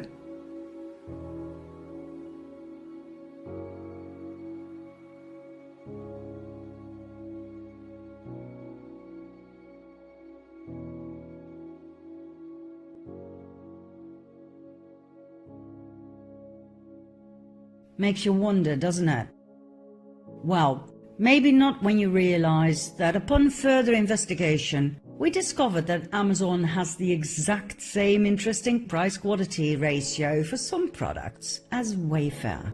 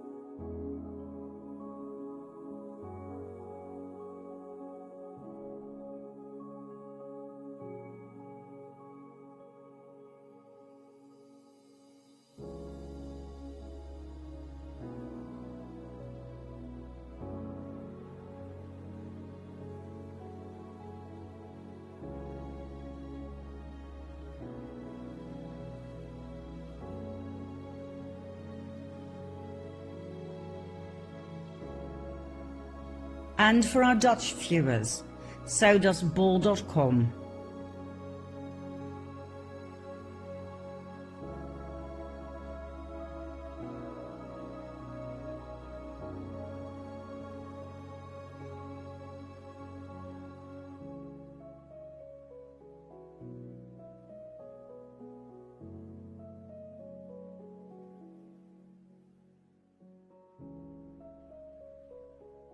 Maybe it's time for the investigative units into child trafficking to investigate bol.com too?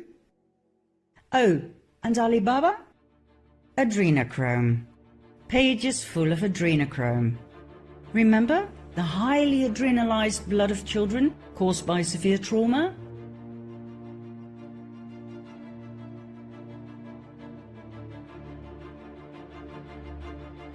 The special wine that gives you eternal life?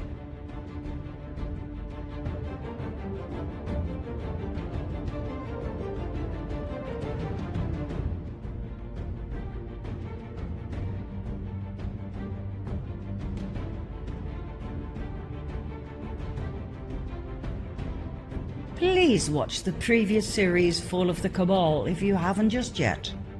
Adrenochrome is connected to Pizzagate, child trafficking, sacrificial abuse, and now Alibaba, and thus Bill Gates.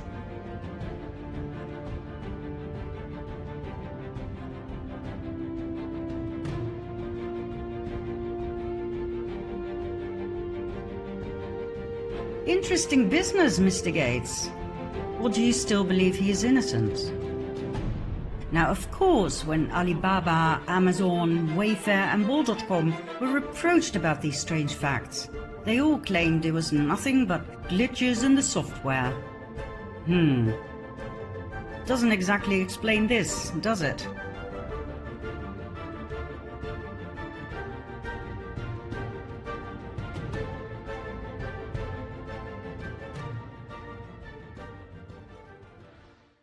We could elaborate extensively on this topic, and we will in the near future. But right now, we are focusing on the demise of Bill Gates. But if you wish to do your own research, here are a few hints and tips. Take for instance the rocking chair. We found it by just choosing a department in the main menu. We changed sort by to price high to low. The rocking chair popped up on top of the list. Curious price to say the least. So we copied the article description, pasted it into a new tab and chose images. The same product appeared, sold by a different company. Click and find the normal price. We went back to the Amazon version. What else caught our eye? Ships from and sold by something nobody can pronounce. That's weird. So we typed it into a new tab and found this. We clicked on the top one and got this. The first three, no prices. Number 4, interesting, ridiculous price. So once again, we copied the article description, pasted it into a new tab and chose images. The same product appeared, sold by a different company. Click and voila! The normal price. We went back to the Amazon version. What else caught our eye? The name of the manufacturer. Click. Once again, strange names. Click. Etc., etc.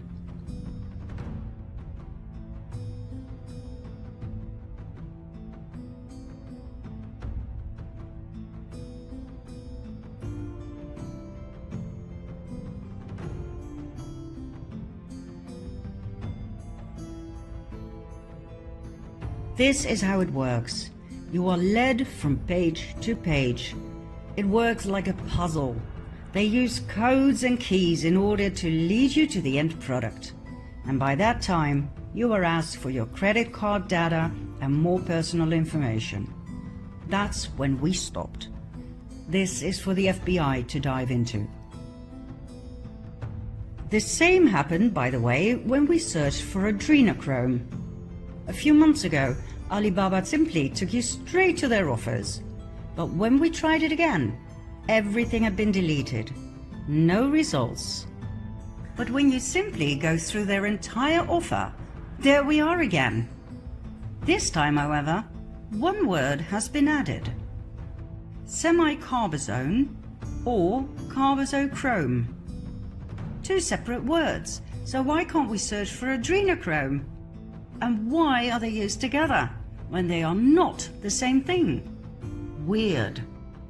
We decided to use our old screenshots to see what caught our eye.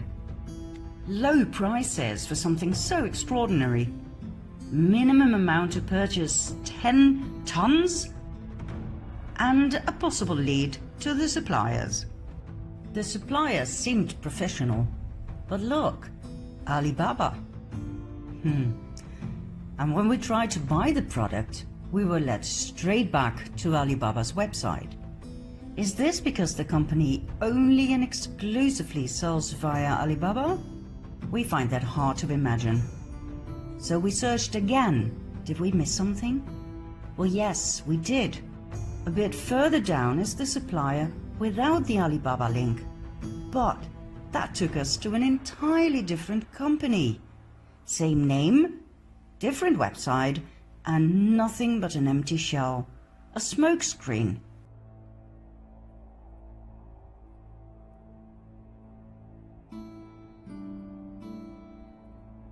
We checked out each and every so-called supplier of Alibaba, and they were all fake. Fake websites, fake addresses, and whatever we clicked, we were led straight back to Alibaba.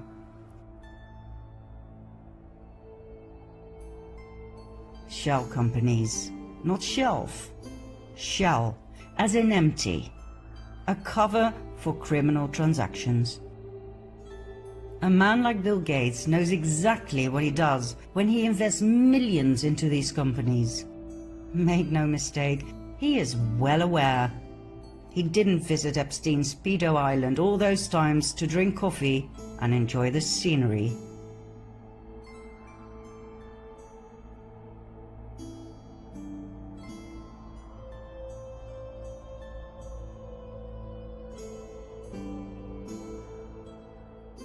What else?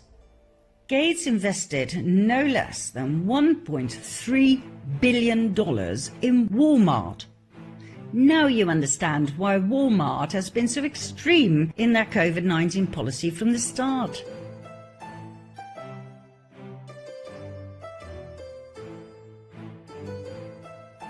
Walmart, by the way, is a highly controversial business.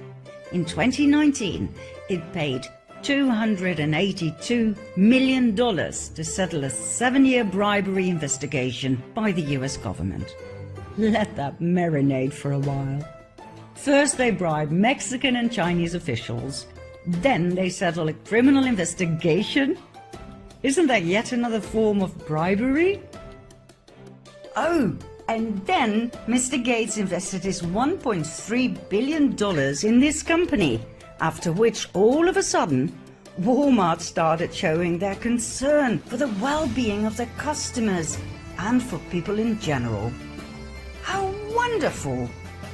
Just like that, it changed from a criminal organization into a benign philanthropic business that pledged to eradicate the COVID killer virus and keep the world safe. In no time, Walmart was ready, supporting COVID-19 testing and administering vaccines.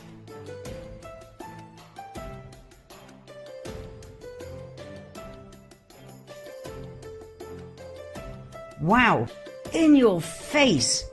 As millions of small and medium businesses went bankrupt due to the COVID hype, Walmart made astronomical profits thanks to Gates' CPR tests, his vaccines, and Walmart's e-commerce that grew 74% in the midst of a pandemic.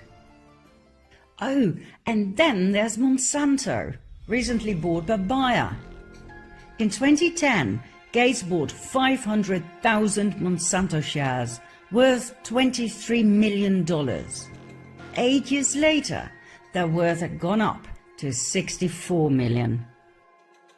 Monsanto started off producing Agent Orange, a powerful and highly toxic chemical used during the Vietnam War to eliminate forest cover and to destroy crops. Its horrific side effects were all forms of cancer and birth deformities.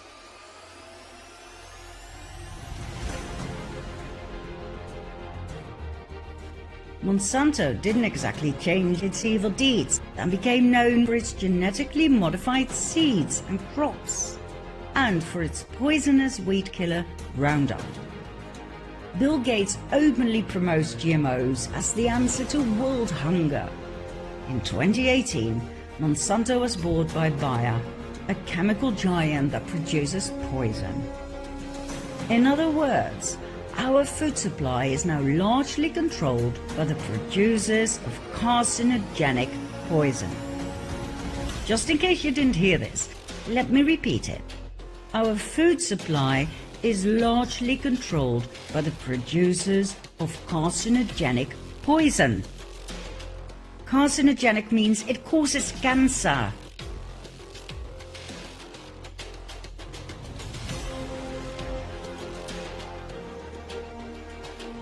I wonder how many people think this is normal. And Rob Bush? Deputy Director of the Agricultural Research and Development Team at the Gates Foundation until his retirement, spent 25 years of his career at Monsanto. Small world, evil players. And what about Gates' love for big pharmaceutical companies such as Bayer, Merck, Pfizer? He bought his way in through shares with millions and millions of dollars. Do you want to know why? So he can push his vaccination and poison fetish down the throat of each and every country in the world while making astronomical profits via his shares in the companies that produce the poison.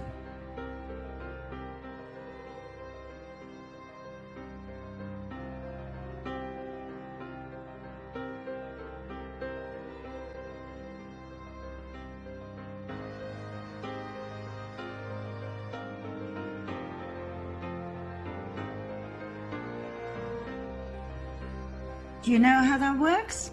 Here's an example. The Gates Foundation gives money to Pfizer, or Merck, or GlaxoSmithKline, or any other big pharma giant in which Gates has a financial interest, in order to develop a new vaccine. Next, the foundation gives money to political lobbyists to create a market for his vaccine. Then, Gates arranges a fixed and way too high price for the vaccine via Gavi, yet another Gates entity. The Gates Foundation and or any of the involved and co-profiting NGOs such as Global Fund give donations to foreign governments to buy the vaccines. Those governments are obliged to buy the vaccines from the vaccine producer. Think Merck or Pfizer. Global Fund gets their donation back from USAID. And last but not least, the Bill and Melinda Gates Foundation makes a massive profit and doesn't have to pay a dime of tax. So, who pays for the development and the purchase of the vaccines? That's right, you and me, the taxpayers. You've invested $10 billion in vaccinations over the last 2 decades, and you figured out the return on investment for that, and it kind of stunned me. Can you walk us through the math? Over a 20-to-1 return. So if you just look at the economic benefits, that's a pretty strong number compared to anything else. I think the numbers that you ran through were if you had put that money into an S&P 500 and reinvested the dividends, you'd come up with something like $17 billion, but you think it's $200 billion. Here, yeah. The Bill and Melinda Gates Foundation couldn't care less about the people in less developed countries. All they are interested in is profit. Profit through technology, research and development, GMOs, vaccines, and more poison. None of the above is about the heart. None of it is about true charity, out of love for your fellow man. Is Mr. Gates simply obsessed with technology? Or are we dealing with a psychopath? Within Microsoft, that browser share was a very, very important goal.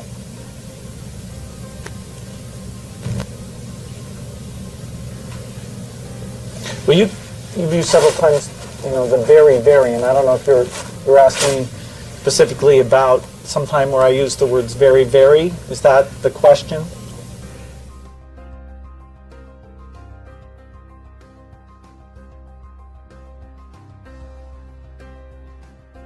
Let's see what he's truly up to, shall we? Let's have a look at the effects of his philanthropy in less developed countries. Join us and bear witness to the trails of destruction this man leaves behind in part 11.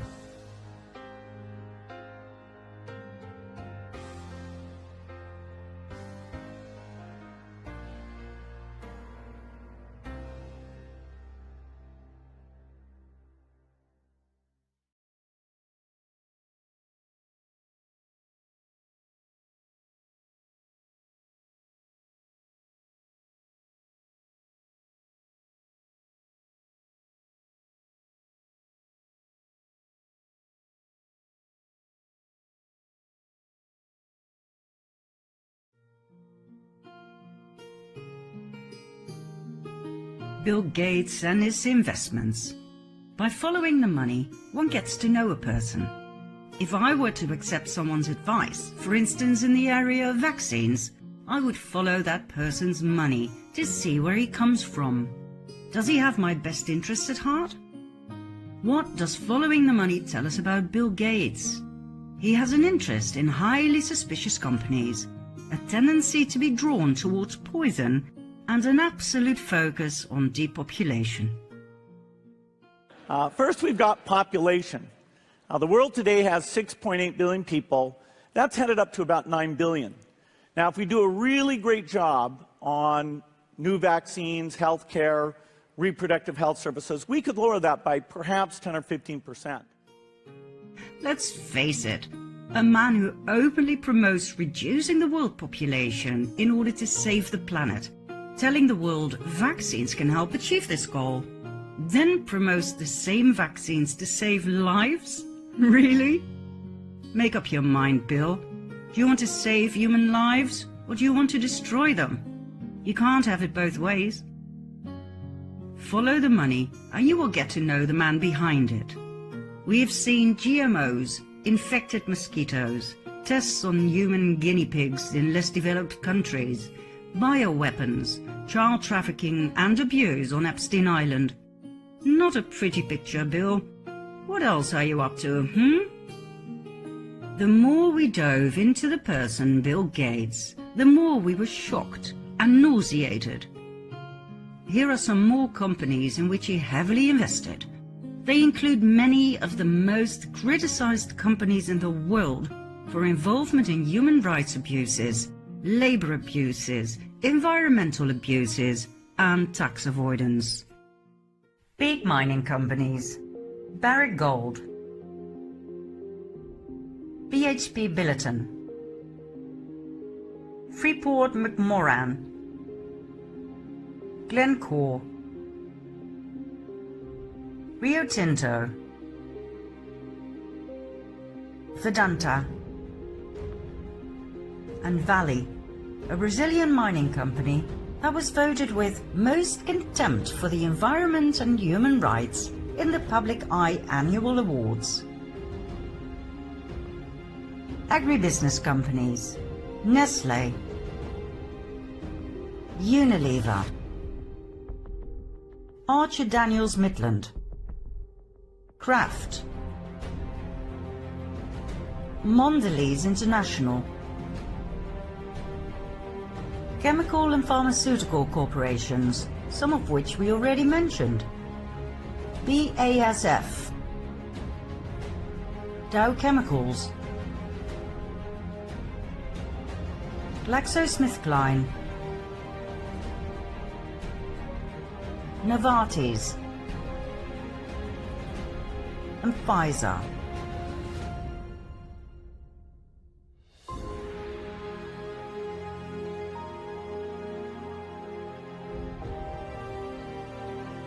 Beverage corporations: Coca-Cola,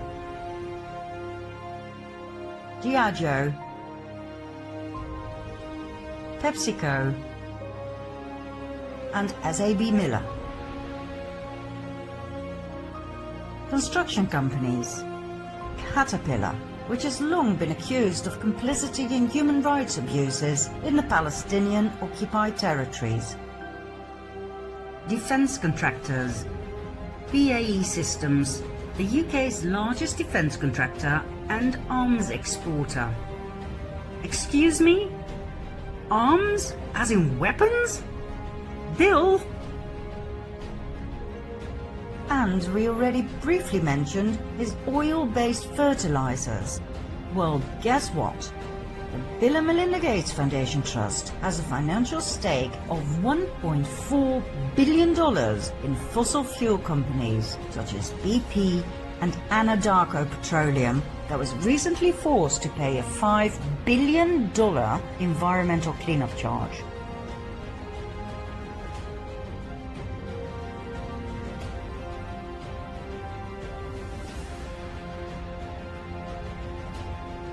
The Bill and Melinda Gates Foundation Trust has investments in 35 of the top 200 companies ranked by the carbon held in their reserves. These included coal giants, Anglo-American, BHP Billiton, Glencore Extractor, and Peabody Energy, and the oil majors Shell, ConocoPhillips, Chevron, Total, and Petrobras. What about the human carbon footprint, Bill? Which part of sustainability don't you understand? Or does it only concern others, like the people, who subsequently have to pay new taxes, more taxes, anything to squeeze the life force out of them just a little bit more, while you enjoy your jet-set lifestyle on your yacht and your private plane? You know, Bill, you can try to fool us with your posture and your terrible choice of clothes and hair, but we see straight through you. Some people may still believe that you're a kind nerd, giving money away to charity, but more and more people see through you. Once you burst that nerdy bubble of yours, all that is left is a Rockefeller descendant who plays his puppet role in the Depopulation Agenda 21 and 2030. No body language with excessive hand gestures and nerdy glasses sticks. No fake smiles can ever fool those who are awake. And the number of awake people grows by the minute.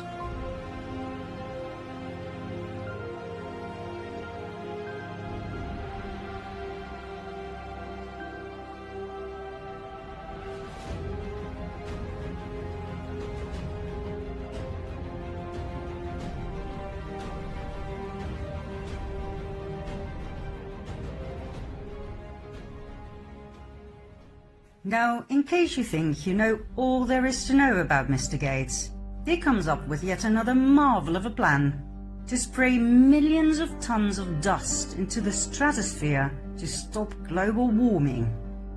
I mean, seriously? Millions of tons of chalk are to be sprinkled up there to create a world-enveloping cloud that reflects sunlight away from us.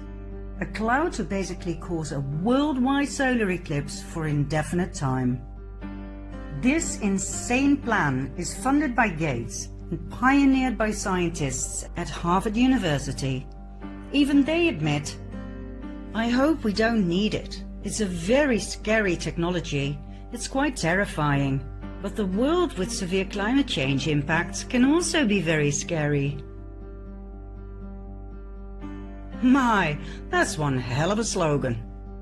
The initial test that was supposed to take place over New Mexico is currently on hold, amid fears that it could trigger a disastrous series of chain reactions, creating climate havoc in the form of serious droughts and hurricanes, and bring death to millions of people around the world. One fear is that spreading dust into the stratosphere may damage the ozone layer that protects us from hazardous ultraviolet radiation that causes cancer. Climatologists are also concerned that the circulation of ocean currents that regulate our weather may be disrupted. This could unleash a global outbreak of events that might devastate farmland, wipe out entire species, and foster disease epidemics. I don't know what's worse, climate change or this plan. Obviously, Bill Gates is more interested in his technological experiments than in the safety of people. Oh, I almost forgot. He's into depopulating the planet. Well, what a marvelous side effect then, right, Bill? There's a few more things about Mr. Charity that we think you should know. In 2000, he set up Gavi, Global Alliance for Vaccines and Immunization, now called Gavi, the Vaccine Alliance. Not just that, he sponsored Gavi with no less than $4.44 billion. In addition, he pledged another $1.6 billion for 2021 to 25. Gavi has the power to decide the price for vaccines, which is always way too high according to critics, such as Doctors Without Borders. Like we heard Gates say in the previous episode, he has a 20-to-1 return on investment when it comes to vaccines. He makes astronomical profits in times of need. What a guy. On the board of Gavi are 4 permanent positions filled with representatives from the WHO, the Bill and Melinda Gates Foundation, UNICEF, and the World Bank. In 2018, Gavi donated $388 million to the WHO. Gates owns the Vaccine Alliance just like he owns the WHO. He is everywhere. He decides what happens within Gavi and which decisions are made. When Gates wants a global lockdown, there will be a global lockdown. If he wants a digital certificate to prove immunity, there will be a digital certificate to prove immunity. Mandatory. If he wants the entire world to be vaccinated, the entire world will be vaccinated. Mandatory. He is way more powerful than our presidents. Make no mistake. Is it Gates himself who is so powerful? Simply because he's a Rockefeller descendant? Or is he just a puppet on one of Warren Buffett's strings? Who knows? And does it really matter? What matters at this stage is that this evil empire is exposed to the world. Once the people know whom they're dealing with, do you think they'll still want their precious vaccine?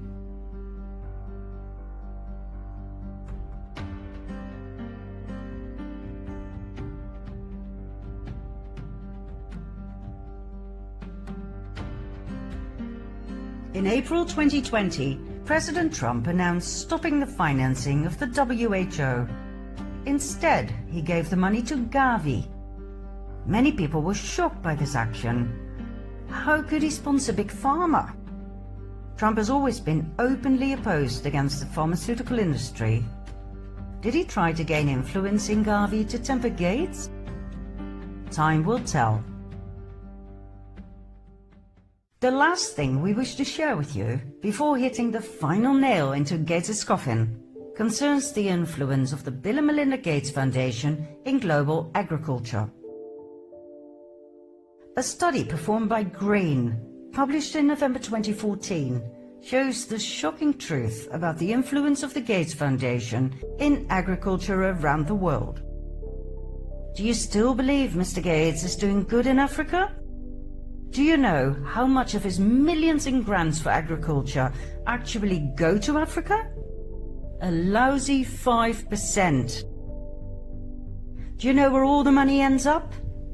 With the CJIAR. International organizations such as the World Bank, UN agencies, etc.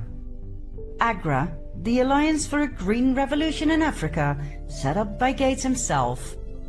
The African Agricultural Technology Foundation, the AATF, and hundreds of different research, development and policy organizations across the world. In Gates' world, it's all about R&D and policy. His money does not go to the African farmers, it goes to scientists, to laboratories. Gates' tools, AGRA and the AATF, make sure that the technologies that come rolling out of the labs get into the fields of the African farmers without them having a say in it.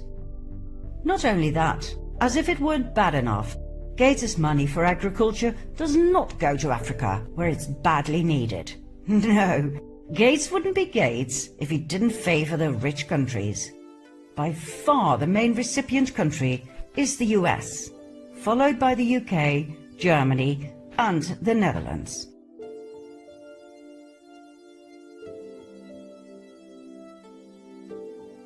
So, the Gates Foundation fights hunger in the South by giving money to the North.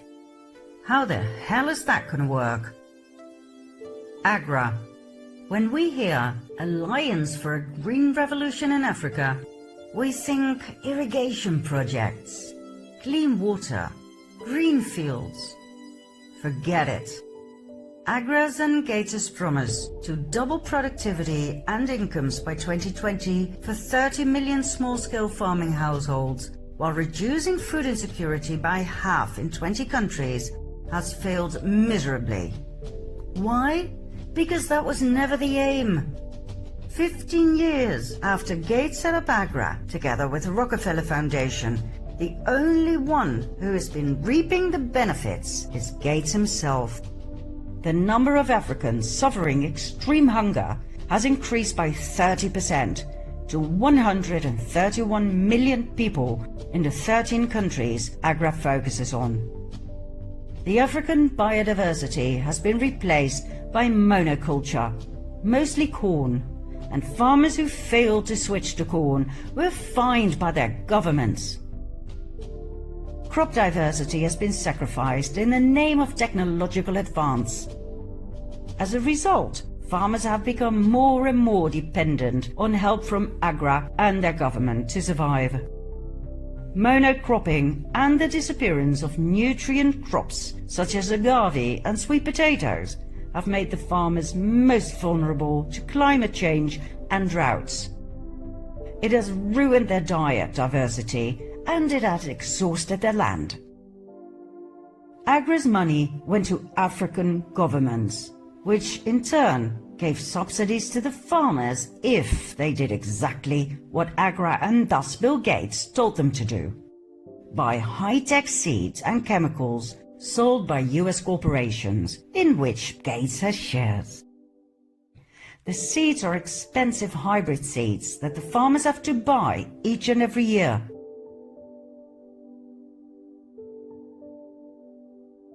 The chemicals are fossil fuel-based petrochemical fertilizers.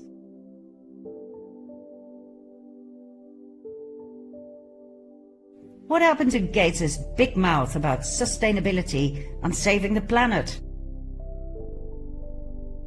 The fertilizers are very expensive. Most farmers don't sell enough corn to earn those expenses back. One bad harvest and they are all left with debts and despair. Monsanto and the other multinational seed companies are all there, benefiting from sales they would never have had without subsidies. Seed and fertilizer companies are the clear winners from these policies. By pushing his beloved technology down the throats of African farmers, Gates didn't exactly help them. He abused them and drove many to suicide.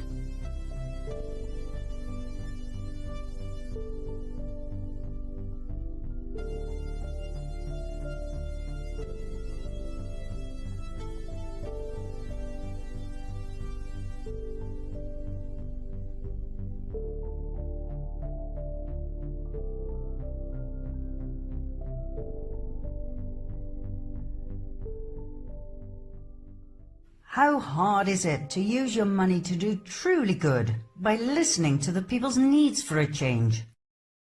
How hard is it to treat them as intelligent and experienced fellow men instead of a bunch of retards who don't know what's good for them? How denigrating is that? Why aim for 80% of the population being vaccinated when everybody knows that diseases are spread by bad hygiene and polluted water? Why not simply provide clean water and proper hygiene? That would have been so much more effective and it wouldn't have cost so much money. Before we move on, let's redefine philanthropy once and for all, shall we? Robert Newman said it so well in an article in 2012. Philanthropy is the enemy of justice.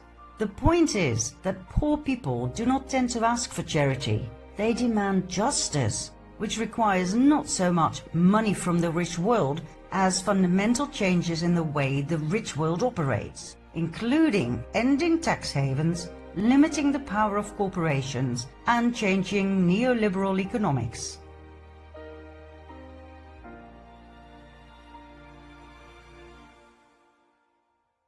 Philanthropy is not pushing your agenda down other people's throats.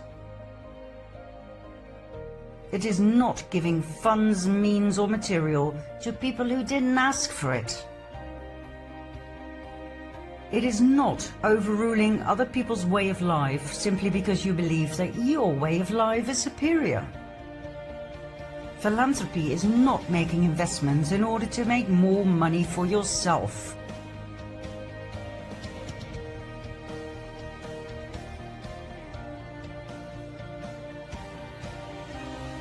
Philanthropy is the opposite of what is described in Agenda 21 and 2030. It is not helping dictators stay in command so they can continue to control and suppress their people, to wage war upon them, to have their precious minerals stolen, and to keep them hungry and terrified. Philanthropy is not stealing other people's children and selling them as sex slaves.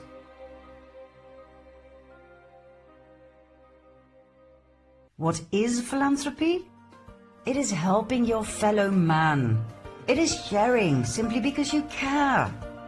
It is giving to the poor, but only if they ask for it, and only in a way that is truly helpful and respectful for them, not for you.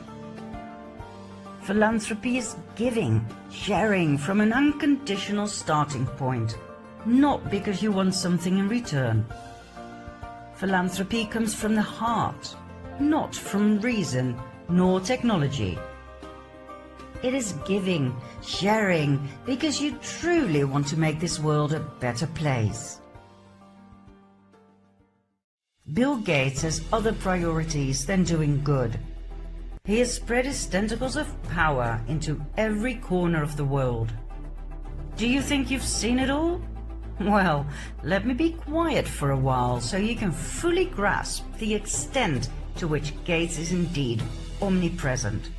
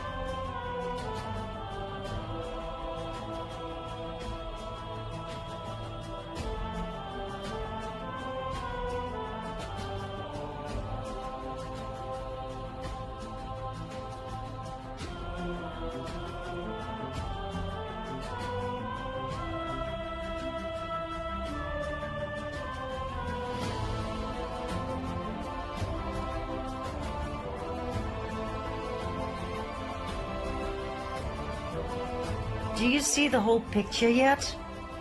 Bill Gates controls the air you breathe, the food you eat, the water you drink, the healthcare you get.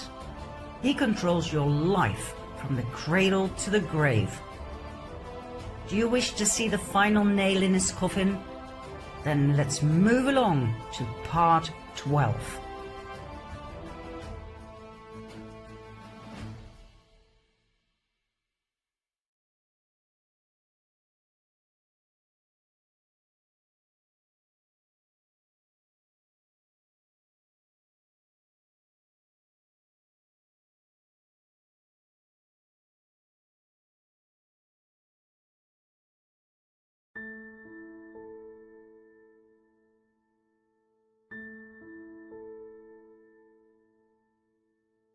We have spent 4 episodes on Bill Gates, our self-proclaimed philanthropist. You might ask yourself, could there possibly be any more evil coming out of this man's mind? The answer is yes. We discovered even more darkness to share with you.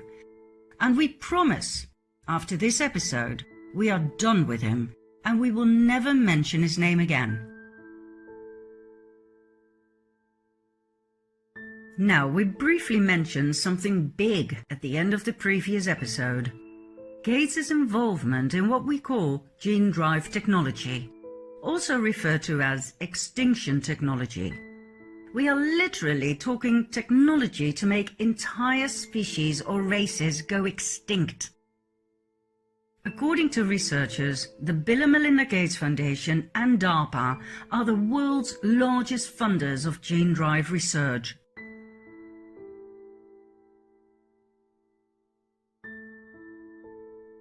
In short, gene drive organisms are created by genetically engineering a living organism with a particular trait and then modifying the organism's reproductive system in order to always force the modified gene onto future generations, spreading the trait throughout the entire population.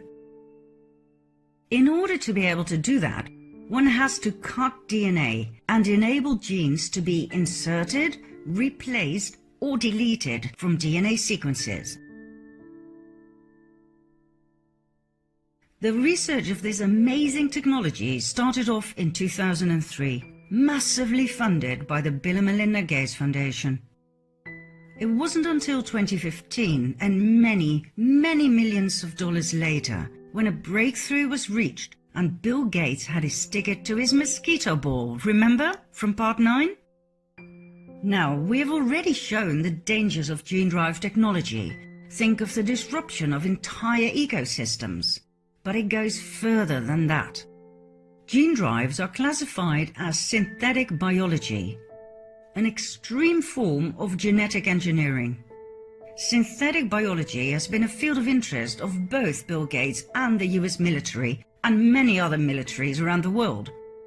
Both Gates and DARPA, plus a secretive group of military advisors known as the Jason Group, have been investing insane amounts of money into synthetic engineering. Now, bearing in mind the possibilities of using this technology to create bioweapons, gene drives might be a marvel of technology, but in the wrong hands, it can and will have disastrous outcome. Gates has made sure that the future of gene drive extinction technology is secured.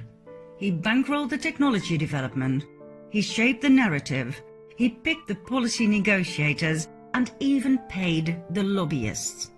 Just to give you an idea of how powerful this man is, in early 2015, the National Academies of Sciences, Engineering and Medicine announced that they would have a major inquiry into gene drives. The study did not explore just the science of gene drives, but also aimed to frame issues around policy, ethics, risk assessment, governance, and public engagement around gene drives. It was sponsored by DARPA and the Bill and Melinda Gates Foundation through the National Institutes of Health and the Foundation for the National Institutes of Health. Several panel members were recipients of Gates funds. the Bill and Melinda Gates Foundation also channeled money into the MIT Media Lab to promote gene drive technology. This Media Lab, by the way, came into the news when it was revealed it had received donations from none other than convicted child rapist Jeffrey Epstein. In 2019, the Media Lab got $2 million from Gates through Epstein.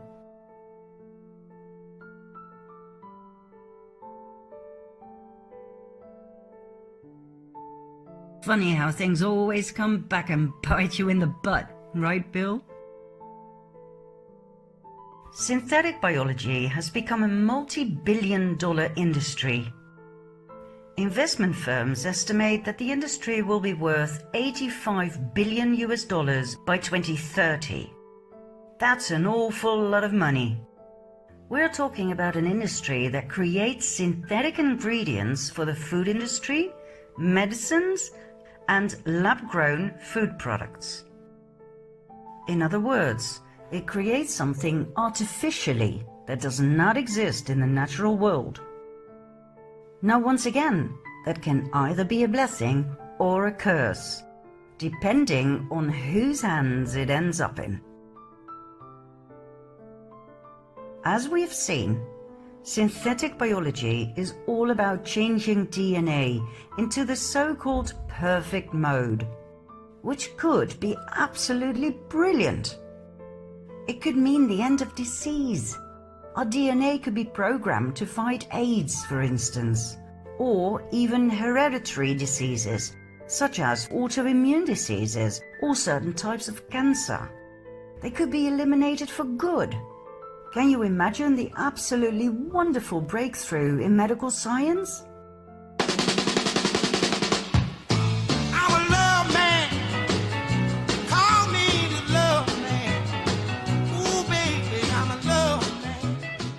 However, in the wrong hands, it could be disastrous. First of all, it would be a very expensive way forward, meaning only the very rich people would be able to buy good health, good genes, while the ordinary people would have to wait for traditional medical treatment. Now, don't get me wrong, we are pro-advance, but when Bill Gates comes into the equation, we are highly alerted. As we have seen in previous episodes, Gates is a eugenics fanatic. The step from eugenics to synthetic biology is only a small one. Remember the Nazis and their efforts to create a pure race? Tall, athletic people with white skin, blonde hair and blue eyes? The Aryan race? Well, guess what? A new term has been coined for eugenics. Designer babies. We are not kidding you. When you have enough money, you can actually tell your synbio doctors what kind of baby you want to give birth to. Green eyes, dark skin, a boy or a girl, highly intelligent, a natural born leader. You name it, they will program it.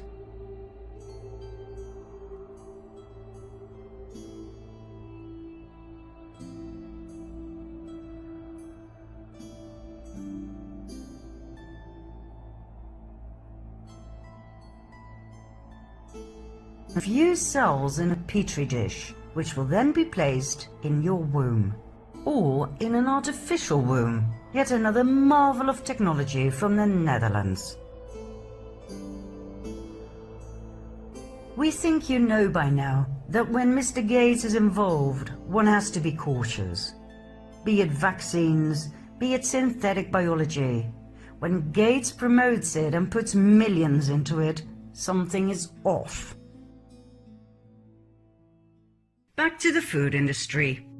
Gates' latest investments include Impossible Foods and Beyond Meat, that make processed meat-like burgers from a synthetic biology-derived blood substitute.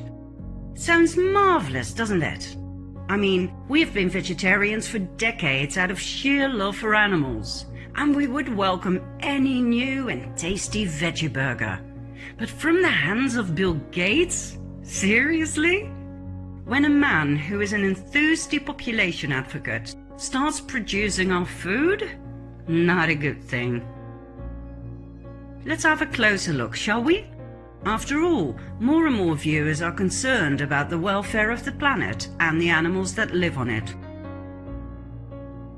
Beyond Meat was founded in 2009 in California, but the first burgers didn't hit the market until 2012.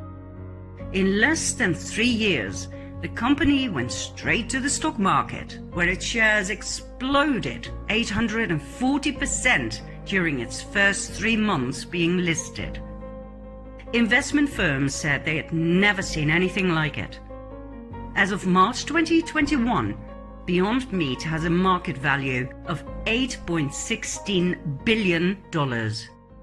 For a bunch of veggie burgers? Really?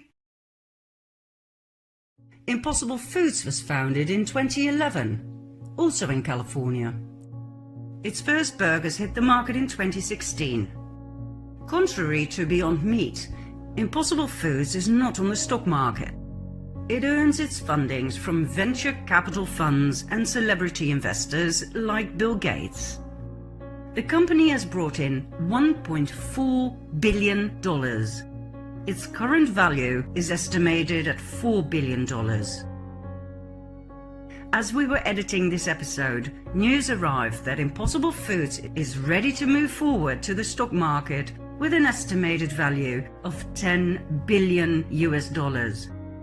Once again, for a bunch of veggie burgers? Well, it's not just veggie burgers.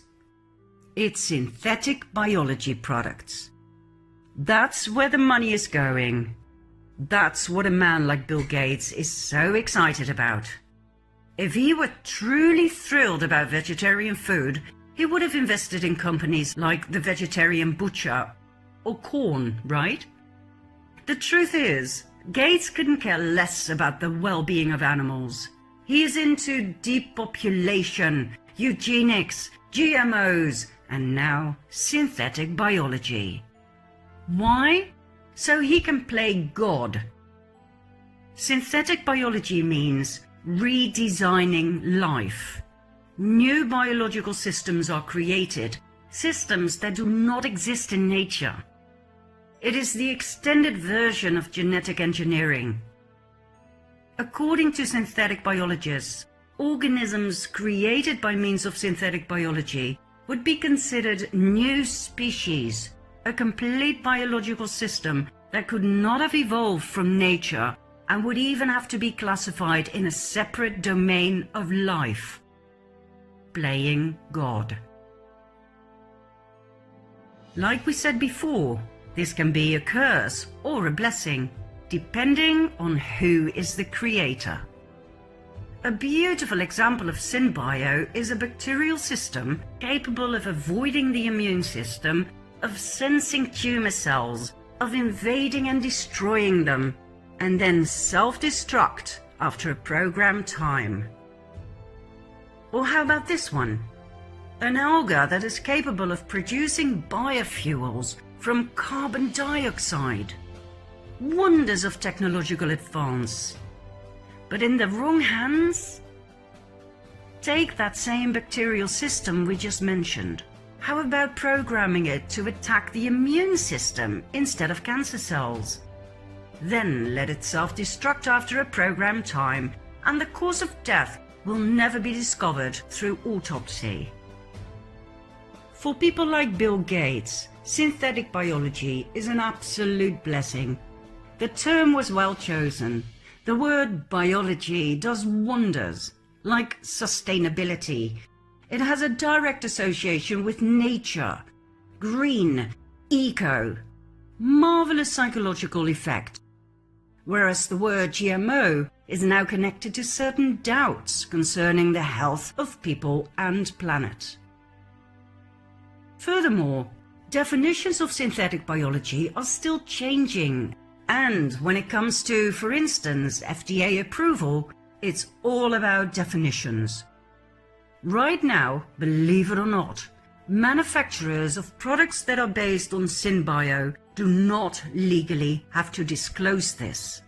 They do not have to label their products GMO, as the definition of SynBio is slightly different, even though it is much more extreme than GMO.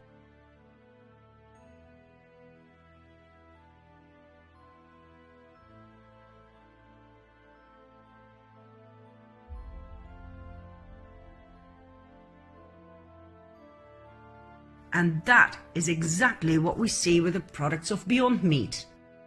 Its founder, Ethan Brown, doesn't mention SynBio in interviews. It cannot be found on the company's website and/or its packaging. What's even worse, Beyond Meat states their products are GMO-free. SynBio'd, yes, but that does not have to be disclosed. How shall we call this? It's legal, all right, but only because of the flaws in the system. We would definitely call this consumer deceit. Now, the funny thing is, on its website, Beyond Meat doesn't even claim to be producing vegetarian or vegan products. They say their products are plant-based, but there's no mention of their products being suitable for vegetarians or vegans. At least not when we produce this episode. What about the products as they are sold in the shops? Beyond Meat put on some of its products the words vegan or vegetarian, but not on all. Far from it. From a marketing point of view, this strikes us as odd. It uses the icons for no GMOs, no soy or gluten, and kosher.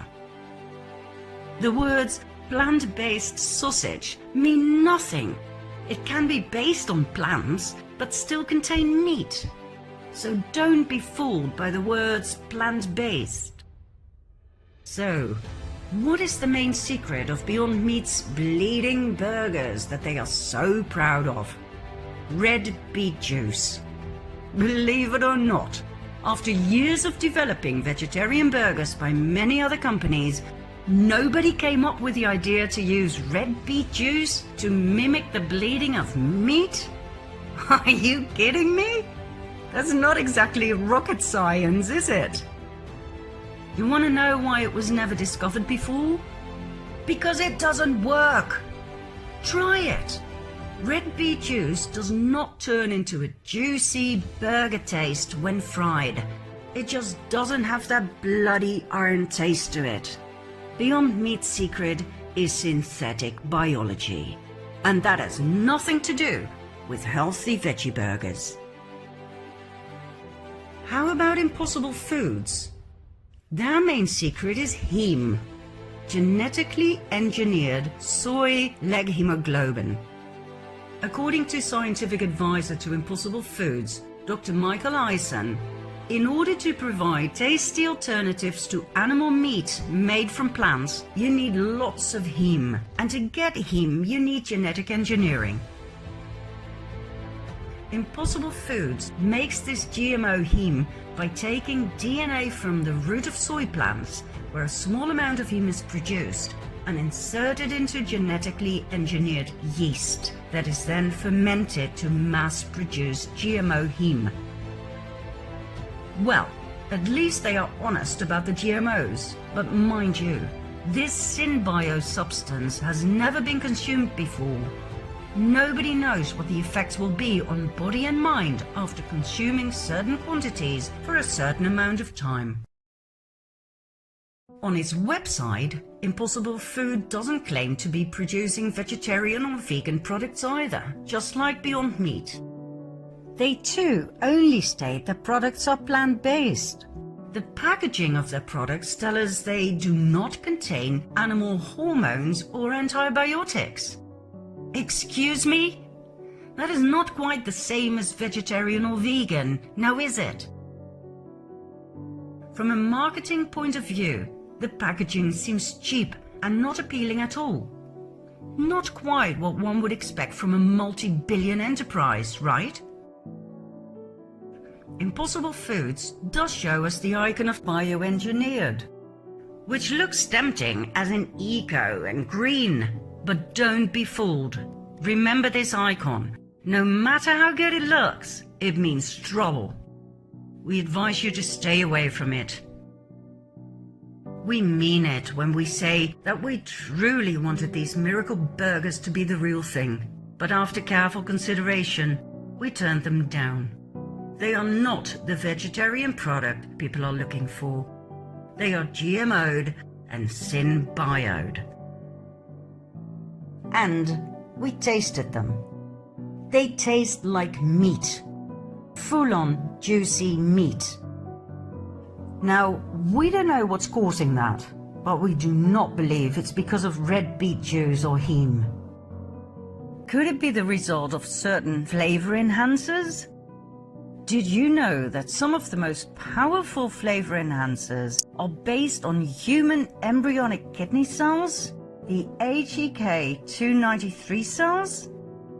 In other words, kidney cells taken from a human aborted baby? Ever heard of Cenomix?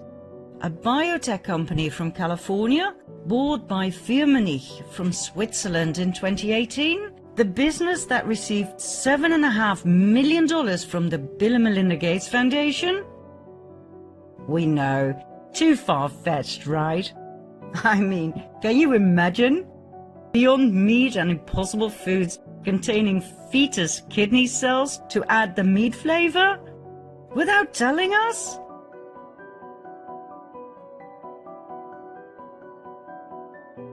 I mean, we know that a lot of products contain these human embryonic kidney 293 cells to increase their taste. But come on, fake veggie burgers?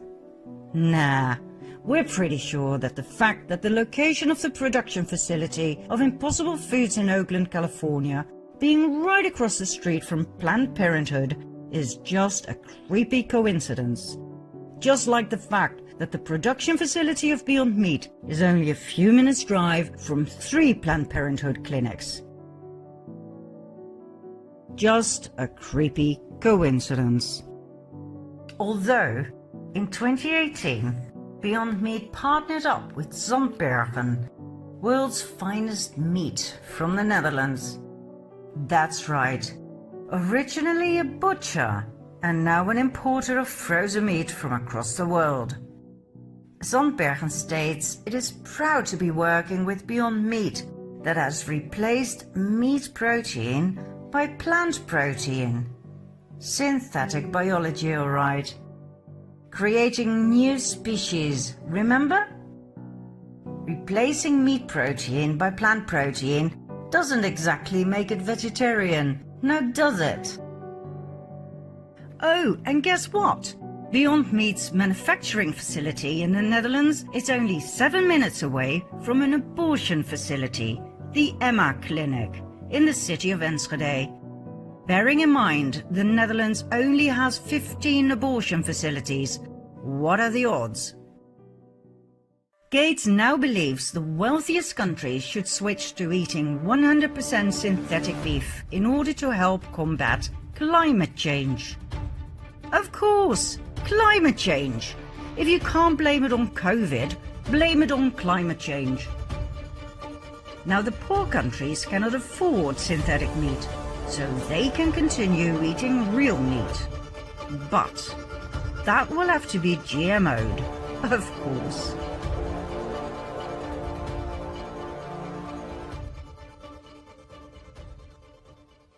Bill Gates has taken over our food supply. He GMO'd our seeds, and now he is getting rid of the American beef industry. He is destroying farming and he's buying up farmland. This way, he will soon control every aspect of our food, how it is produced, what is put into it. Gates will do in the US and Europe what he has already done in Africa and India.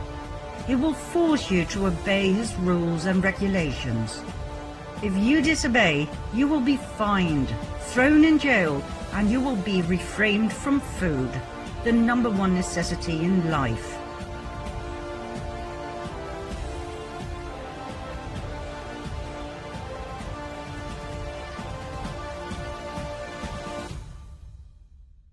Gates has found yet another way to subjugate us completely and utterly to his whims and wishes. Now, if that doesn't worry you, we don't know what will. Well, maybe this will. All current COVID vaccines are the result of synthetic biology. All of them. They have not been tested. They are not approved. They are referred to as GRAS, generally recognized as safe, which means absolutely nothing. And they are in an experimental phase until 2023. Let that sink in.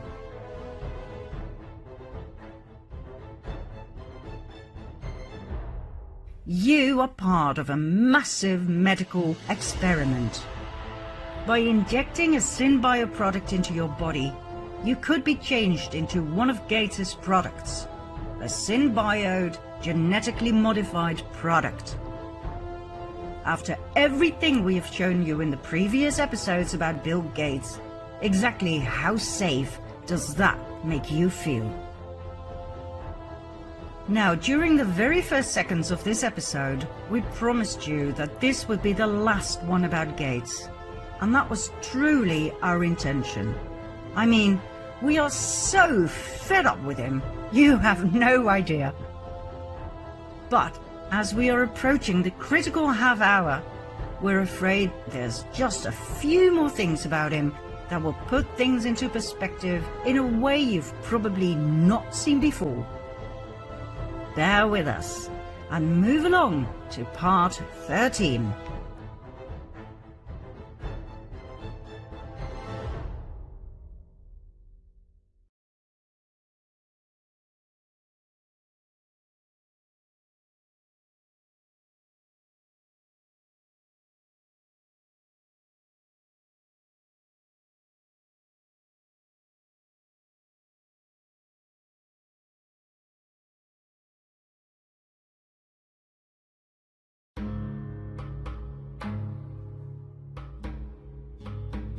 Believe us, we really wanted to stop talking about Bill Gates. But do you know how he actually does it? How is it possible that he presents himself as the world's greatest philanthropist, giving away billions of dollars each year, yet ending up getting richer and richer and richer? Did you know that in the end, it's we, the taxpayers, that pay for all his projects? Do you realize that in fact, we pay for our own depopulation? Let's see how Gates pulls it off, shall we? Remember the Bill and Melinda Gates Foundation is a tax-exempt entity? Remember 501c3 and c4? The only tax they have to pay in the US is a couple of excise duties. In 2017, this was $9. In 2018, it was $383. According to Forbes, Bill Gates enjoys the biggest and best tax break of all time. The American government has missed out on $15 to $20 billion because of this regulation. Let's put things into perspective here, shall we? Gates is richer than 45 countries together. 45 sub-Saharan African countries. 1% of the world's population owns half of the world's wealth. The poorest half of the world's population owns as much as the richest 8 individuals.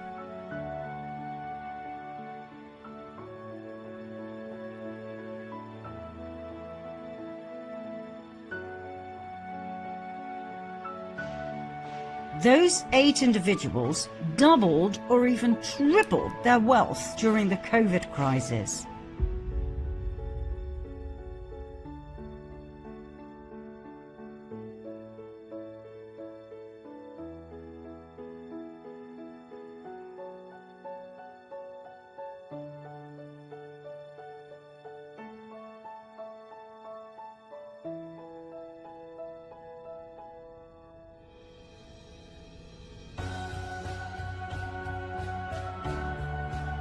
whereas the medium and small businesses went bankrupt. They increased their wealth ruthlessly. All of this is possible by a global economic system that was set in motion by the cabal and that is corrupt to the core. Isn't it time to focus on that and on redistributing the wealth of this 1%?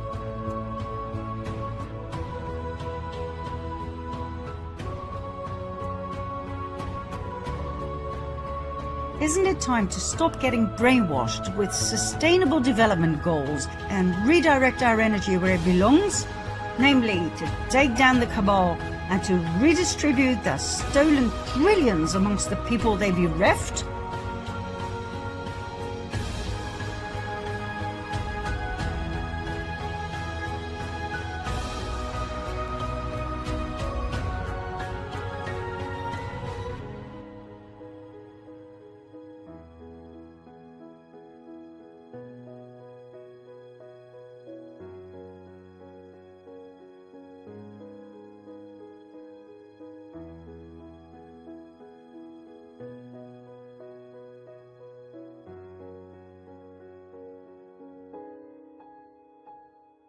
Don't you think this will, in the blink of an eye, end poverty, hunger, and inequality forever? Despite the impression that Bill Gates is giving away his fortune to charity, his estimated net worth is constantly increasing.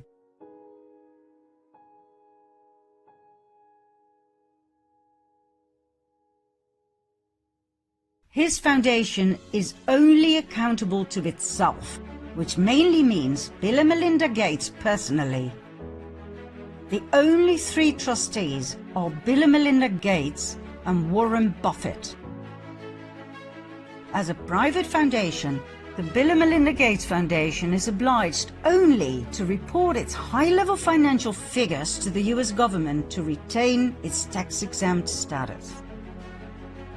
The Bill and Melinda Gates Foundation has influence without accountability. Please let that sink in. Don't you think it's time to end this abuse of rules and regulations? Don't you think it's about time to redefine Article 501c3 and 4 of the Internal Revenue Code? Bill Gates earned most of his personal wealth through Microsoft. He fabricated an exclusionary licensing agreement with PC manufacturers, and as a result, he created an illegal monopoly position. In 2004, after years of legal procedures and several court cases, Gates was fined by the European Union. He had to pay $611 million.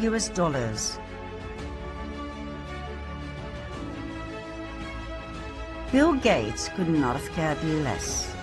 Over $500 million meant nothing to him. In the US, Gates got away with a settlement. He made a complete fool of the Justice Department and carried on as if nothing had changed. Gates now uses his monopoly experience in Africa and other less developed countries, where he is actually creating a monopoly on seeds, forcing them onto local farmers, making them utterly dependent and vulnerable. And when the farmers don't comply, they are criminalized and fined.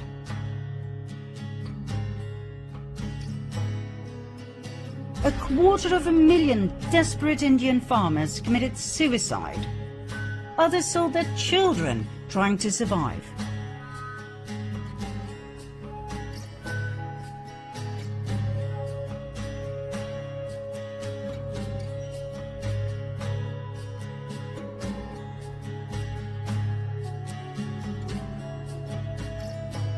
Gates could not care less.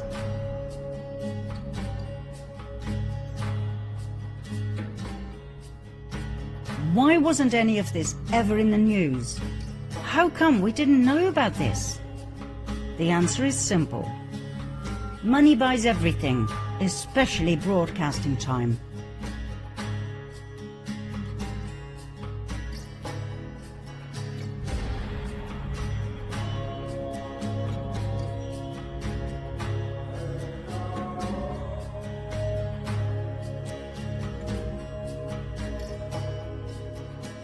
And I'm Ryan Wolf. Our greatest responsibility is to serve our Treasure Valley communities, the El Paso, Las Cruces communities, Eastern Iowa communities, Mid-Michigan communities. We are extremely proud of the quality, balanced journalism that CBS 4 News produces. But we are concerned about troubleshooting irresponsible, one-sided news stories plaguing our country. The sharing of biased and false news has become all too common on social media. More alarming, some media outlets publish these same fake stories without checking facts first. The sharing of biased and false news has become all too common on social media. More alarming, some media outlets publish these stories without checking facts first. Unfortunately, some members of the media use their platforms to push their own personal bias and agenda to control exactly what people think. And this is extremely dangerous to our democracy. This is extremely dangerous to our democracy. This is extremely dangerous to our democracy. This is extremely dangerous to our democracy. This is extremely dangerous to our democracy. This is extremely dangerous to our democracy. This is extremely dangerous to our democracy. This is extremely dangerous to our democracy. This is extremely dangerous to our democracy. This is extremely dangerous to our democracy. This is extremely dangerous to our democracy. This is extremely dangerous to our democracy. This is extremely dangerous to our democracy. This is extremely dangerous to our democracy. This is extremely dangerous to our democracy. This is extremely dangerous to our democracy.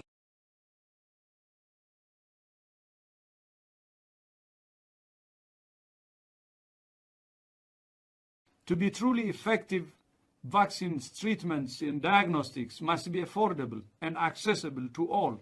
Equitable and universal access to vaccination, treatment, and diagnostics.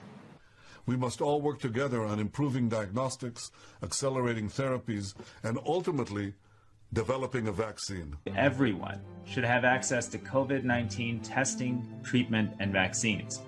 But the task will only be completed when vaccines, tests, and treatments are available and affordable to every child, women and men who needs them. To support vaccines, therapeutics, diagnostics development, preparedness efforts, and humanitarian assistance. On how to make vaccines, treatments, and diagnostics accessible to everyone. In addition to investing into diagnostics, therapies, and vaccines. So the race for a vaccine, for better treatments, for quick and reliable tests. Impfstoffe, Tests und Medikamente müssen für alle Menschen auf der Welt verfügbar, bezahlbar und zugänglich sein. COVID-19 research and development work on vaccines, diagnostics, therapeutics and respiratory medicine. To provide universal access for the anti-COVID drugs, tests and vaccine. To make sure that everyone has access to treatments, to vaccines, to a strong health system. To fight COVID-19. Vaccines, treatments and diagnosis will be the most effective way to do it. Des moyens de diagnostic, de traitement et des vaccins. Whether I should be able to access in vitro diagnostics like tests and therapeutics and vaccine. For better diagnostic and therapeutic medical supplies. We must also ensure that there is access to better treatment and care in the global quest for a vaccine. In ensuring development, production, and equitable delivery of COVID-19 diagnostics, therapeutics, and vaccines. For vaccines, diagnostics, and health systems.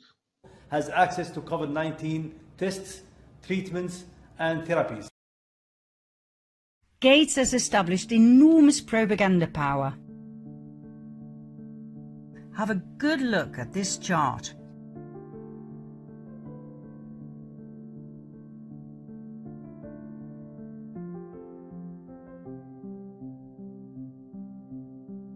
Apart from its donations to the mainstream radio and TV channels, the Gates Foundation has invested millions of dollars in training programs for journalists.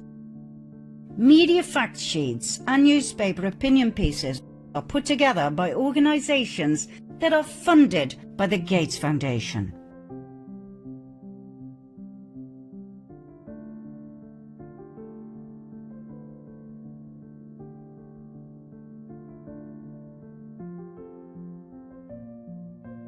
Scientific journals get Gates's money to publish research and articles. So what do you think is in them?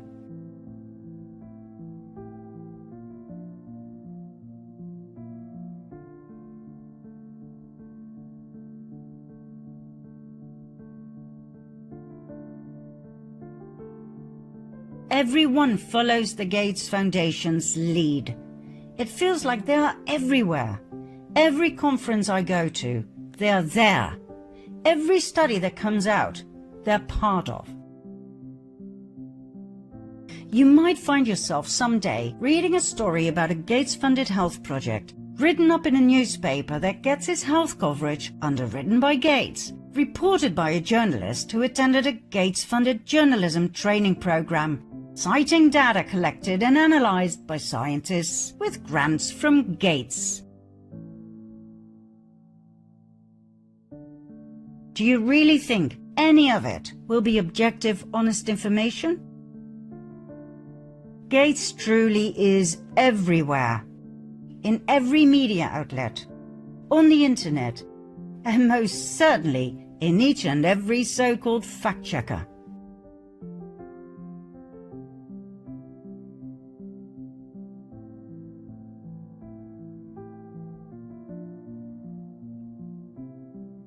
Even when we wrote this script, various critical articles that we read were taken down from the internet the very next day. That's how far this goes. That's how scared they are. When Baxter Dimitri wrote an article for Defend Democracy Press about something Gates's former doctor had said to colleagues at a conference in Seattle, hell broke loose. These are the doctor's words. I don't know if he had his children vaccinated as adults, but I can tell you he point blank refused to vaccinate them as children. Dimitri wrote, "The news that Bill Gates does not vaccinate his own children, despite being the world's most active campaigner for mandatory vaccinations, should come as no surprise. Studies prove that the elite do not vaccinate their children. But at the same time, they expect the masses to have their children vaccinated." Very rich and privileged parents like the idea of herd immunity, but they don't want to take the risks associated with vaccinations when it comes to their own children. They are worried about adverse reactions, including autism. The studies Dimitri referred to were from 2015 and were still online when we produced this documentary. I wonder for how much longer. One study was published in CNN Health, the other one in the American Journal of Public Health. And guess what? When you consult any of the fact-checkers, you will see that they all fervently deny that the dear doctor ever uttered those words. They will deny anything and everything until the bitter end. After all, one does not bite the hand that feeds you. Right now, as we are editing this episode, thousands of people are getting sick after having their COVID shot. Women are reporting disrupted menstruation cycles. Others suffer miscarriages or have stillborns. People are getting paralyzed due to blood clots in their veins. Some die of a brain hemorrhage, a pulmonary embolism, or cardiac arrest. And once again, no mainstream media coverage.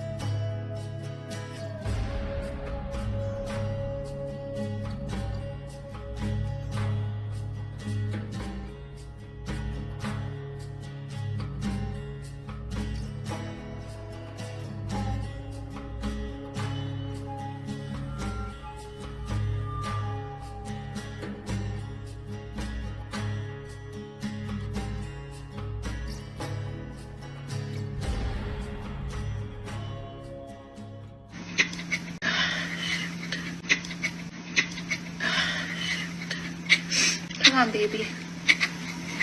Come on. Breathe, baby, breathe.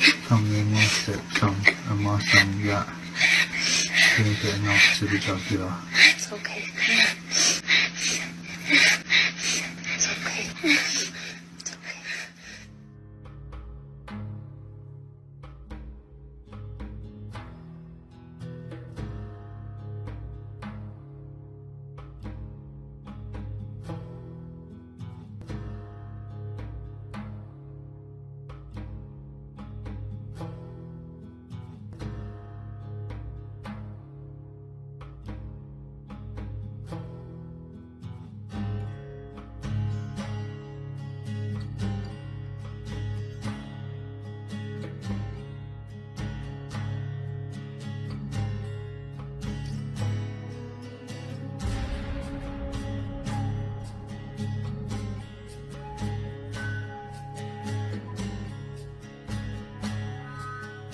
We are not going any deeper into the COVID thing in this series. We produced a separate documentary on that topic, and we ask you to watch it.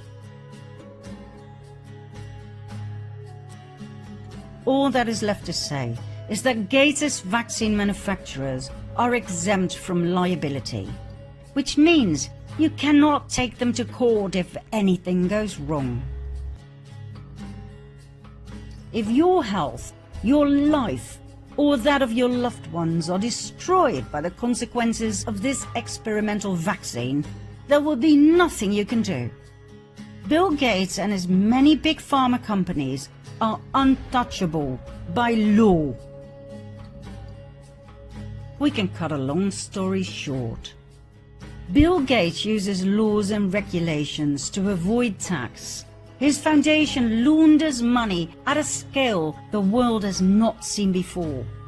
The foundation works to reduce inequities around the world. Really? Bill Gates invests in bad companies to make massive profits. Bad companies meaning pharmaceutical producers of poison, GMOs and vaccines with crippling side effects that have ruined millions of lives. Bad companies meaning agencies for censorship, facial recognition, injectable microchips and spyware, and connected to child trafficking. Bad companies meaning mines where our planet is ripped apart, and heavily polluting fossil fuel companies. Companies where people work under terrible conditions while being abused and underpaid. Companies that sell weapons. The Gates Foundation does not invest in the well-being of the people in less developed countries. They invest in technology, brainwashing us with the idea that only technology can save us from killer viruses out there that we are supposed to be very afraid of. Technology to save us from climate change. Technology to push back the population. Technology to keep us safe. The Gates Foundation destroyed the lives of millions of people by forcing abortions onto women who didn't want to lose their babies. They made many more millions of women sterile against their will. They tried to make the entire world believe that eugenics is science and thus okay. They tried to make us all believe that vaccines are safe. They manipulate numbers and statistics, and when confronted with the evidence, Gates wipes it away as collateral damage. He now calls 700,000 people with severe side effects of the COVID-19 vaccine acceptable. If you know how much money is put into family planning, i.e. eugenics, by the Bill and Melinda Gates Foundation alone in the form of grants, you will begin to realize that nobody is safe. The people in Africa and India are mere guinea pigs for people like Bill Gates. A lot of things we try out here first in India, and then when they work, we take them to the rest of the world.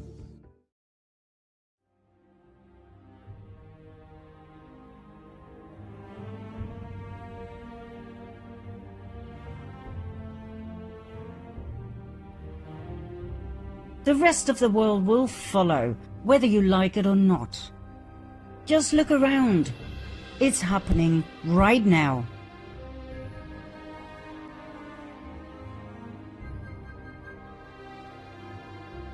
Gates is not a scientist.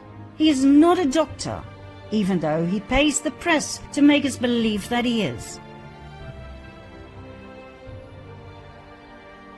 He behaves like the president of the entire planet and is treated as such by everyone he owns.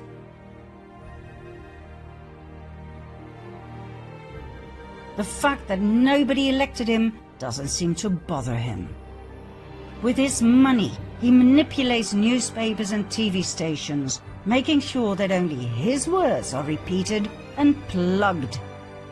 Everyone is all too aware of what they call the Bill chill. When you're caught saying anything negative, you can kiss your money goodbye. Critical voices are hushed up. Articles that question his motives are removed from the internet by Facebook, Twitter, YouTube, and fact-checkers that are all paid by the cabal, as I've proven in part 6 of the previous series, The Fall of the Cabal. So, after all of the above, do you still trust Bill Gates? Do you trust any of the big pharma companies or any of his goons pushing his vaccination agenda forward? Do you still have faith in any of the so-called experts presenting their so-called findings via the mainstream media on TV? Do you still believe there will be yet another wave of COVID-19 with different strains? Do you still believe the vaccine will be safe? If so, please feel free to take it. After all, it's a free world. Or is it?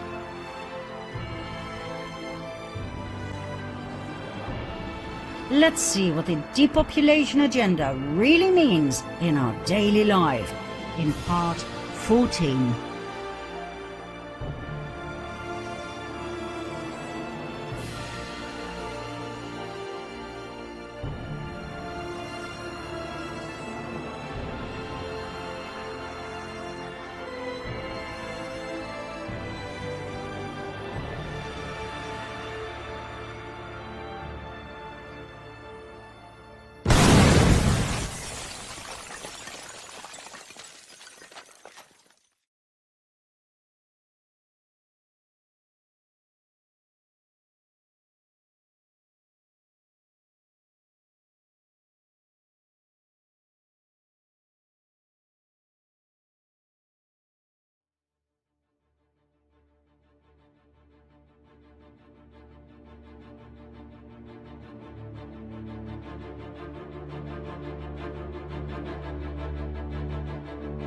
Depopulation, Agenda 21 and 2030, Georgia Guidestones, A New World Order.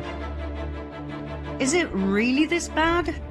Can people be so evil as to wipe us out as soon as they get a chance? Well, yes. We've already seen the position of the UN towards a New World Order. Let's listen to some of our world leaders and see if they believe in this New World Order, shall we?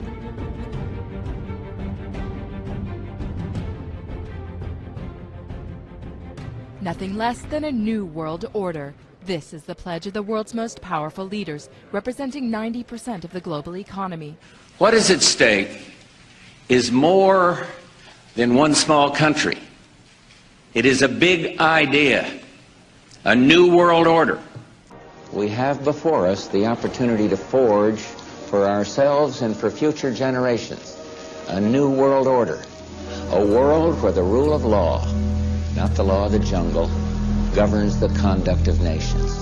The affirmative task we have now is to actually create a new world order. We're seeing a new world order now being built.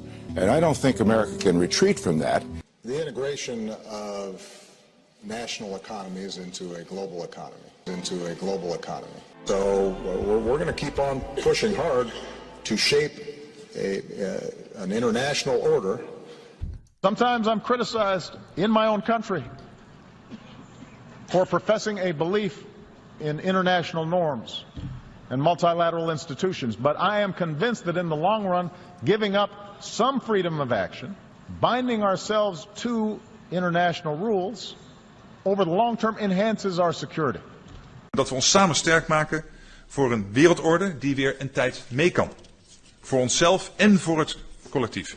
Today is the beginning of a global mobilization effort to rally our forces behind this Great Reset initiative. We need a Great Reset. We can actively contribute together to building the 21st century world order. Wenn man eine wirkliche Weltordnung haben will, eine globale politische Ordnung, dann wird man nicht umhin kommen, an einigen Stellen auch Souveränität, Rechte an andere abzugeben. De internationale inbedding heeft ons land veel gebracht. Het goed functioneren van de naoorlogse multilaterale wereldorde en de internationale stabiliteit zijn cruciaal voor onze rechtsstaat en voor de kracht van onze economie. Pieces are in flux. Soon they will settle again. Before they do, let us reorder this world around us. In this period, when really a new world order can be created, it's a great opportunity. There's a need for a new world order, but it has different characteristics in different parts of the world. And the challenge is how to build a world order for the first time in history on a global basis. President Obama and British Prime Minister Gordon today calling for a new world order to tackle our global economic crisis. And the President outlined his vision of a new world order in which the US would participate fully. We've got to give them a stake in creating the kind of world order that I think all of us would like to see. Never before has a new world order had to be assembled from so many different perceptions or on so global a scale. A new world is emerging. It is a new world order with significantly different and radically new challenges. And I strongly believe India will be a central actor in the new world order. After 1989, President Bush said, and it's a phrase that I often use myself, that we needed a new world order.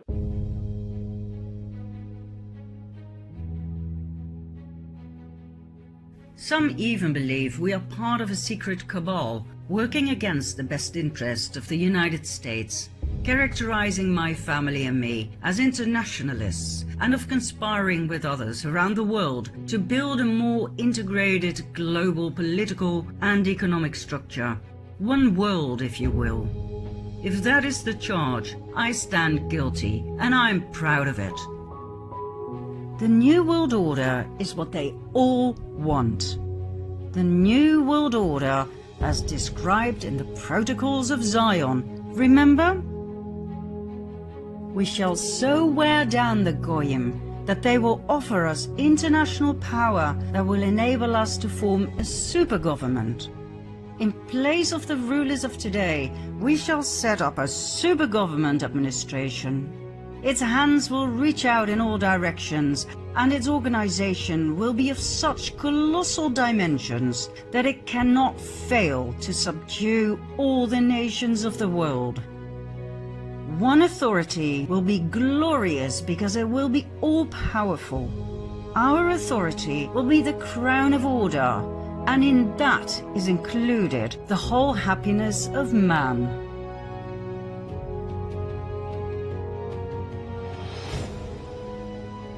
We have seen in part 4 that the New World Order's main focus is complete world dominance. Population control, better known as depopulation, is the UN's tool to annihilate the majority of the masses so that no more than 500 million people are left on the face of the earth. A neat number, easy to control, dominate, and subjugate. What we have shown you so far when it comes to depopulation is not all. Believe it or not, there are more ways to depopulate the planet. The cabal has given this topic a lot of careful consideration and planning. Now, before we talk you into a depression, please do realize the following. First of all, this evil is nothing new. It has been here for many, many centuries. All we do is expose it so we can deal with it and get rid of it, okay?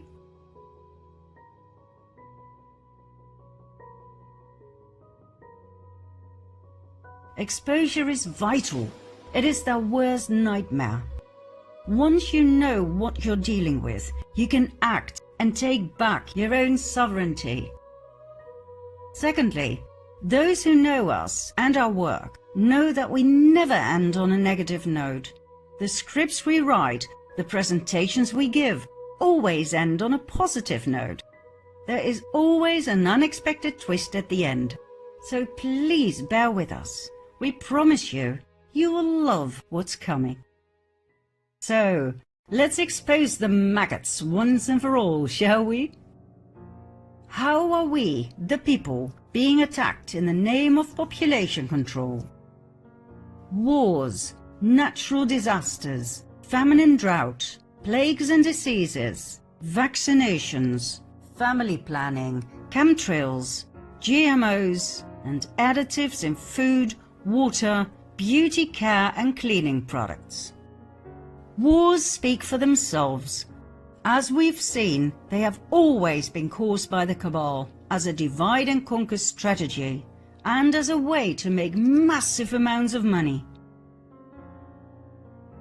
Wars don't just start, they are instigated by design. Always. Who makes the money? The cabal. Who does the suffering? We, the people.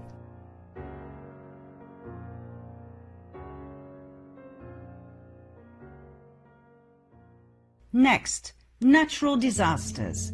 Think earthquakes, hurricanes, volcanic eruptions and tsunamis. They don't need much explanation. The earth shakes, people die. But did you know that many of these natural disasters nowadays are actually caused by man? Ever heard of HAARP? High Frequency Active Aurora Research Program? An American military research program used to excite the ionosphere via high-frequency signals? Using it influences the weather in a profound way. Well, instead of doing a rain dance, we physicists are firing trillion-watt lasers into the sky to actually precipitate rain clouds and actually bring down lightning bolts. By firing trillion-watt lasers, you rip apart the electrons, creating what are called ions, and these ions act like seeds, like dust particles, bringing down rain and even lightning. In the 60s, the CIA used this to bring down monsoons during the Vietnam War, to wash out the Viet Cong. For decades now, these governments have been alleged to have experimented with weather control, but nothing conclusive. This time we're bringing in the laws of physics, rather than simply waving our hands and uttering mumbo-jumbo. We're actually using trillion-watt lasers now for floods, for agriculture, farmers, for people planning wedding parties, football games, you name it, outdoor events and agriculture and flooding and even hurricanes. All of them could be subject to weather modification. Natural disasters can be and are triggered by the cabal to get rid of people. How convenient. Others are engaging even in an eco-type of terrorism, whereby they can alter the climate, set off earthquakes and volcanoes remotely through the use of electromagnetic waves. So there are plenty of ingenious minds out there that are at work finding ways in which they can wreak terror upon other nations. It's real.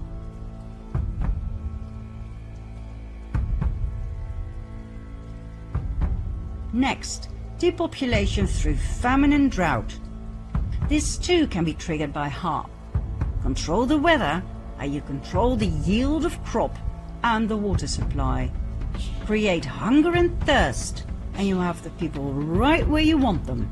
Needy, vulnerable and scared. Then, fast depopulation through plagues and diseases. Take for instance the bubonic plague, the Black Death, that killed God knows how many millions of people across the world in the Middle Ages. What a delightful way to lose millions of people in one go. No bullets needed, no bombs, just plagues. Another plague that turned out to be highly convenient was the Spanish flu. More people died of the Spanish flu than of bullets during the First World War. Between 1918 and 20, an estimate of 50 million people died. 1/3 of the entire world population was infected. It is believed to be the greatest pandemic the world has ever experienced, worse even than the medieval Black Death. There are several very interesting things about the Spanish flu. First of all, it didn't start in Spain. Secondly, it wasn't a flu. There's more, but let's start with these two, shall we? If it didn't start in Spain, then where did it? In the US. If it wasn't a flu virus, what was it? It was a bacteria that caused severe and in most cases lethal pneumonia.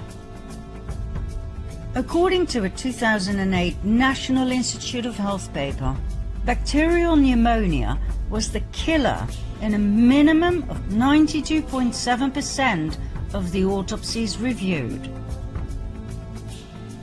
So why do we call it the Spanish flu?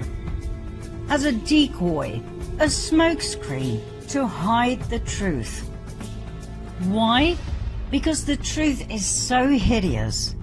Most people prefer to hear a convenient lie. The first cases of bacterial pneumonia in 1918 trace back to a military base in Fort Riley, Kansas.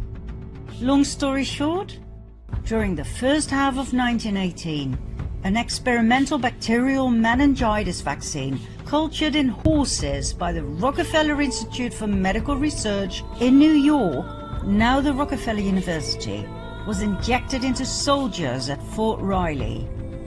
The so-called Spanish flu was a vaccine experiment gone horribly wrong. Well, that's what we, the people, would say. The cabal would refer to it differently. They would call it an experiment with the best outcome ever. Millions of American soldiers were vaccinated with this experimental serum. 2 million of them went overseas. They fought under poor sanitary conditions, so the bacteria spread like wildfire wherever they went. The story was then spread that these soldiers would come home with all sorts of European diseases, so the American population was vaccinated as well. On top of everything else, the vaccines were distributed all over Europe. Only the vaccinated died. Healthy men and women in the prime of their lives died, not the elderly, as would have been the case if it were a flu virus. Who was in charge of that distribution and mass vaccination program? The Rockefeller Institute. Who was the main scientist in charge?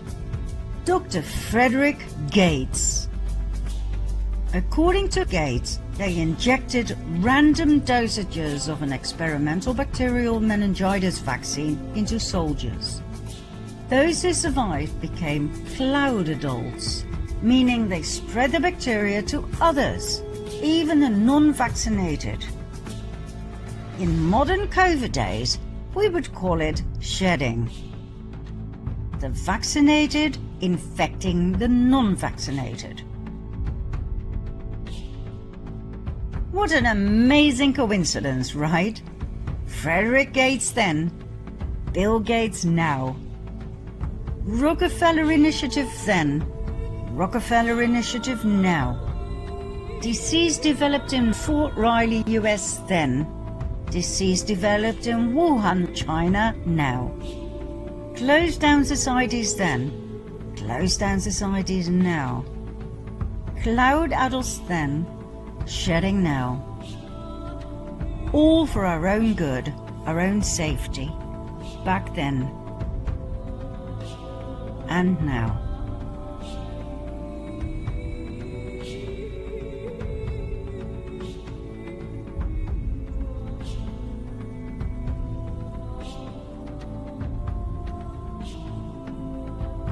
And just about a century in between.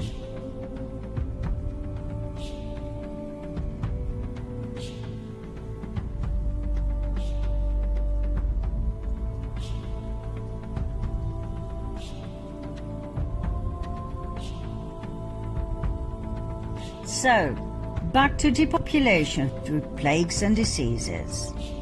The problem with plagues is that they don't occur much, certainly not in these modern times of hygiene.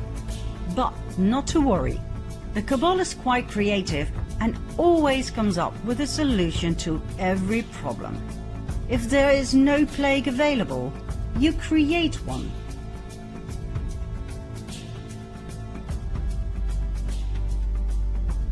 An epidemic, either naturally caused or intentionally caused, is the most likely thing to cause, say, 10 million excess deaths, either naturally caused or intentionally caused. Back in 1943, Fort Detrick in Maryland, US, was set up as a center of the US biological weapons program. Everything that happened there was top secret. Fort Detrick was a tool of the CIA. It was a dark pit of the most inhumane experiments in the area of mind control and killer viruses.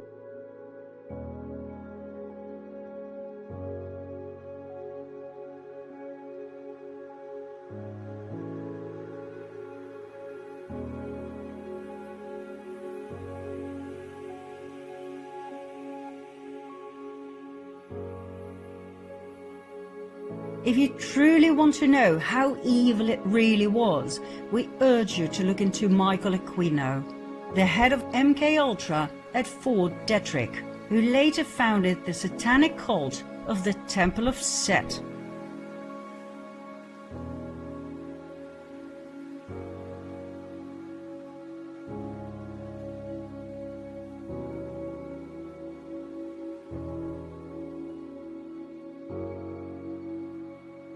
In 1968, Fort Detrick hosted yet another secret project, the Special Virus Cancer Program. It was part of the National Cancer Institute. The scientists wanted to learn how to use viruses to make cancer and to force normal cells to become cancerous by subjecting them to viruses.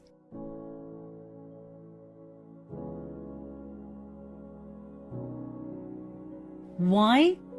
Because cancer is an excellent weapon when it comes to biological warfare. It can be used to take down political leaders without any suspicion of a crime committed. And it can be used to wipe out large numbers of the population, as most forms of cancer are deadly. Approximately 10 million people die of cancer worldwide each year. That's about 26,000 people each day. Two classes of cancer-causing viruses were studied extensively at Fort Detrick's Special Virus Cancer Program. The RNA-type tumor retroviruses and the DNA herpes-type viruses. In the process, two discoveries were made: HIV and KS, Kaposi sarcoma. Kaposi sarcoma is widely known as the gay cancer that often accompanied AIDS when the first cases broke out in gay men in Manhattan, New York City in 1979. As a matter of fact, Manhattan was the center of the first AIDS outbreak, not Africa. It wasn't until 1982 that AIDS broke out in Africa. Still, we are supposed to believe that AIDS originated in Africa and that it jumped from apes, primates, to humans. Not only that, we are supposed to believe that back in 1979 it jumped from African apes to only white gay men in Manhattan. As did the human herpes 8 virus that causes all forms of Kaposi sarcoma, the gay cancer. We are expected to believe that 2 primate viruses, a retrovirus and a herpes virus, jumped species in Africa at the same time and ended up exclusively in the blood of white gay American men to produce a new immunodeficiency disease in 1979, now called AIDS. This proposed scenario suggests to me that such an unlikely African event has the markings of a scientific fairy tale, and I remain stupefied that such nonsense can pass for science in the 21st century.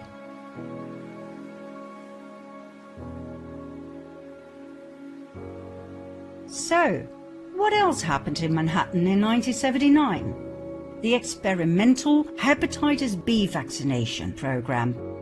For 2 years until 1981, the year the AIDS epidemic became official, gay men were vaccinated with this experimental vaccine, not only in Manhattan, but also in cities like Los Angeles and San Francisco.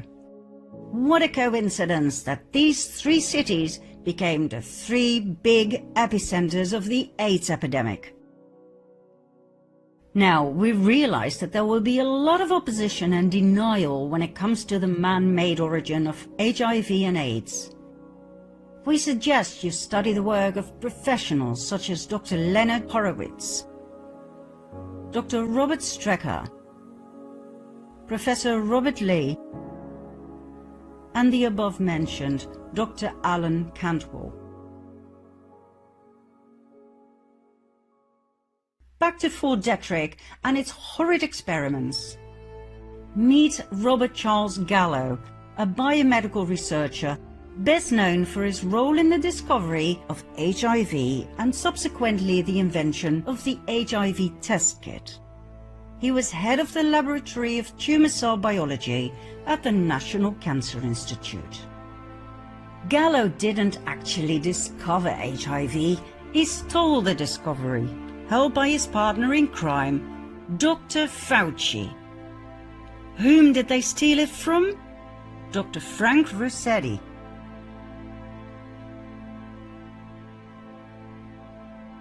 And Dr. Judy Mikovits.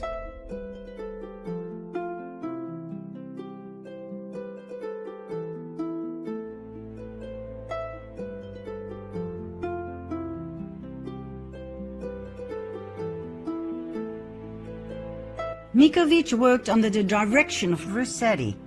She was the one who isolated HIV from blood and saliva, and by doing so, she confirmed the earlier discovery by the French doctor Luc Montagnier, who had isolated and described HIV as a possible cause of AIDS. When Rossetti was out of town, Mikovits got a phone call from Fauci, who ordered her to give him the manuscript about the isolation and confirmation of HIV while it was still in press. Mikovits refused, as it was unethical to do so. The paper was still confidential. Fauci then threatened to fire her for insubordination. Mikovits still refused. When Rossetti returned a few weeks later, he gave Fauci the manuscript. Fauci then deliberately delayed the publication of the manuscript so that his partner in crime, Dr. Frank Gallo, could steal the content and write a competing paper, submit it, and get it into press before Rossetti and Mikovits could do so. On May 4, 1984, Dr. Gallo published his now famous papers containing the findings of Rossetti and Mikovits, but under his name. This delayed the development of testing and spread the HIV epidemic through the world, killing millions.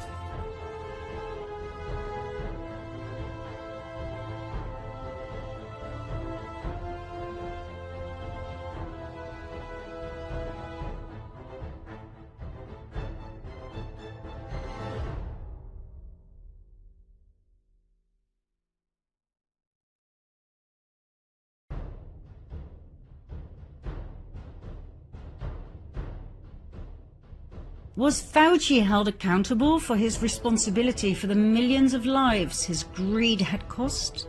On the contrary. 6 months later, he was appointed director of the National Institute of Allergy and Infectious Diseases, a position he still holds today.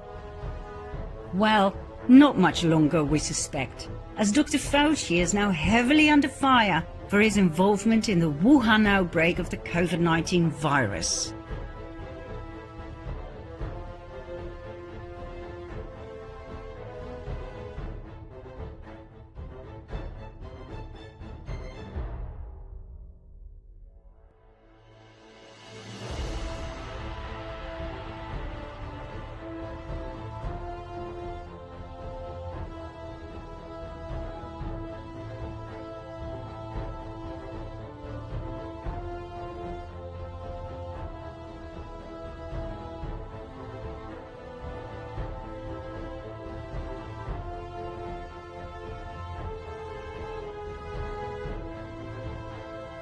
With all the evidence now on the table, we find it hard to believe that Fauci will be on the right side of the prison bars for much longer. Back to Dr. Gallo. Gallo worked with Litton Industry and its subsidiary Bionetics. Litton Industry is a defense contractor and supplier of biological weapons. Bionetics managed America's Biological Weapons Testing Center at Fort Detrick and ran the entire National Cancer Institute with its special virus cancer program. Bionetics supplied the lab animals, including monkeys and chimpanzees, cancer viruses and vaccine culture media for cancer investigators and pharmaceutical manufacturers throughout the 1960s and 70s. Litton and Bionetics created and spread AIDS and many other deadly viruses. Subsequently, Bionetics supplied Merck with experimental viruses for vaccine studies. Now, that sounds rather clinical, doesn't it? But here's what really happened. They used children as guinea pigs in Africa and at the Willowbrook State School on Staten Island in New York. Children! Have you ever used orphans to study an experimental vaccine? Yes. Have you ever used babies of mothers in prison to study an experimental vaccine? Yes. Have you ever used individuals under colonial rule to study an experimental vaccine? Yes. Did you do so in the Belgian Congo? Yes.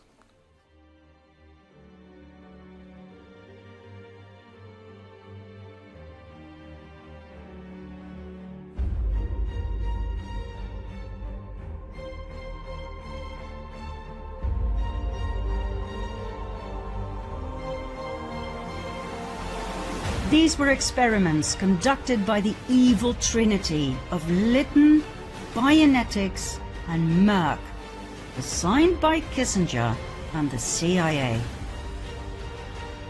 Mind you, these experiments were in no way less evil than those of the Nazi doctors in the death camps of World War II.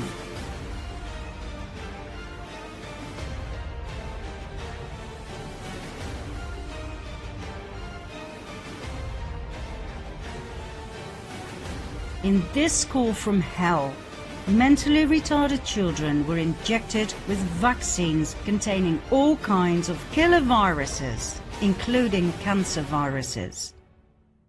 Virus research experiments at Bionetics caused new types of cancer, such as leukemia, lymphoma, and sarcoma, diseases they had never seen before.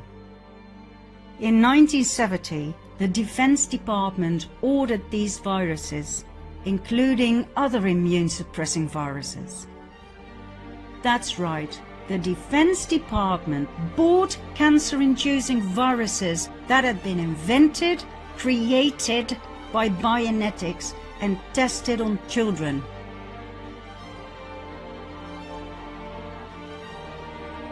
So, In case you ever wondered why we never heard about people dying from cancer in the old days, it's because all of these kinds of cancer had not been invented yet. Merck is one of the big pharma giants that Bill Gates is heavily involved in. According to researcher Dr. Leonard Horowitz, it was Kissinger who gave the order to fabricate the killer viruses. Merck's vaccines triggered AIDS. At the same time, Kissinger prepared his infamous National Security Memorandum 200. That's right, the Kissinger Report, calling for massive Third World depopulation. Remember from Part 6? The devastating side effects of the hepatitis B vaccine, like HIV, AIDS and cancer, must have been an absolute triumph in the eyes of the cabal, wanting to depopulate the planet. It didn't take long before the next target of their annihilation program was massively vaccinated: the black people of the African continent. We all know how that ended. Over 32 million people died a slow and horrible death by this brand new disease called AIDS. We promised to tell you more about the other depopulation tools: vaccinations, family planning, chemtrails, GMOs and additives in food, water, beauty care and cleaning products. But as we've gone beyond the time limit of our episodes, we invite you to join us to Part 15.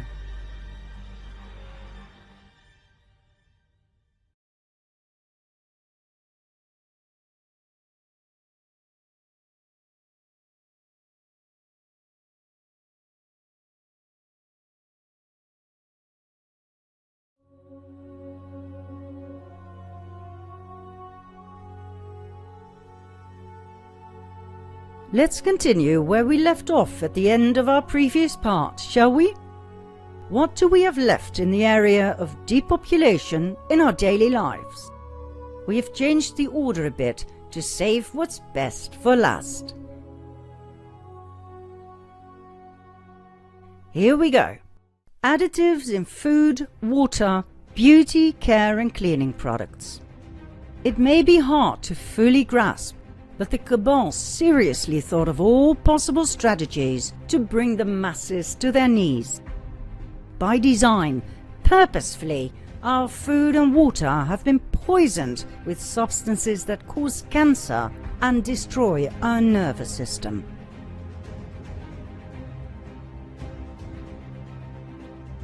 "75% of the adverse reactions to food additives, which have been reported to the FDA, are connected with aspartame. Those reactions include headaches, migraines, dizziness, convulsions, nausea, muscle spasms, weight gain, rashes, depression, fatigue, irritability, vision complications, panic attacks, memory loss, and joint pains. It is considered that some chronic diseases can be triggered or even aggravated when using aspartame. For instance, brain tumors, multiple sclerosis, epilepsy, Parkinson's disease, Alzheimer's disease, birth defects, diabetes, and many more. If you wish to know more about the unsuspected approval by the FDA, the role of Donald Rumsfeld, and the ownership by Monsanto, please do your own research. It's quite easy to uncover the truth, especially with these three leads. More and more products turn out to be magnetic. Why? Can that be healthy? What on earth happened to those products? I mean, we ingest that.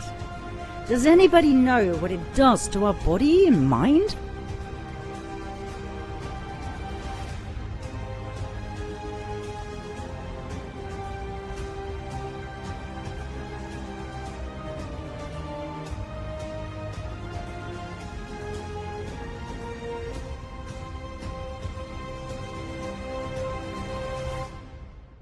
In many countries, for over 75 years now, our drinking water has been poisoned with fluoride, a highly toxic chemical waste product.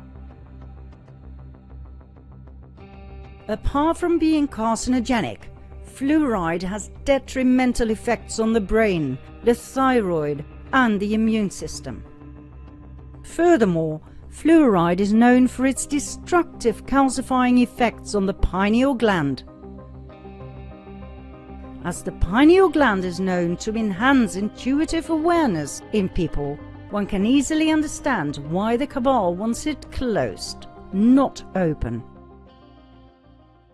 Toothpaste. 95% of all branches still contain fluoride.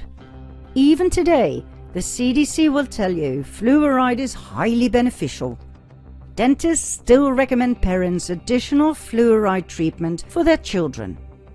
Yet, at the same time, toothpaste tubes read this warning sign.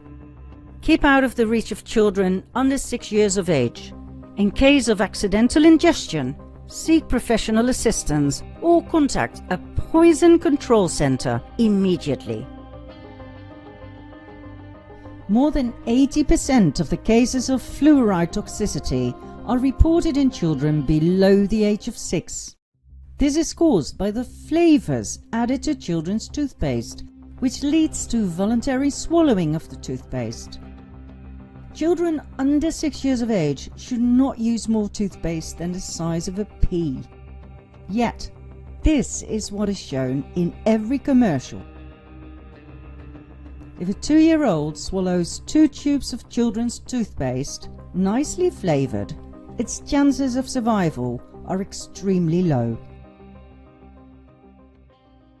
And just in case you thought that maybe the cabal forgot about your care products and cosmetics, I'm sorry to inform you that most products contain xenoestrogens, causing infertility and cancer, plus heavy metals like titanium, aluminum, lead, cadmium, mercury, nickel, and chromium in its carcinogenic state. And cleaning products? According to environmental experts, the average household contains approximately 62 toxic chemicals. Think ammonium, chlorine, and much, much more. Ingredients linked to asthma, cancer, reproductive disorders, hormone disruption, and neurotoxicity. There is no federal regulation of chemicals in household products. Neither ingredients nor products must meet any sort of safety standard, nor is any testing data or notification required before bringing a product to market. Next, GMOs, genetically modified organisms. We showed you in part 9 some of the problems around GMOs. When crops are genetically modified, they can be patented. That means that soybeans, corn, wheat, and basically every crop that was tampered with now belongs to someone. That someone made sure that these genetically altered crops do not reproduce in a natural way by producing seeds. This is what gives them a monopoly position on seeds and thus crops. Farmers are forced to buy the modified seeds each and every year. The modified crops need expensive pesticides, herbicides, and fertilizers, all provided by the same companies, like Bayer. One bad season and farmers go bankrupt. The poisoned land is left with monoculture and thus exhaustion. The yield may look bigger and better, but it's actually carcinogenic. Ecosystems are disrupted. Insects die. Birds die. Desperate farmers die. The link to depopulation? People on a massive scale will die from cancer. And what is the long-term effect of the consumption of plants that do not produce any seeds?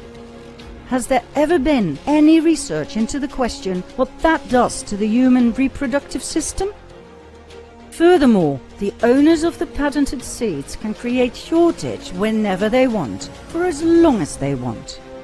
Think famine, people dying of hunger. Control the food supply, and you control the people.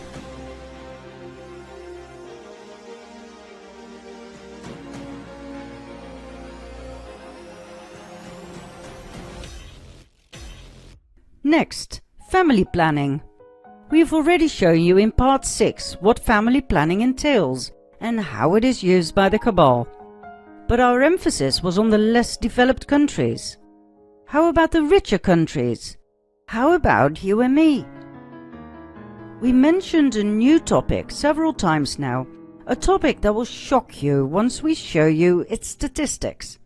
I'm talking fertility, infertility, and our reproductive organs. We mentioned xenoestrogens and their effects on our reproductive organs. If you knew how many products that we use on a daily basis contain xenoestrogens, you'd be surprised that we can actually still procreate at all. Xenoestrogens are man-made chemicals. They can cause cancer and make you infertile. This is a well-known fact among chemists. Still, they are processed in a variety of products that we use on a daily basis, from care products to food and water. Why are those products still for sale? Why are we not protected by the FDA or our governments? You want to know why? Because they are part of the depopulation agenda. They are part of something so evil with such a sweet name: family planning. These chemical compounds can be found in commercial meat and dairy products, in anything that contains pesticides or insecticides residues, in artificial food additives, fast food packaging, tap water, processed foods, dryer sheets, plastic bottles, soft plastic used for baking, pacifiers, diapers, baby wipes, makeup, shampoos, conditioners, deodorants, mattresses and foam furniture, vinyl shower curtains, paper plates, plastic toys, air fresheners, scented candles, birth control pills, menstrual products, sunscreens, fleece clothing and blankets, even the ink on your receipts. They are everywhere. Xenoestrogens entering the skin, for instance by using care products, go directly to tissue without passing through the liver for detoxification. So they are 100% absorbed by the body and can be 10 times more potent than those consumed orally, for instance through meals. Still, plastic-wrapped foods heated in the microwave contain some of the highest xenoestrogen levels. Remember that next time you heat your baby food in the microwave. Okay, you want statistics on infertility? To give you a general idea, 1 in 6 British couples have problems conceiving. The latest scientific studies have shown that in most cases, problems around conceiving find their origin in men, not just women. Since the 1970s, the sperm count in Western countries has dropped by 59%. Furthermore, erectile dysfunction is increasing, and testosterone levels are declining by 1% each year. Those men who seek medical help to fight their low testosterone levels can have their sperm counts drop to 0 while they're on it. The current state of reproductive affairs cannot continue much longer without threatening human survival. It's a global existential crisis. Worldwide fertility has dropped by 50% between 1960 and 2015. The United States has a total birth rate that is 16% below what it needs to replace itself. Rates of miscarriages are on the rise, and girls are experiencing earlier and earlier puberties, in some cases before the age of 8. In some parts of the world, the average 20-something woman today is less fertile than her grandmother was at 35. Today, the average male is nearing 47.1 million sperm per milliliter. Compare him to his father, who had an average of 99 million sperm per milliliter, and it's clear that this is a deeply worrying trend.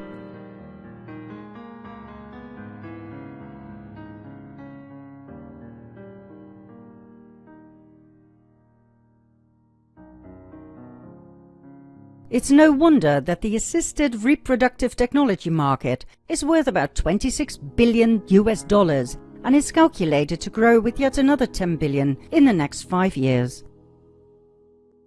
Infertility doesn't just alter a man's ability to make children, it also increases his mortality risk. Infertile men die younger, according to a Stanford University study. Men with sperm concentration lower than 15 million per milliliter have a 50% greater chance of being hospitalized for any medical reason at all, and poor fertility has been linked with higher rates of heart disease and cancers. What a marvel of a chemical compound! You can put it in just about everything and it will slowly kill off the useless eaters. But on its own, it's not enough to depopulate the planet once and for all. Let's have a look at yet another element of family planning: abortion. We've already shed some light on Planned Parenthood and its illegal side activities such as selling baby body parts and organs. Remember the number of babies they abort each year? In 2019, it was almost 350,000. And that's just Planned Parenthood. Only 40% of US abortions are performed by Planned Parenthood. Do you know what else Planned Parenthood is good at? Sex education. Planned Parenthood is the single largest provider of sex education in the United States, pushed by UNICEF, UNESCO, the WHO, and thus the UN.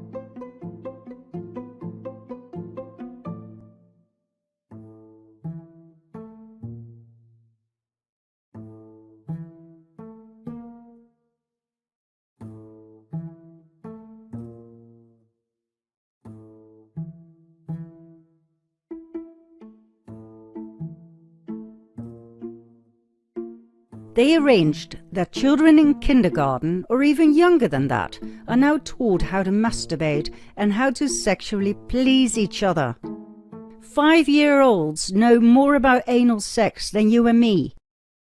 Now please don't get us wrong. We are pro-sex education, and we do not believe in a sex taboo. After all, we are Dutch. But I mean, 5-year-old kids? Really? Children that young have no interest in sex yet. It's not natural. Planned Parenthood teaches very young children that sex is natural, wonderful, that it's all about equality and everything is permitted. Sure, they talk about consent, but do you really believe a 6-year-old or a 10-year-old knows anything about consent? Do you know what we're looking at here? We're looking at a license for pedophilia. Sex with a 10-year-old is called rape.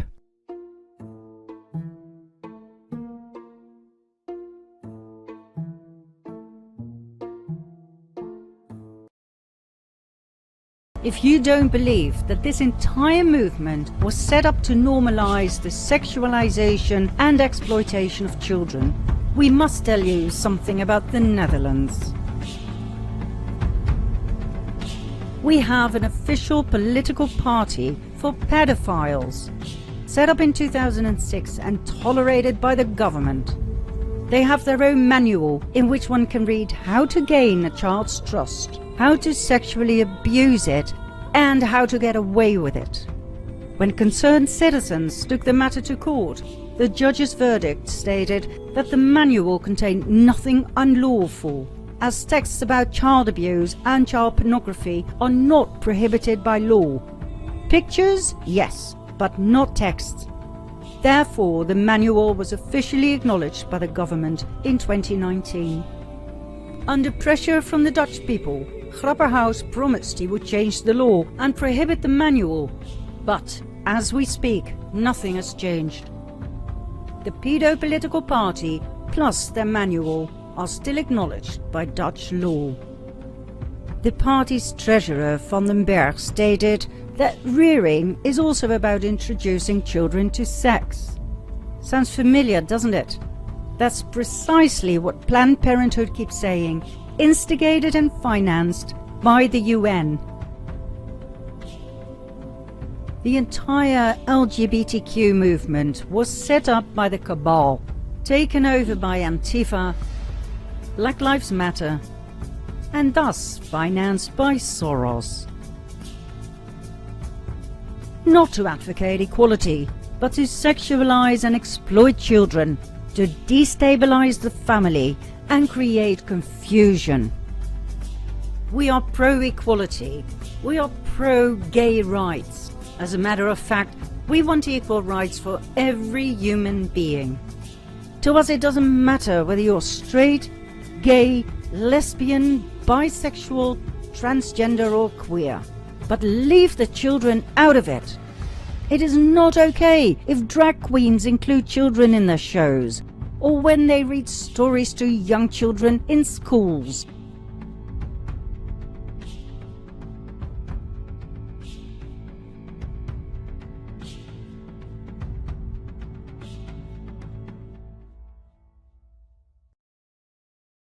Literacy program. The goal is to get kids excited about books, and particularly books like gender fluidity and or about gender fluidity, and giving kids queer role models. All right, so does anybody in this room know how to twerk?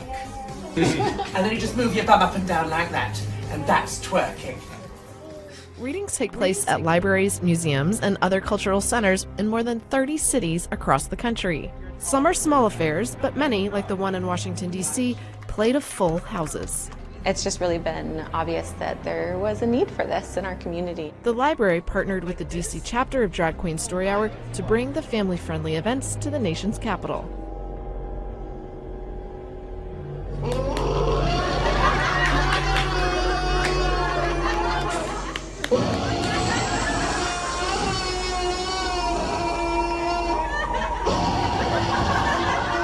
We are grooming the new generation of Americans.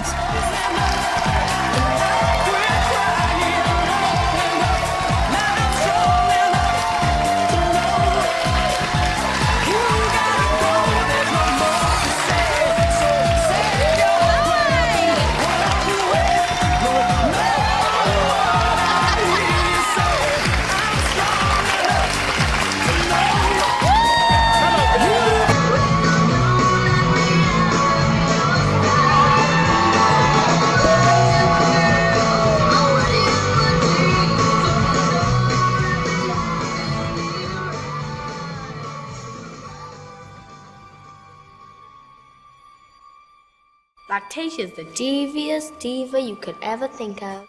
Hello, my name is Nemes. I am 9 years old, and I am a drag princess named Lactatia.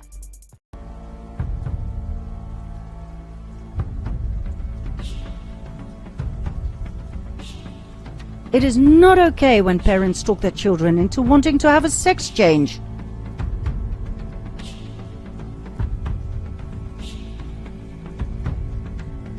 In countries like Australia and Canada, you can go to prison when you try to discourage your child from having a sex change. That's right. When your little girl comes home one day and tells you she wants a sex change, don't you dare ask her to wait a few more years until she's absolutely certain. You can get up to 10 years behind bars.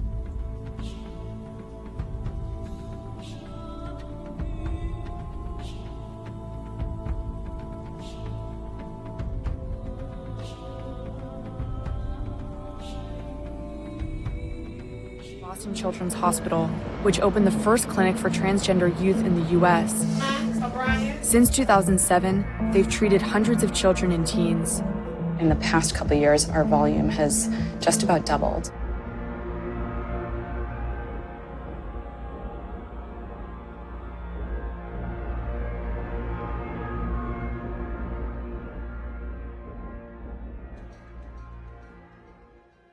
Oh, and just in case you think LGBTQ is quite a lot to wrap your head around, it has now been extended and is actually called LGBTQIA+.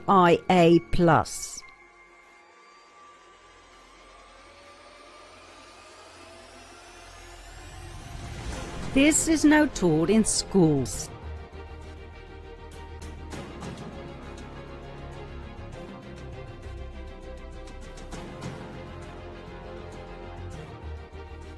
Recent studies have shown that more and more children are confused about their gender identity.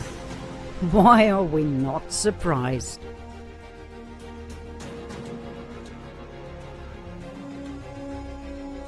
What we are looking at here has nothing to do with tolerance, acceptance, or equality.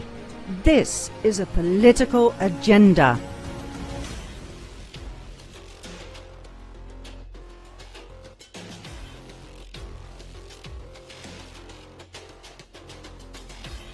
See the bigger picture?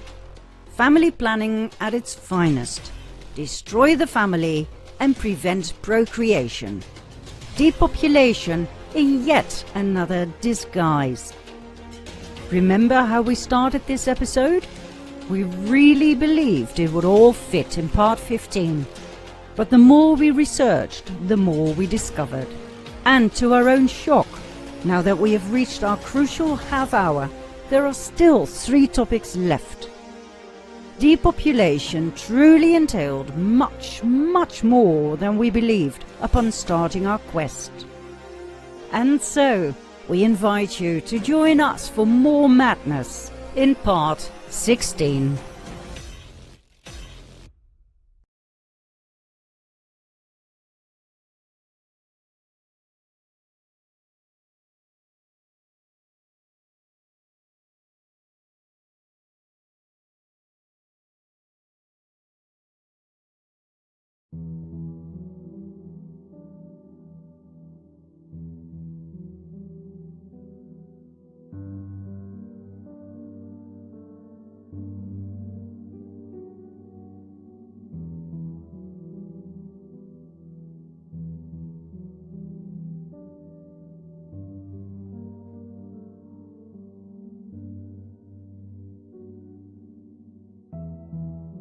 In the previous 2 parts, number 14 and 15, we spoke about depopulation tools. That's what they are to the cabal, just tools, a means to an end. To us, the people, they are mere weapons. They are actual weapons of mass destruction. We have 3 left. Here we go, as we have no time to waste. Number 3 in our countdown. Chemtrails. Remember clear blue skies and white fluffy clouds? Neither do we. They disappeared several decades ago when all of a sudden Planes left strange lines in the sky that remained there instead of disappearing after a few minutes, which would be normal for contrails, condensation trails. These new trails, however, not only remain in our skies, they spread out to form a thin and all-enveloping cloud cover. This new type of trails, often raggedy on one side, were soon coined chemtrails, chemical trails instead of condensation trails. Years of testing went by. Chemicals were found all right, and to an alarming extent. Barium, cadmium, aluminum, titanium, strontium, lithium, heavy metals that are stored in our brains where they have proven to cause Alzheimer and Parkinson's disease. What on earth are they doing up there?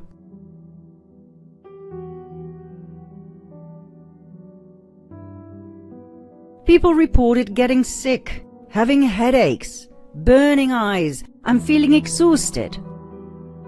After years of denial and ridicule by the authorities, chemtrails were finally admitted to exist.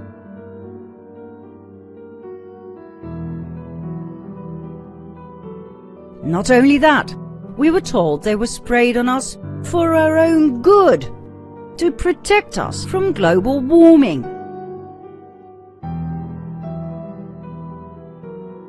The thin cloud layer, formed by the heavy metal particles, reflects the sun back where it belongs, away from us.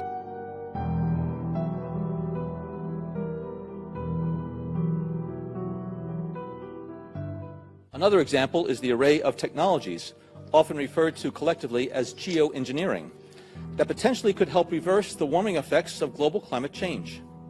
One that has gained my personal attention is stratospheric aerosol injection, or SAI, a method of seeding the stratosphere with particles that can help reflect the sun's heat.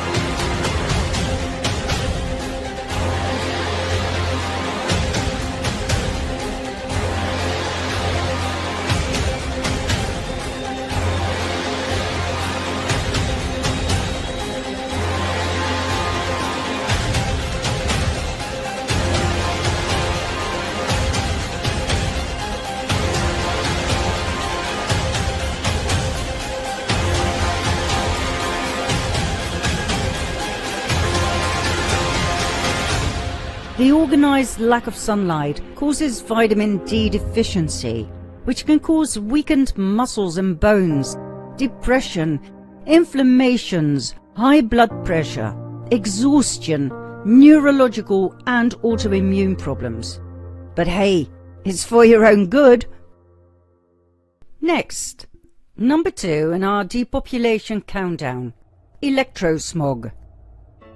The invisible electromagnetic radiation from the use of both wireless technology and mains electricity. Every single day we are bombarded with electromagnetic fields. Most people don't have a clue what the effects are. Others can feel the electromagnetic radiation to the point where they get sick and barely function. Are they drama queens overreacting to something that isn't tangible? Well, no. Just because one cannot see, smell, hear, taste or touch something doesn't mean it doesn't exist.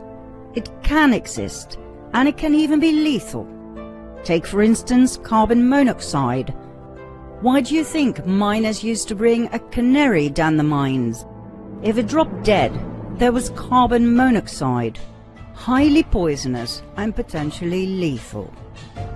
The miners climbed back to the surface as fast as they could. They knew, like nobody else, that something they couldn't see, smell, hear, taste or touch was capable of killing them all. It's the same with electrosmog. Do you even realize what you are exposed to on a daily basis? Think cordless phones, cell phones, baby monitors, cell phone towers and transmitters, wireless networks like Wi-Fi, microwave ovens, smart meters.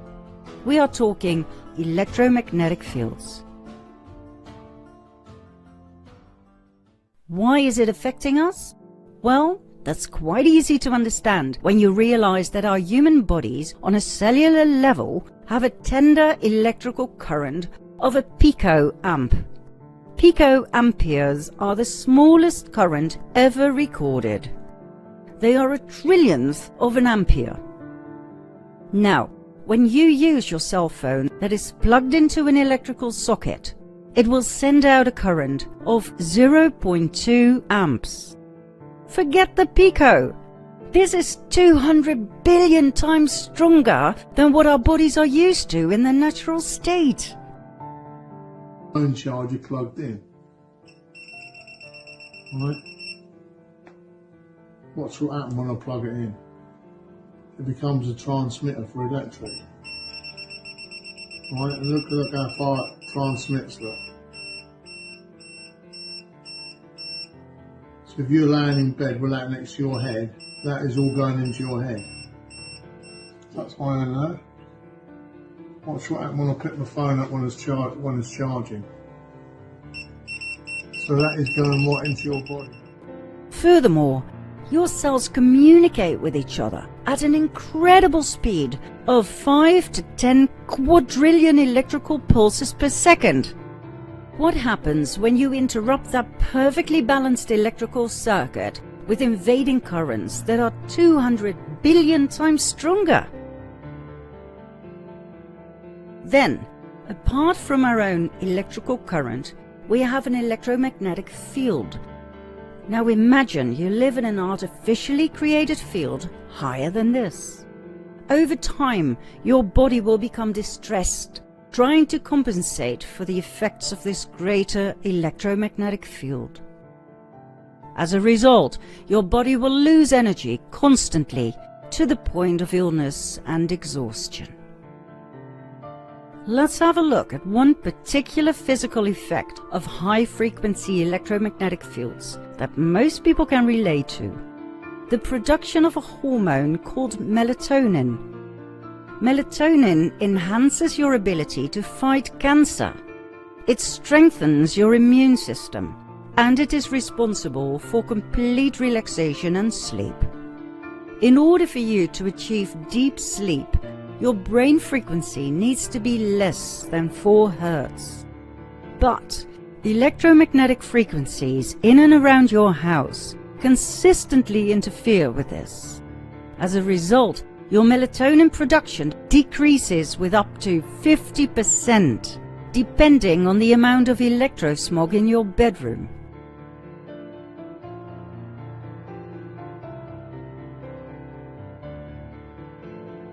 If you want to get up in the morning feeling great and fully rested and refreshed, you really need your melatonin.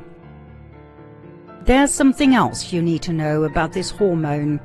It is produced at night by the pineal gland in your brain. Remember what we said in the previous episode about the pineal gland? That the cabal really wants it damaged because it activates a greater awareness? Well, this is the second reason why the cabal hates full-functioning pineal glands in the heads of their useless eaters. It is so much harder to control and oppress healthy and energetic people than exhausted, unhealthy ones. So, disrupt deep sleep and you got the people where you want them. Tired, weary, unstable, and thus unable to think clearly and to see how they are being abused, manipulated, and controlled. Too tired to see through all the lies and to fight back. Decreased melatonin levels aren't the only effects of high-frequency electrosmog. More than 2,000 epidemiological studies have proven that it causes infertility, blood clots causing thrombosis, pulmonary embolisms, heart attacks, and strokes, oxidative stress, damage to the blood-brain barrier, exposing the brain to foreign pathogens like viruses, altered electrical brain activity, and increased behavioral problems in children. Think ADD, ADHD, and autism. Alzheimer's disease. Damage to the central nervous system, causing, for instance, MS and ALS. Cell mutations and DNA damage. Chronic inflammation, weakened immune response, allergies, depression, and cancer. In 2011, the World Health Organization and the International Agency for Research on Cancer classified electromagnetic fields as possibly carcinogenic to humans, based on an increased risk for glioma, a malignant type of brain cancer associated with wireless phone use. Now, of course, you don't get cancer or any of the above overnight. This weapon builds up, bit by bit, day after day, night after night. We asked a group of Dutch researchers to measure EMF peaks in and around the house, and to investigate extensively what the effects of those peaks were on body and mind. Here's what they found. First of all, the peaks mostly took place at night, when people are asleep, unaware of what they are exposed to. Secondly, to our surprise, most radiation was measured indoors, not outside and close to the towers, meaning the radiation spreads and intensifies in the electrical circuit of your home. All of your electrical equipment, think laptops, phones, TVs, lamps, electric blankets, coffee machines, fridges, ovens, everything working on LED lights, even the night light in your children's bedroom. Everything radiates EMF like crazy, day and night, especially when plugged in, especially during those nightly peaks, when everybody sleeps and doesn't notice a thing. Until they get up, that is. Then it starts, with restless legs, a dull feeling in the head, dizziness, pressure on the chest, pain between the shoulder blades, pain in the abdomen, stiffness and pain in joints and limbs, tinnitus, shortness of breath, coughing, nosebleeds, heart palpitations and intensified heartbeat, a feeling of heat inside the head and other parts of the body, a tingling or wobbling feeling throughout the body, headaches, and a lack of concentration during the day. A lot of those symptoms can be explained by the fact that your oxygen levels drop to a low directly after the electrosmog peaks. When your cells don't get enough oxygen, the results are detrimental for body and mind.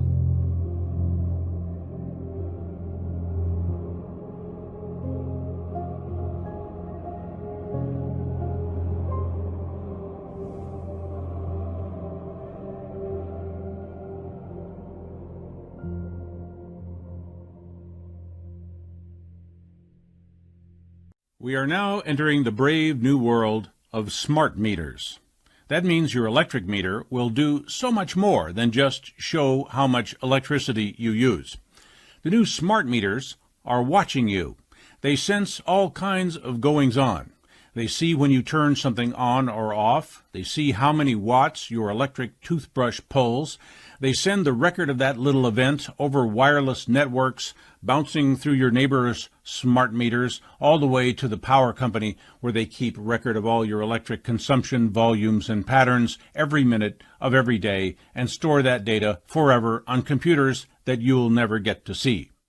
That data shows when you are at home, shows when you're sleeping, shows when you're on vacation, when you have visitors, when you use a lamp, a power tool, some extra computers, and if you look like you're running a business out of your home.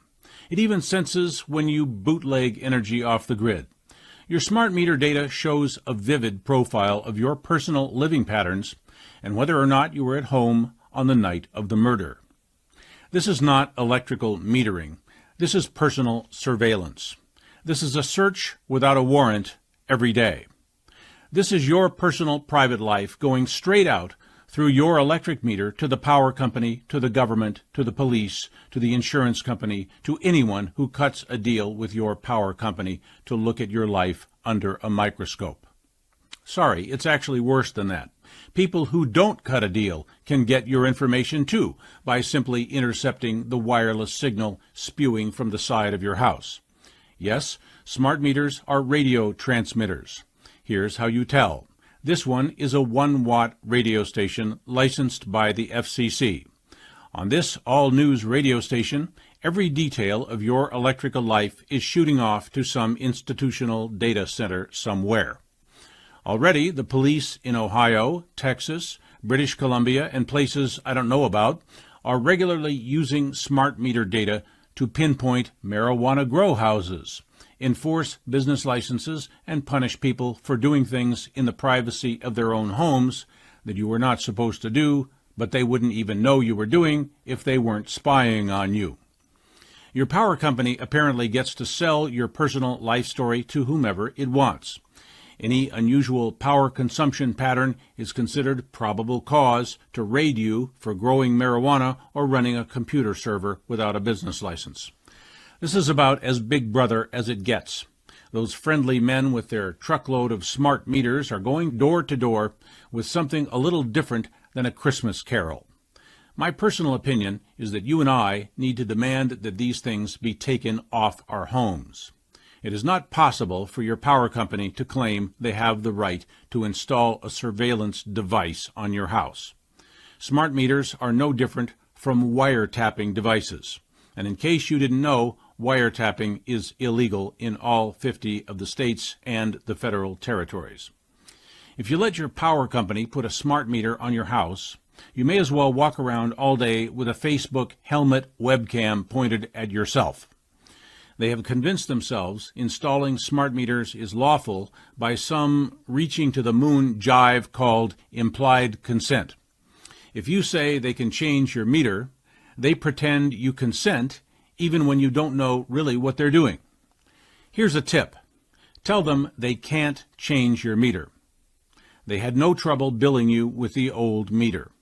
If you send them a notice by certified mail that they may not install a smart meter or any other surveillance device on your house, their implied consent goes out the window.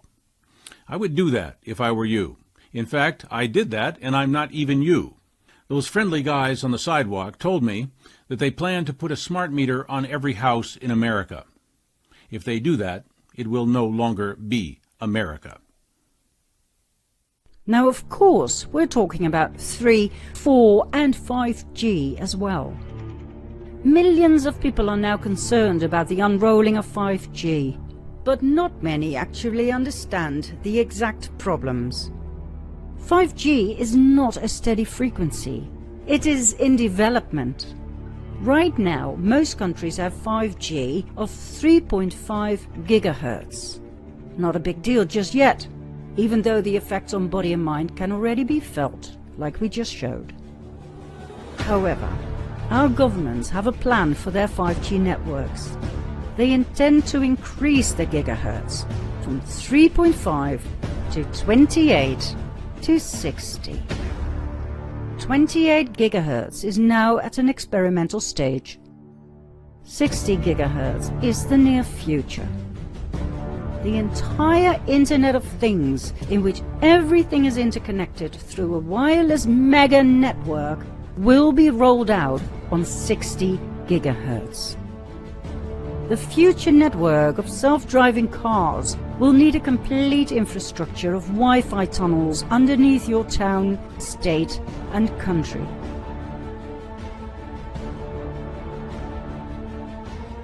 Every 200 meters, on every street light, under every manhole cover, there will be Wi-Fi hotspots for 60 gigahertz radiation. The energy consumption will skyrocket. Millions of trees will be cut in order to maintain undisturbed data communication. 5G before climate change. Cut those trees and fry the citizens.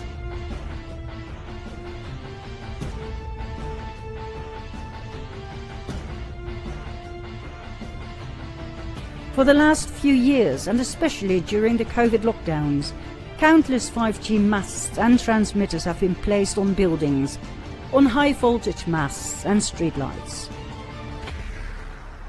The unrolling takes place in a highly undemocratic way, mostly in the middle of the night. Citizens have no voice. Masts and transmitters can be placed on the roof of your building without your consent. No guarantees of safety and security have been given to the people who live in those buildings or in the direct vicinity. According to experts, the problems surrounding 5G can be compared to those of the famous frog that was about to be cooked. Have you ever heard of this biological experiment? The frog doesn't notice a thing at first. He feels good and warm, all cuddled up in a pan with water. But the frog cannot see the fire underneath the pan. The water gets warmer and warmer. The frog is still comfortable, but as he gets hot to the point of being cooked to death, he doesn't move. He doesn't try to escape, because it is all happening gradually. He spent all of his energy adapting to the rising temperature. And so, he now waits for the horrid death he is about to experience. That frog, my friends, is you and me. 5G, from 3.5 all the way up to 60 gigahertz. Gradually. We are so busy adapting that we will not be able to escape when our boiling point arrives. At exactly 60 gigahertz, the electrons of an oxygen atom start spinning. As a result, the oxygen you breathe in can no longer be absorbed by your blood cells. In other words, when 5G is set on 60 gigahertz and released, we will literally drop dead within minutes.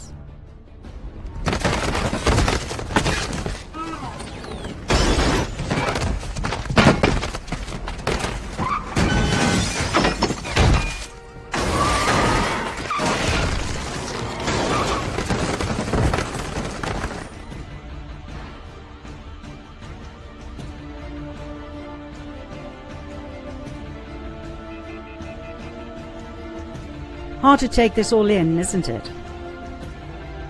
We promised one more depopulation weapon, because for some reason, in spite of all the above, we are still alive.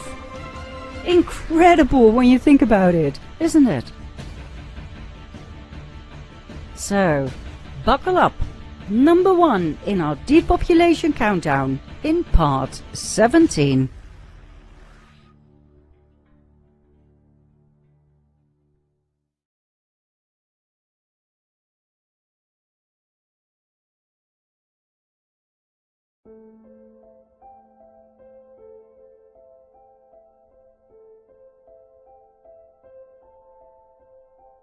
When we started making the sequel to The Fall of the Cabal, upon writing the script, it all fitted in 17 episodes.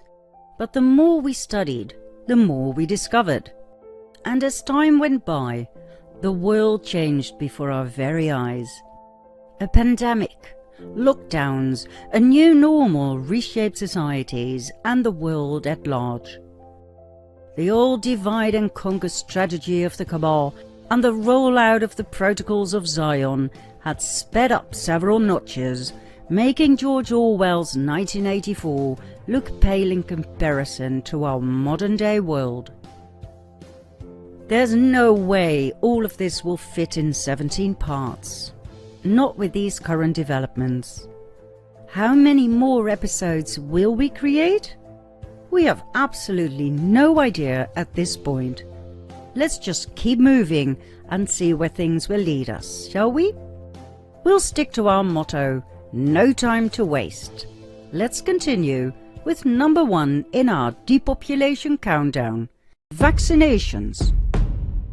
Remember from part 14, there's one very important sentence regarding the so-called Spanish flu pandemic. Only the vaccinated died.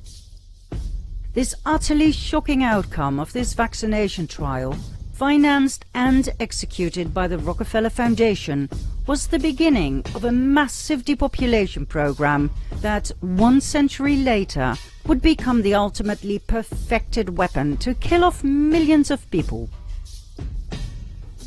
There is so much to say about this topic, but we'll try to keep it short.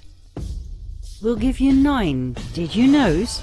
Things we think you should know when it comes to vaccines. Please do your own research and check everything we present to you, okay? Here we go. Did you know that most diseases had already disappeared due to better hygiene when the various vaccination programs started?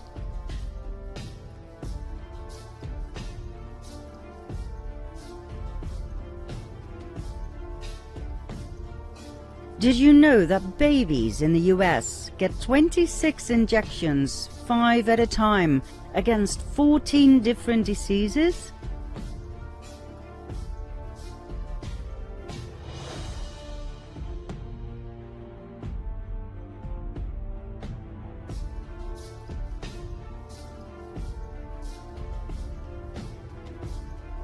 Before they have reached the age of 18, they receive 14 more jabs, COVID not included. And did you know that of all those vaccination cocktails, no studies were ever performed by the medical establishment on their possible side effects? Not one? Did you know that the number of people with autism grows exponentially each year? It is estimated that this year more children will be diagnosed with autism than with AIDS, cancer and diabetes combined. It affects 1 in 54 children. The medical establishment strongly rejects a possible connection between autism and vaccinations. But how on earth can you wipe away a case like this? Every day in our life was a party. Every single day they were holding hands and smiling and laughing and looking at each other, engaging in each other. On June 25th, 2007, we brought him in for the pneumococcal shot. So just that shot? 1 shot. We went in at 10 a.m. for the shot. By noon, Claire shut completely off. It was as if she was blind and deaf and complete failure to thrive, from super, super happy, smiley girl to, this is a picture of her. She had full-blown eye contact. She was super lovely, and she shut right down. And all she did at that moment was stare at the ceiling fan. So that was at noon. We had the shot at 10 a.m. 2 o'clock. We watched Richie shut off. All the giggles, all the smiles, again, failure to thrive. They lost all their reflexes. They stopped blinking, stopped yawning, stopped coughing, stopped sneezing. So that was 2 o'clock. We watched Richie shut down, and I couldn't breathe. But there we go. The worst is when we saw the final one shut down. Robbie looked like he was hit by a bus. Robbie, from that moment on, had a stunned look on his face. He lost his happiness. This is a first year picture? First birthday. 3 months after the shot. 3 months after the shot. They were no longer engaged in anything or anyone. They lost their smiles. They just were in their own little separate worlds. They never held hands again. They never looked at each other again. Vaccine injury is real. We were told it was genetic. And then we were told by geneticists that there's no possible way 3 children would shut off on the same day. That was absolutely statistically impossible, especially being 2 boys and 1 girl. So we were also told we could not sue anyone. We were told we signed for that shot. No doctors could be sued. No vaccine manufacturers could be sued. So we had severe autism spectrum disorder for all 3 kids entering kindergarten. What happened is we woke up one morning and we had 3 happy, healthy 9-month-old children. By that evening, we took them for a vaccination. By that evening, they were autistic. What we said to our pediatrician is, we're not going to do anything. We're not going to do any more vaccinations until we know what happened here. What they said is, if you don't continue to do exactly what you did the day your children turned autistic, we're going to fire you from our practice. So they broke up with us. They broke up. They sent us a lovely letter saying we were no longer welcome at their practice because we weren't going to continue well baby checks. And that is the one decision that we'll never regret. They can argue with families that your child, because it might be a single child, was genetic. They can try and put that back on the family and say somehow your genes are weak. But with us having 2 boys and 1 girl, they lose the argument with us, hands down. So we are the living proof that they're all lying.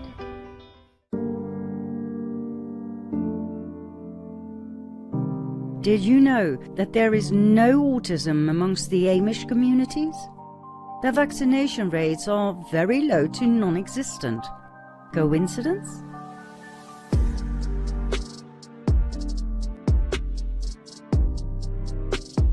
Dr. Frank Noonan, who has been treating Amish children for over 25 years, once said, "You'll find all the other stuff, but we don't find autism.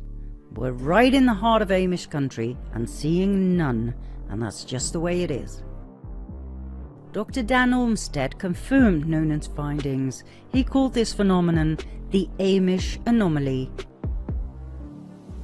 Did you know that the American government has paid $4.5 billion as financial compensation as a result of vaccinations gone wrong? Mind you, not the vaccine producers had to pay for the damage caused. They made sure they are above the law with their non-liability disclosures. The American government paid, meaning the American taxpayer. Did you know that the exact same playbook was rolled out in 2009 for the swine flu pandemic and the COVID-19 pandemic in 2019?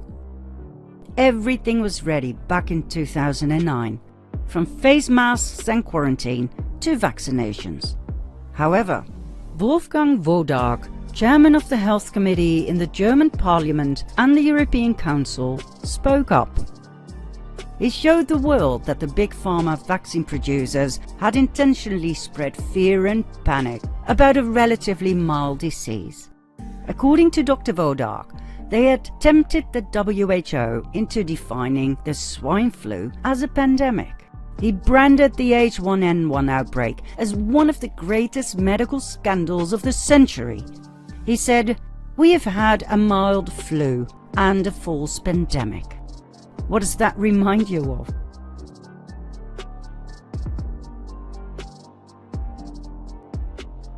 Is this why the COVID pandemic was necessary?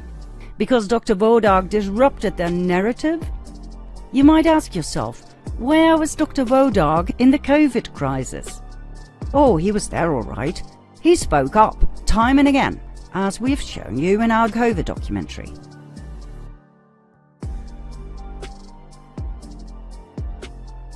But this time the cabal was better prepared and used their propaganda machine, the mainstream media, to the fullest. The people were brainwashed into believing the narrative more than ever before, and Dr. Wodak's voice got lost in the endless repetition of the fear-mongering media outlets. He was set aside and shamed as yet another tinfoil hat conspiracy nutter, deranged and dangerous to our society. Did you know that 58% of infant deaths occurred within 3 days of vaccination and 75% within a week?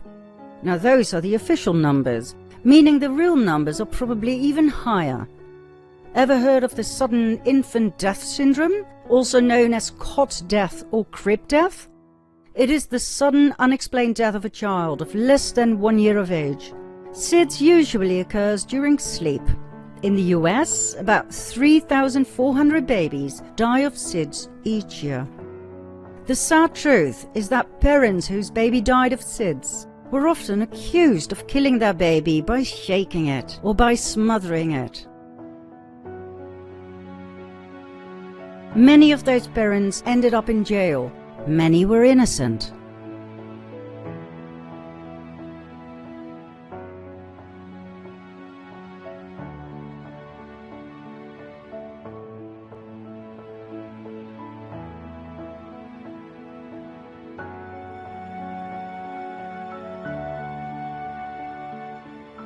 Can you imagine the horror? First, your precious baby dies. Then, you are accused of its death. Any possible connection with the vaccination the baby just received is fervently denied by the authorities. You are sentenced to several years in prison. Your family is destroyed, and you get the blame. God knows how many parents had to go through this hell and never fully recovered from it.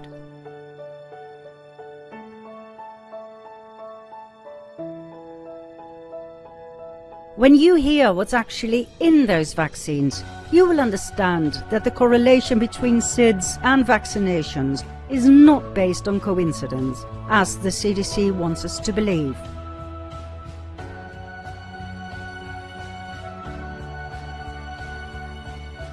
Not only that, it is well known by the authorities and the vaccine producers.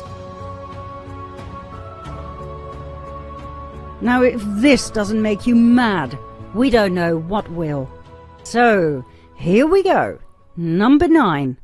Did you know that the following adjuvants are used in vaccines?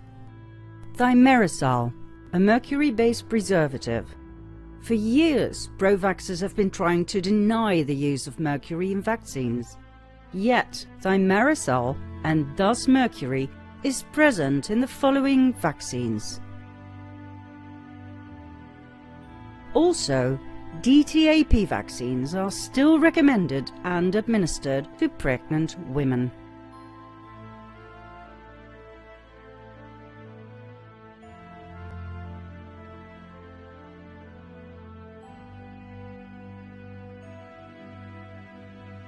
This slide is actually just a summary.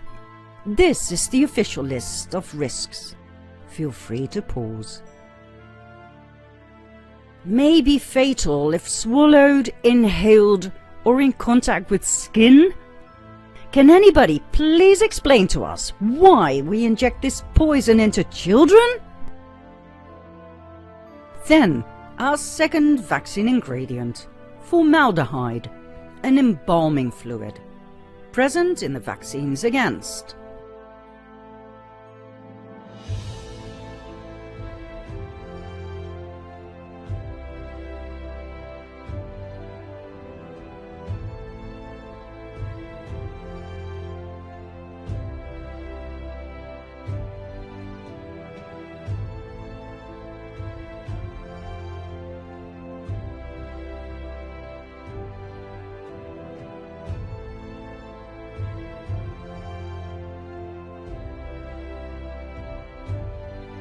Still, the CDC assures the public that the small amounts of formaldehyde in vaccines are safe, but offers no studies to back such a claim.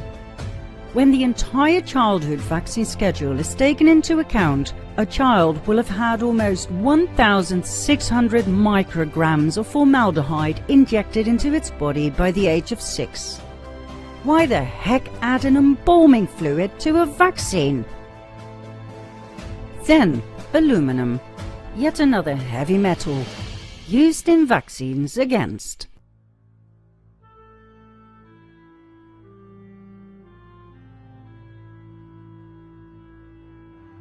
On day 1 of life, infants received 17 times more aluminum than would be allowed if doses were adjusted per body weight, which they are not.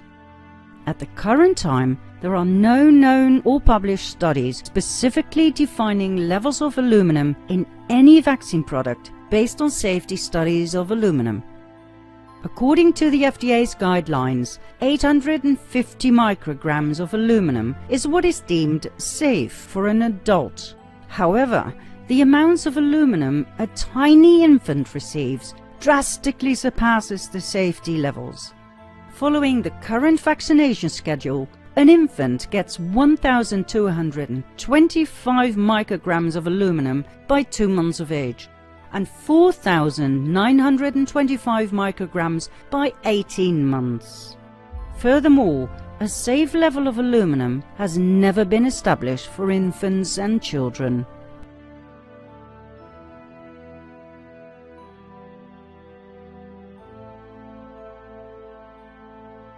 Then, fetal tissue. Vaccines must be grown in a substrate, which simply means that it takes living tissue to grow the microscopic vaccine ingredients. For decades, that living tissue has been aborted fetus cells. This is common knowledge, but not many people know that an Italian research study performed by Corvelva showed that the MMRV vaccine, manufactured by GlaxoSmithKline, contained an entire human genome.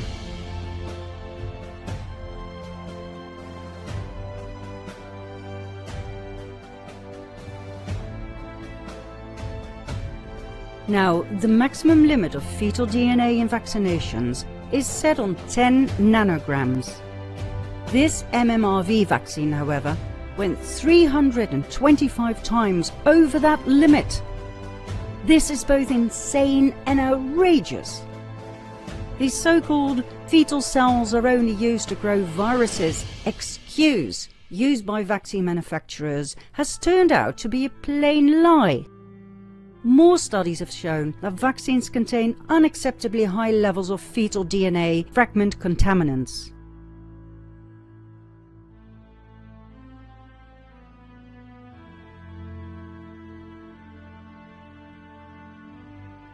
Oh, and by the way, this particular MMRV vaccine gave the researchers of Corvelva an extra shock. Not only did they find an entire human genome, they also discovered as good as no rubella virus, which should have been there. Instead, they found an alarming amount of bacteria and viruses that should not have been there, some of which carcinogenic. And on top of that, they discovered fungi, yeast, and worms. That's right. the stuff we inject into little babies contain retroviruses of humans and birds, other viruses of monkeys and horses, immunodeficiency viruses of humans and monkeys, in other words, fragments of HIV and platyhelminthes worms. But hey, vaccines are safe. Then, cancer cells.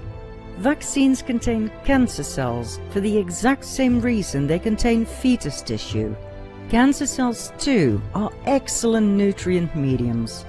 They have the capacity to speed up the growth of whatever grows on them. But, just like we just saw with the fetal tissue, it goes further than that. There have been quite a few scandals in the past about full-on cancer cells in, for instance, polio vaccines, that of course were efficiently swept under the carpet by the mainstream media.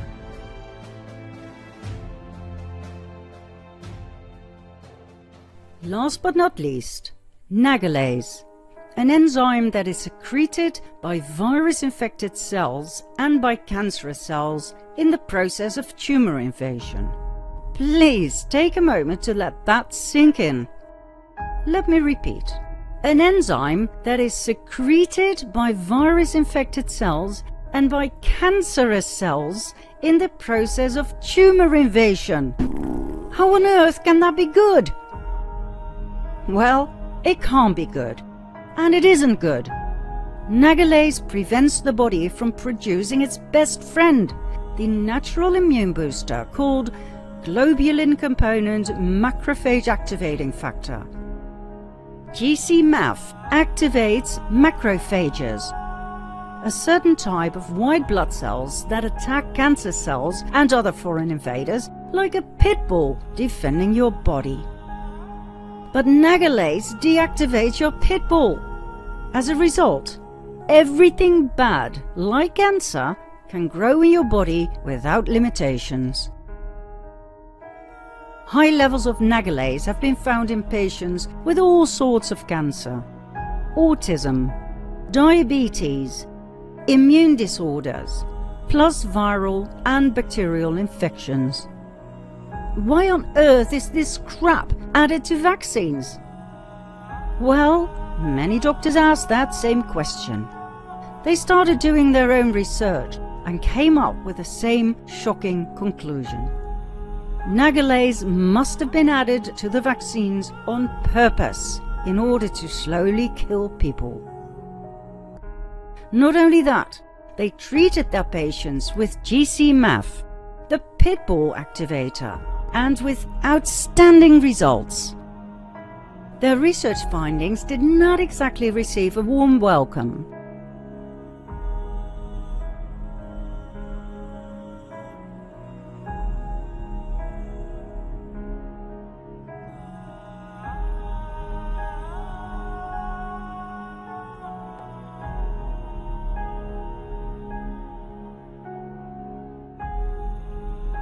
More than 100 American doctors who investigated nagalase in relation to cancer and autism ended up dead, murdered, suicided.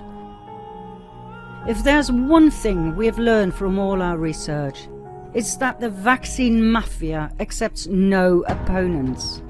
And those who stand out, for instance because of their former connection to that same mafia, and or for having a great amount of followers on social media, are silenced without mercy.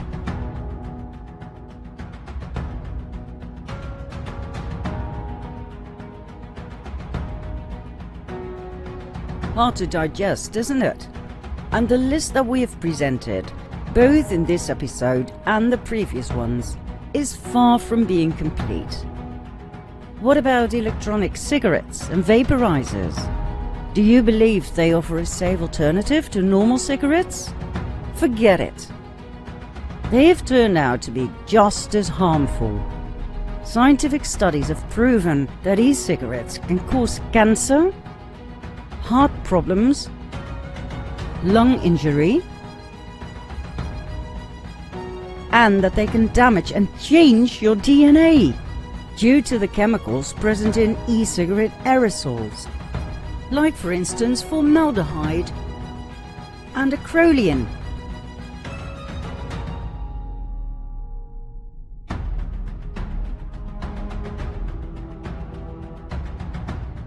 And what about LED lights?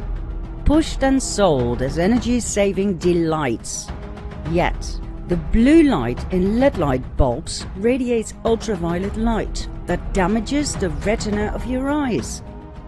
It suppresses the production of melatonin by a factor of 5, causing sleep and mood problems. And it affects the cancer-fighting abilities of your body, remember? Did they tell you that at the store where you bought them, after your government had prohibited the sales of the good old-fashioned light bulb? And did you know that every big pharma product is based on crude oil? Every pill you swallow? Every candle that you burn contains paraffin, a waste product of the petroleum industry, releasing carcinogenic chemicals. And did you know that microwave ovens destroy all nutrients in whatever meal you put in them? Did you know mammograms contain so much radiation that one's entire breast is not only painfully squashed, but also exposed to an upgrade in one's chances of getting cancer?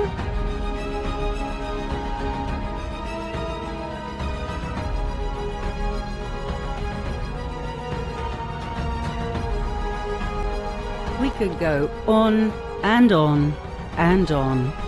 Everything was done by design. There are no coincidences here. The cabal's deep desire to get rid of the vast majority of us has been worked out in detail in every branch of society, in every aspect of our lives. Whether we die fast through wars and disease, or slow by poisoning us, doesn't matter, as long as we're gone by 2050. Max 500 million may survive to serve as obedient slaves in a new world order under the King of Kings. So, how are they going to finish us off? The ultimately perfected weapon to kill off millions of people in one go has already been activated. Do you want to know just how bad it is and what you can do about it? Then follow me to part 18.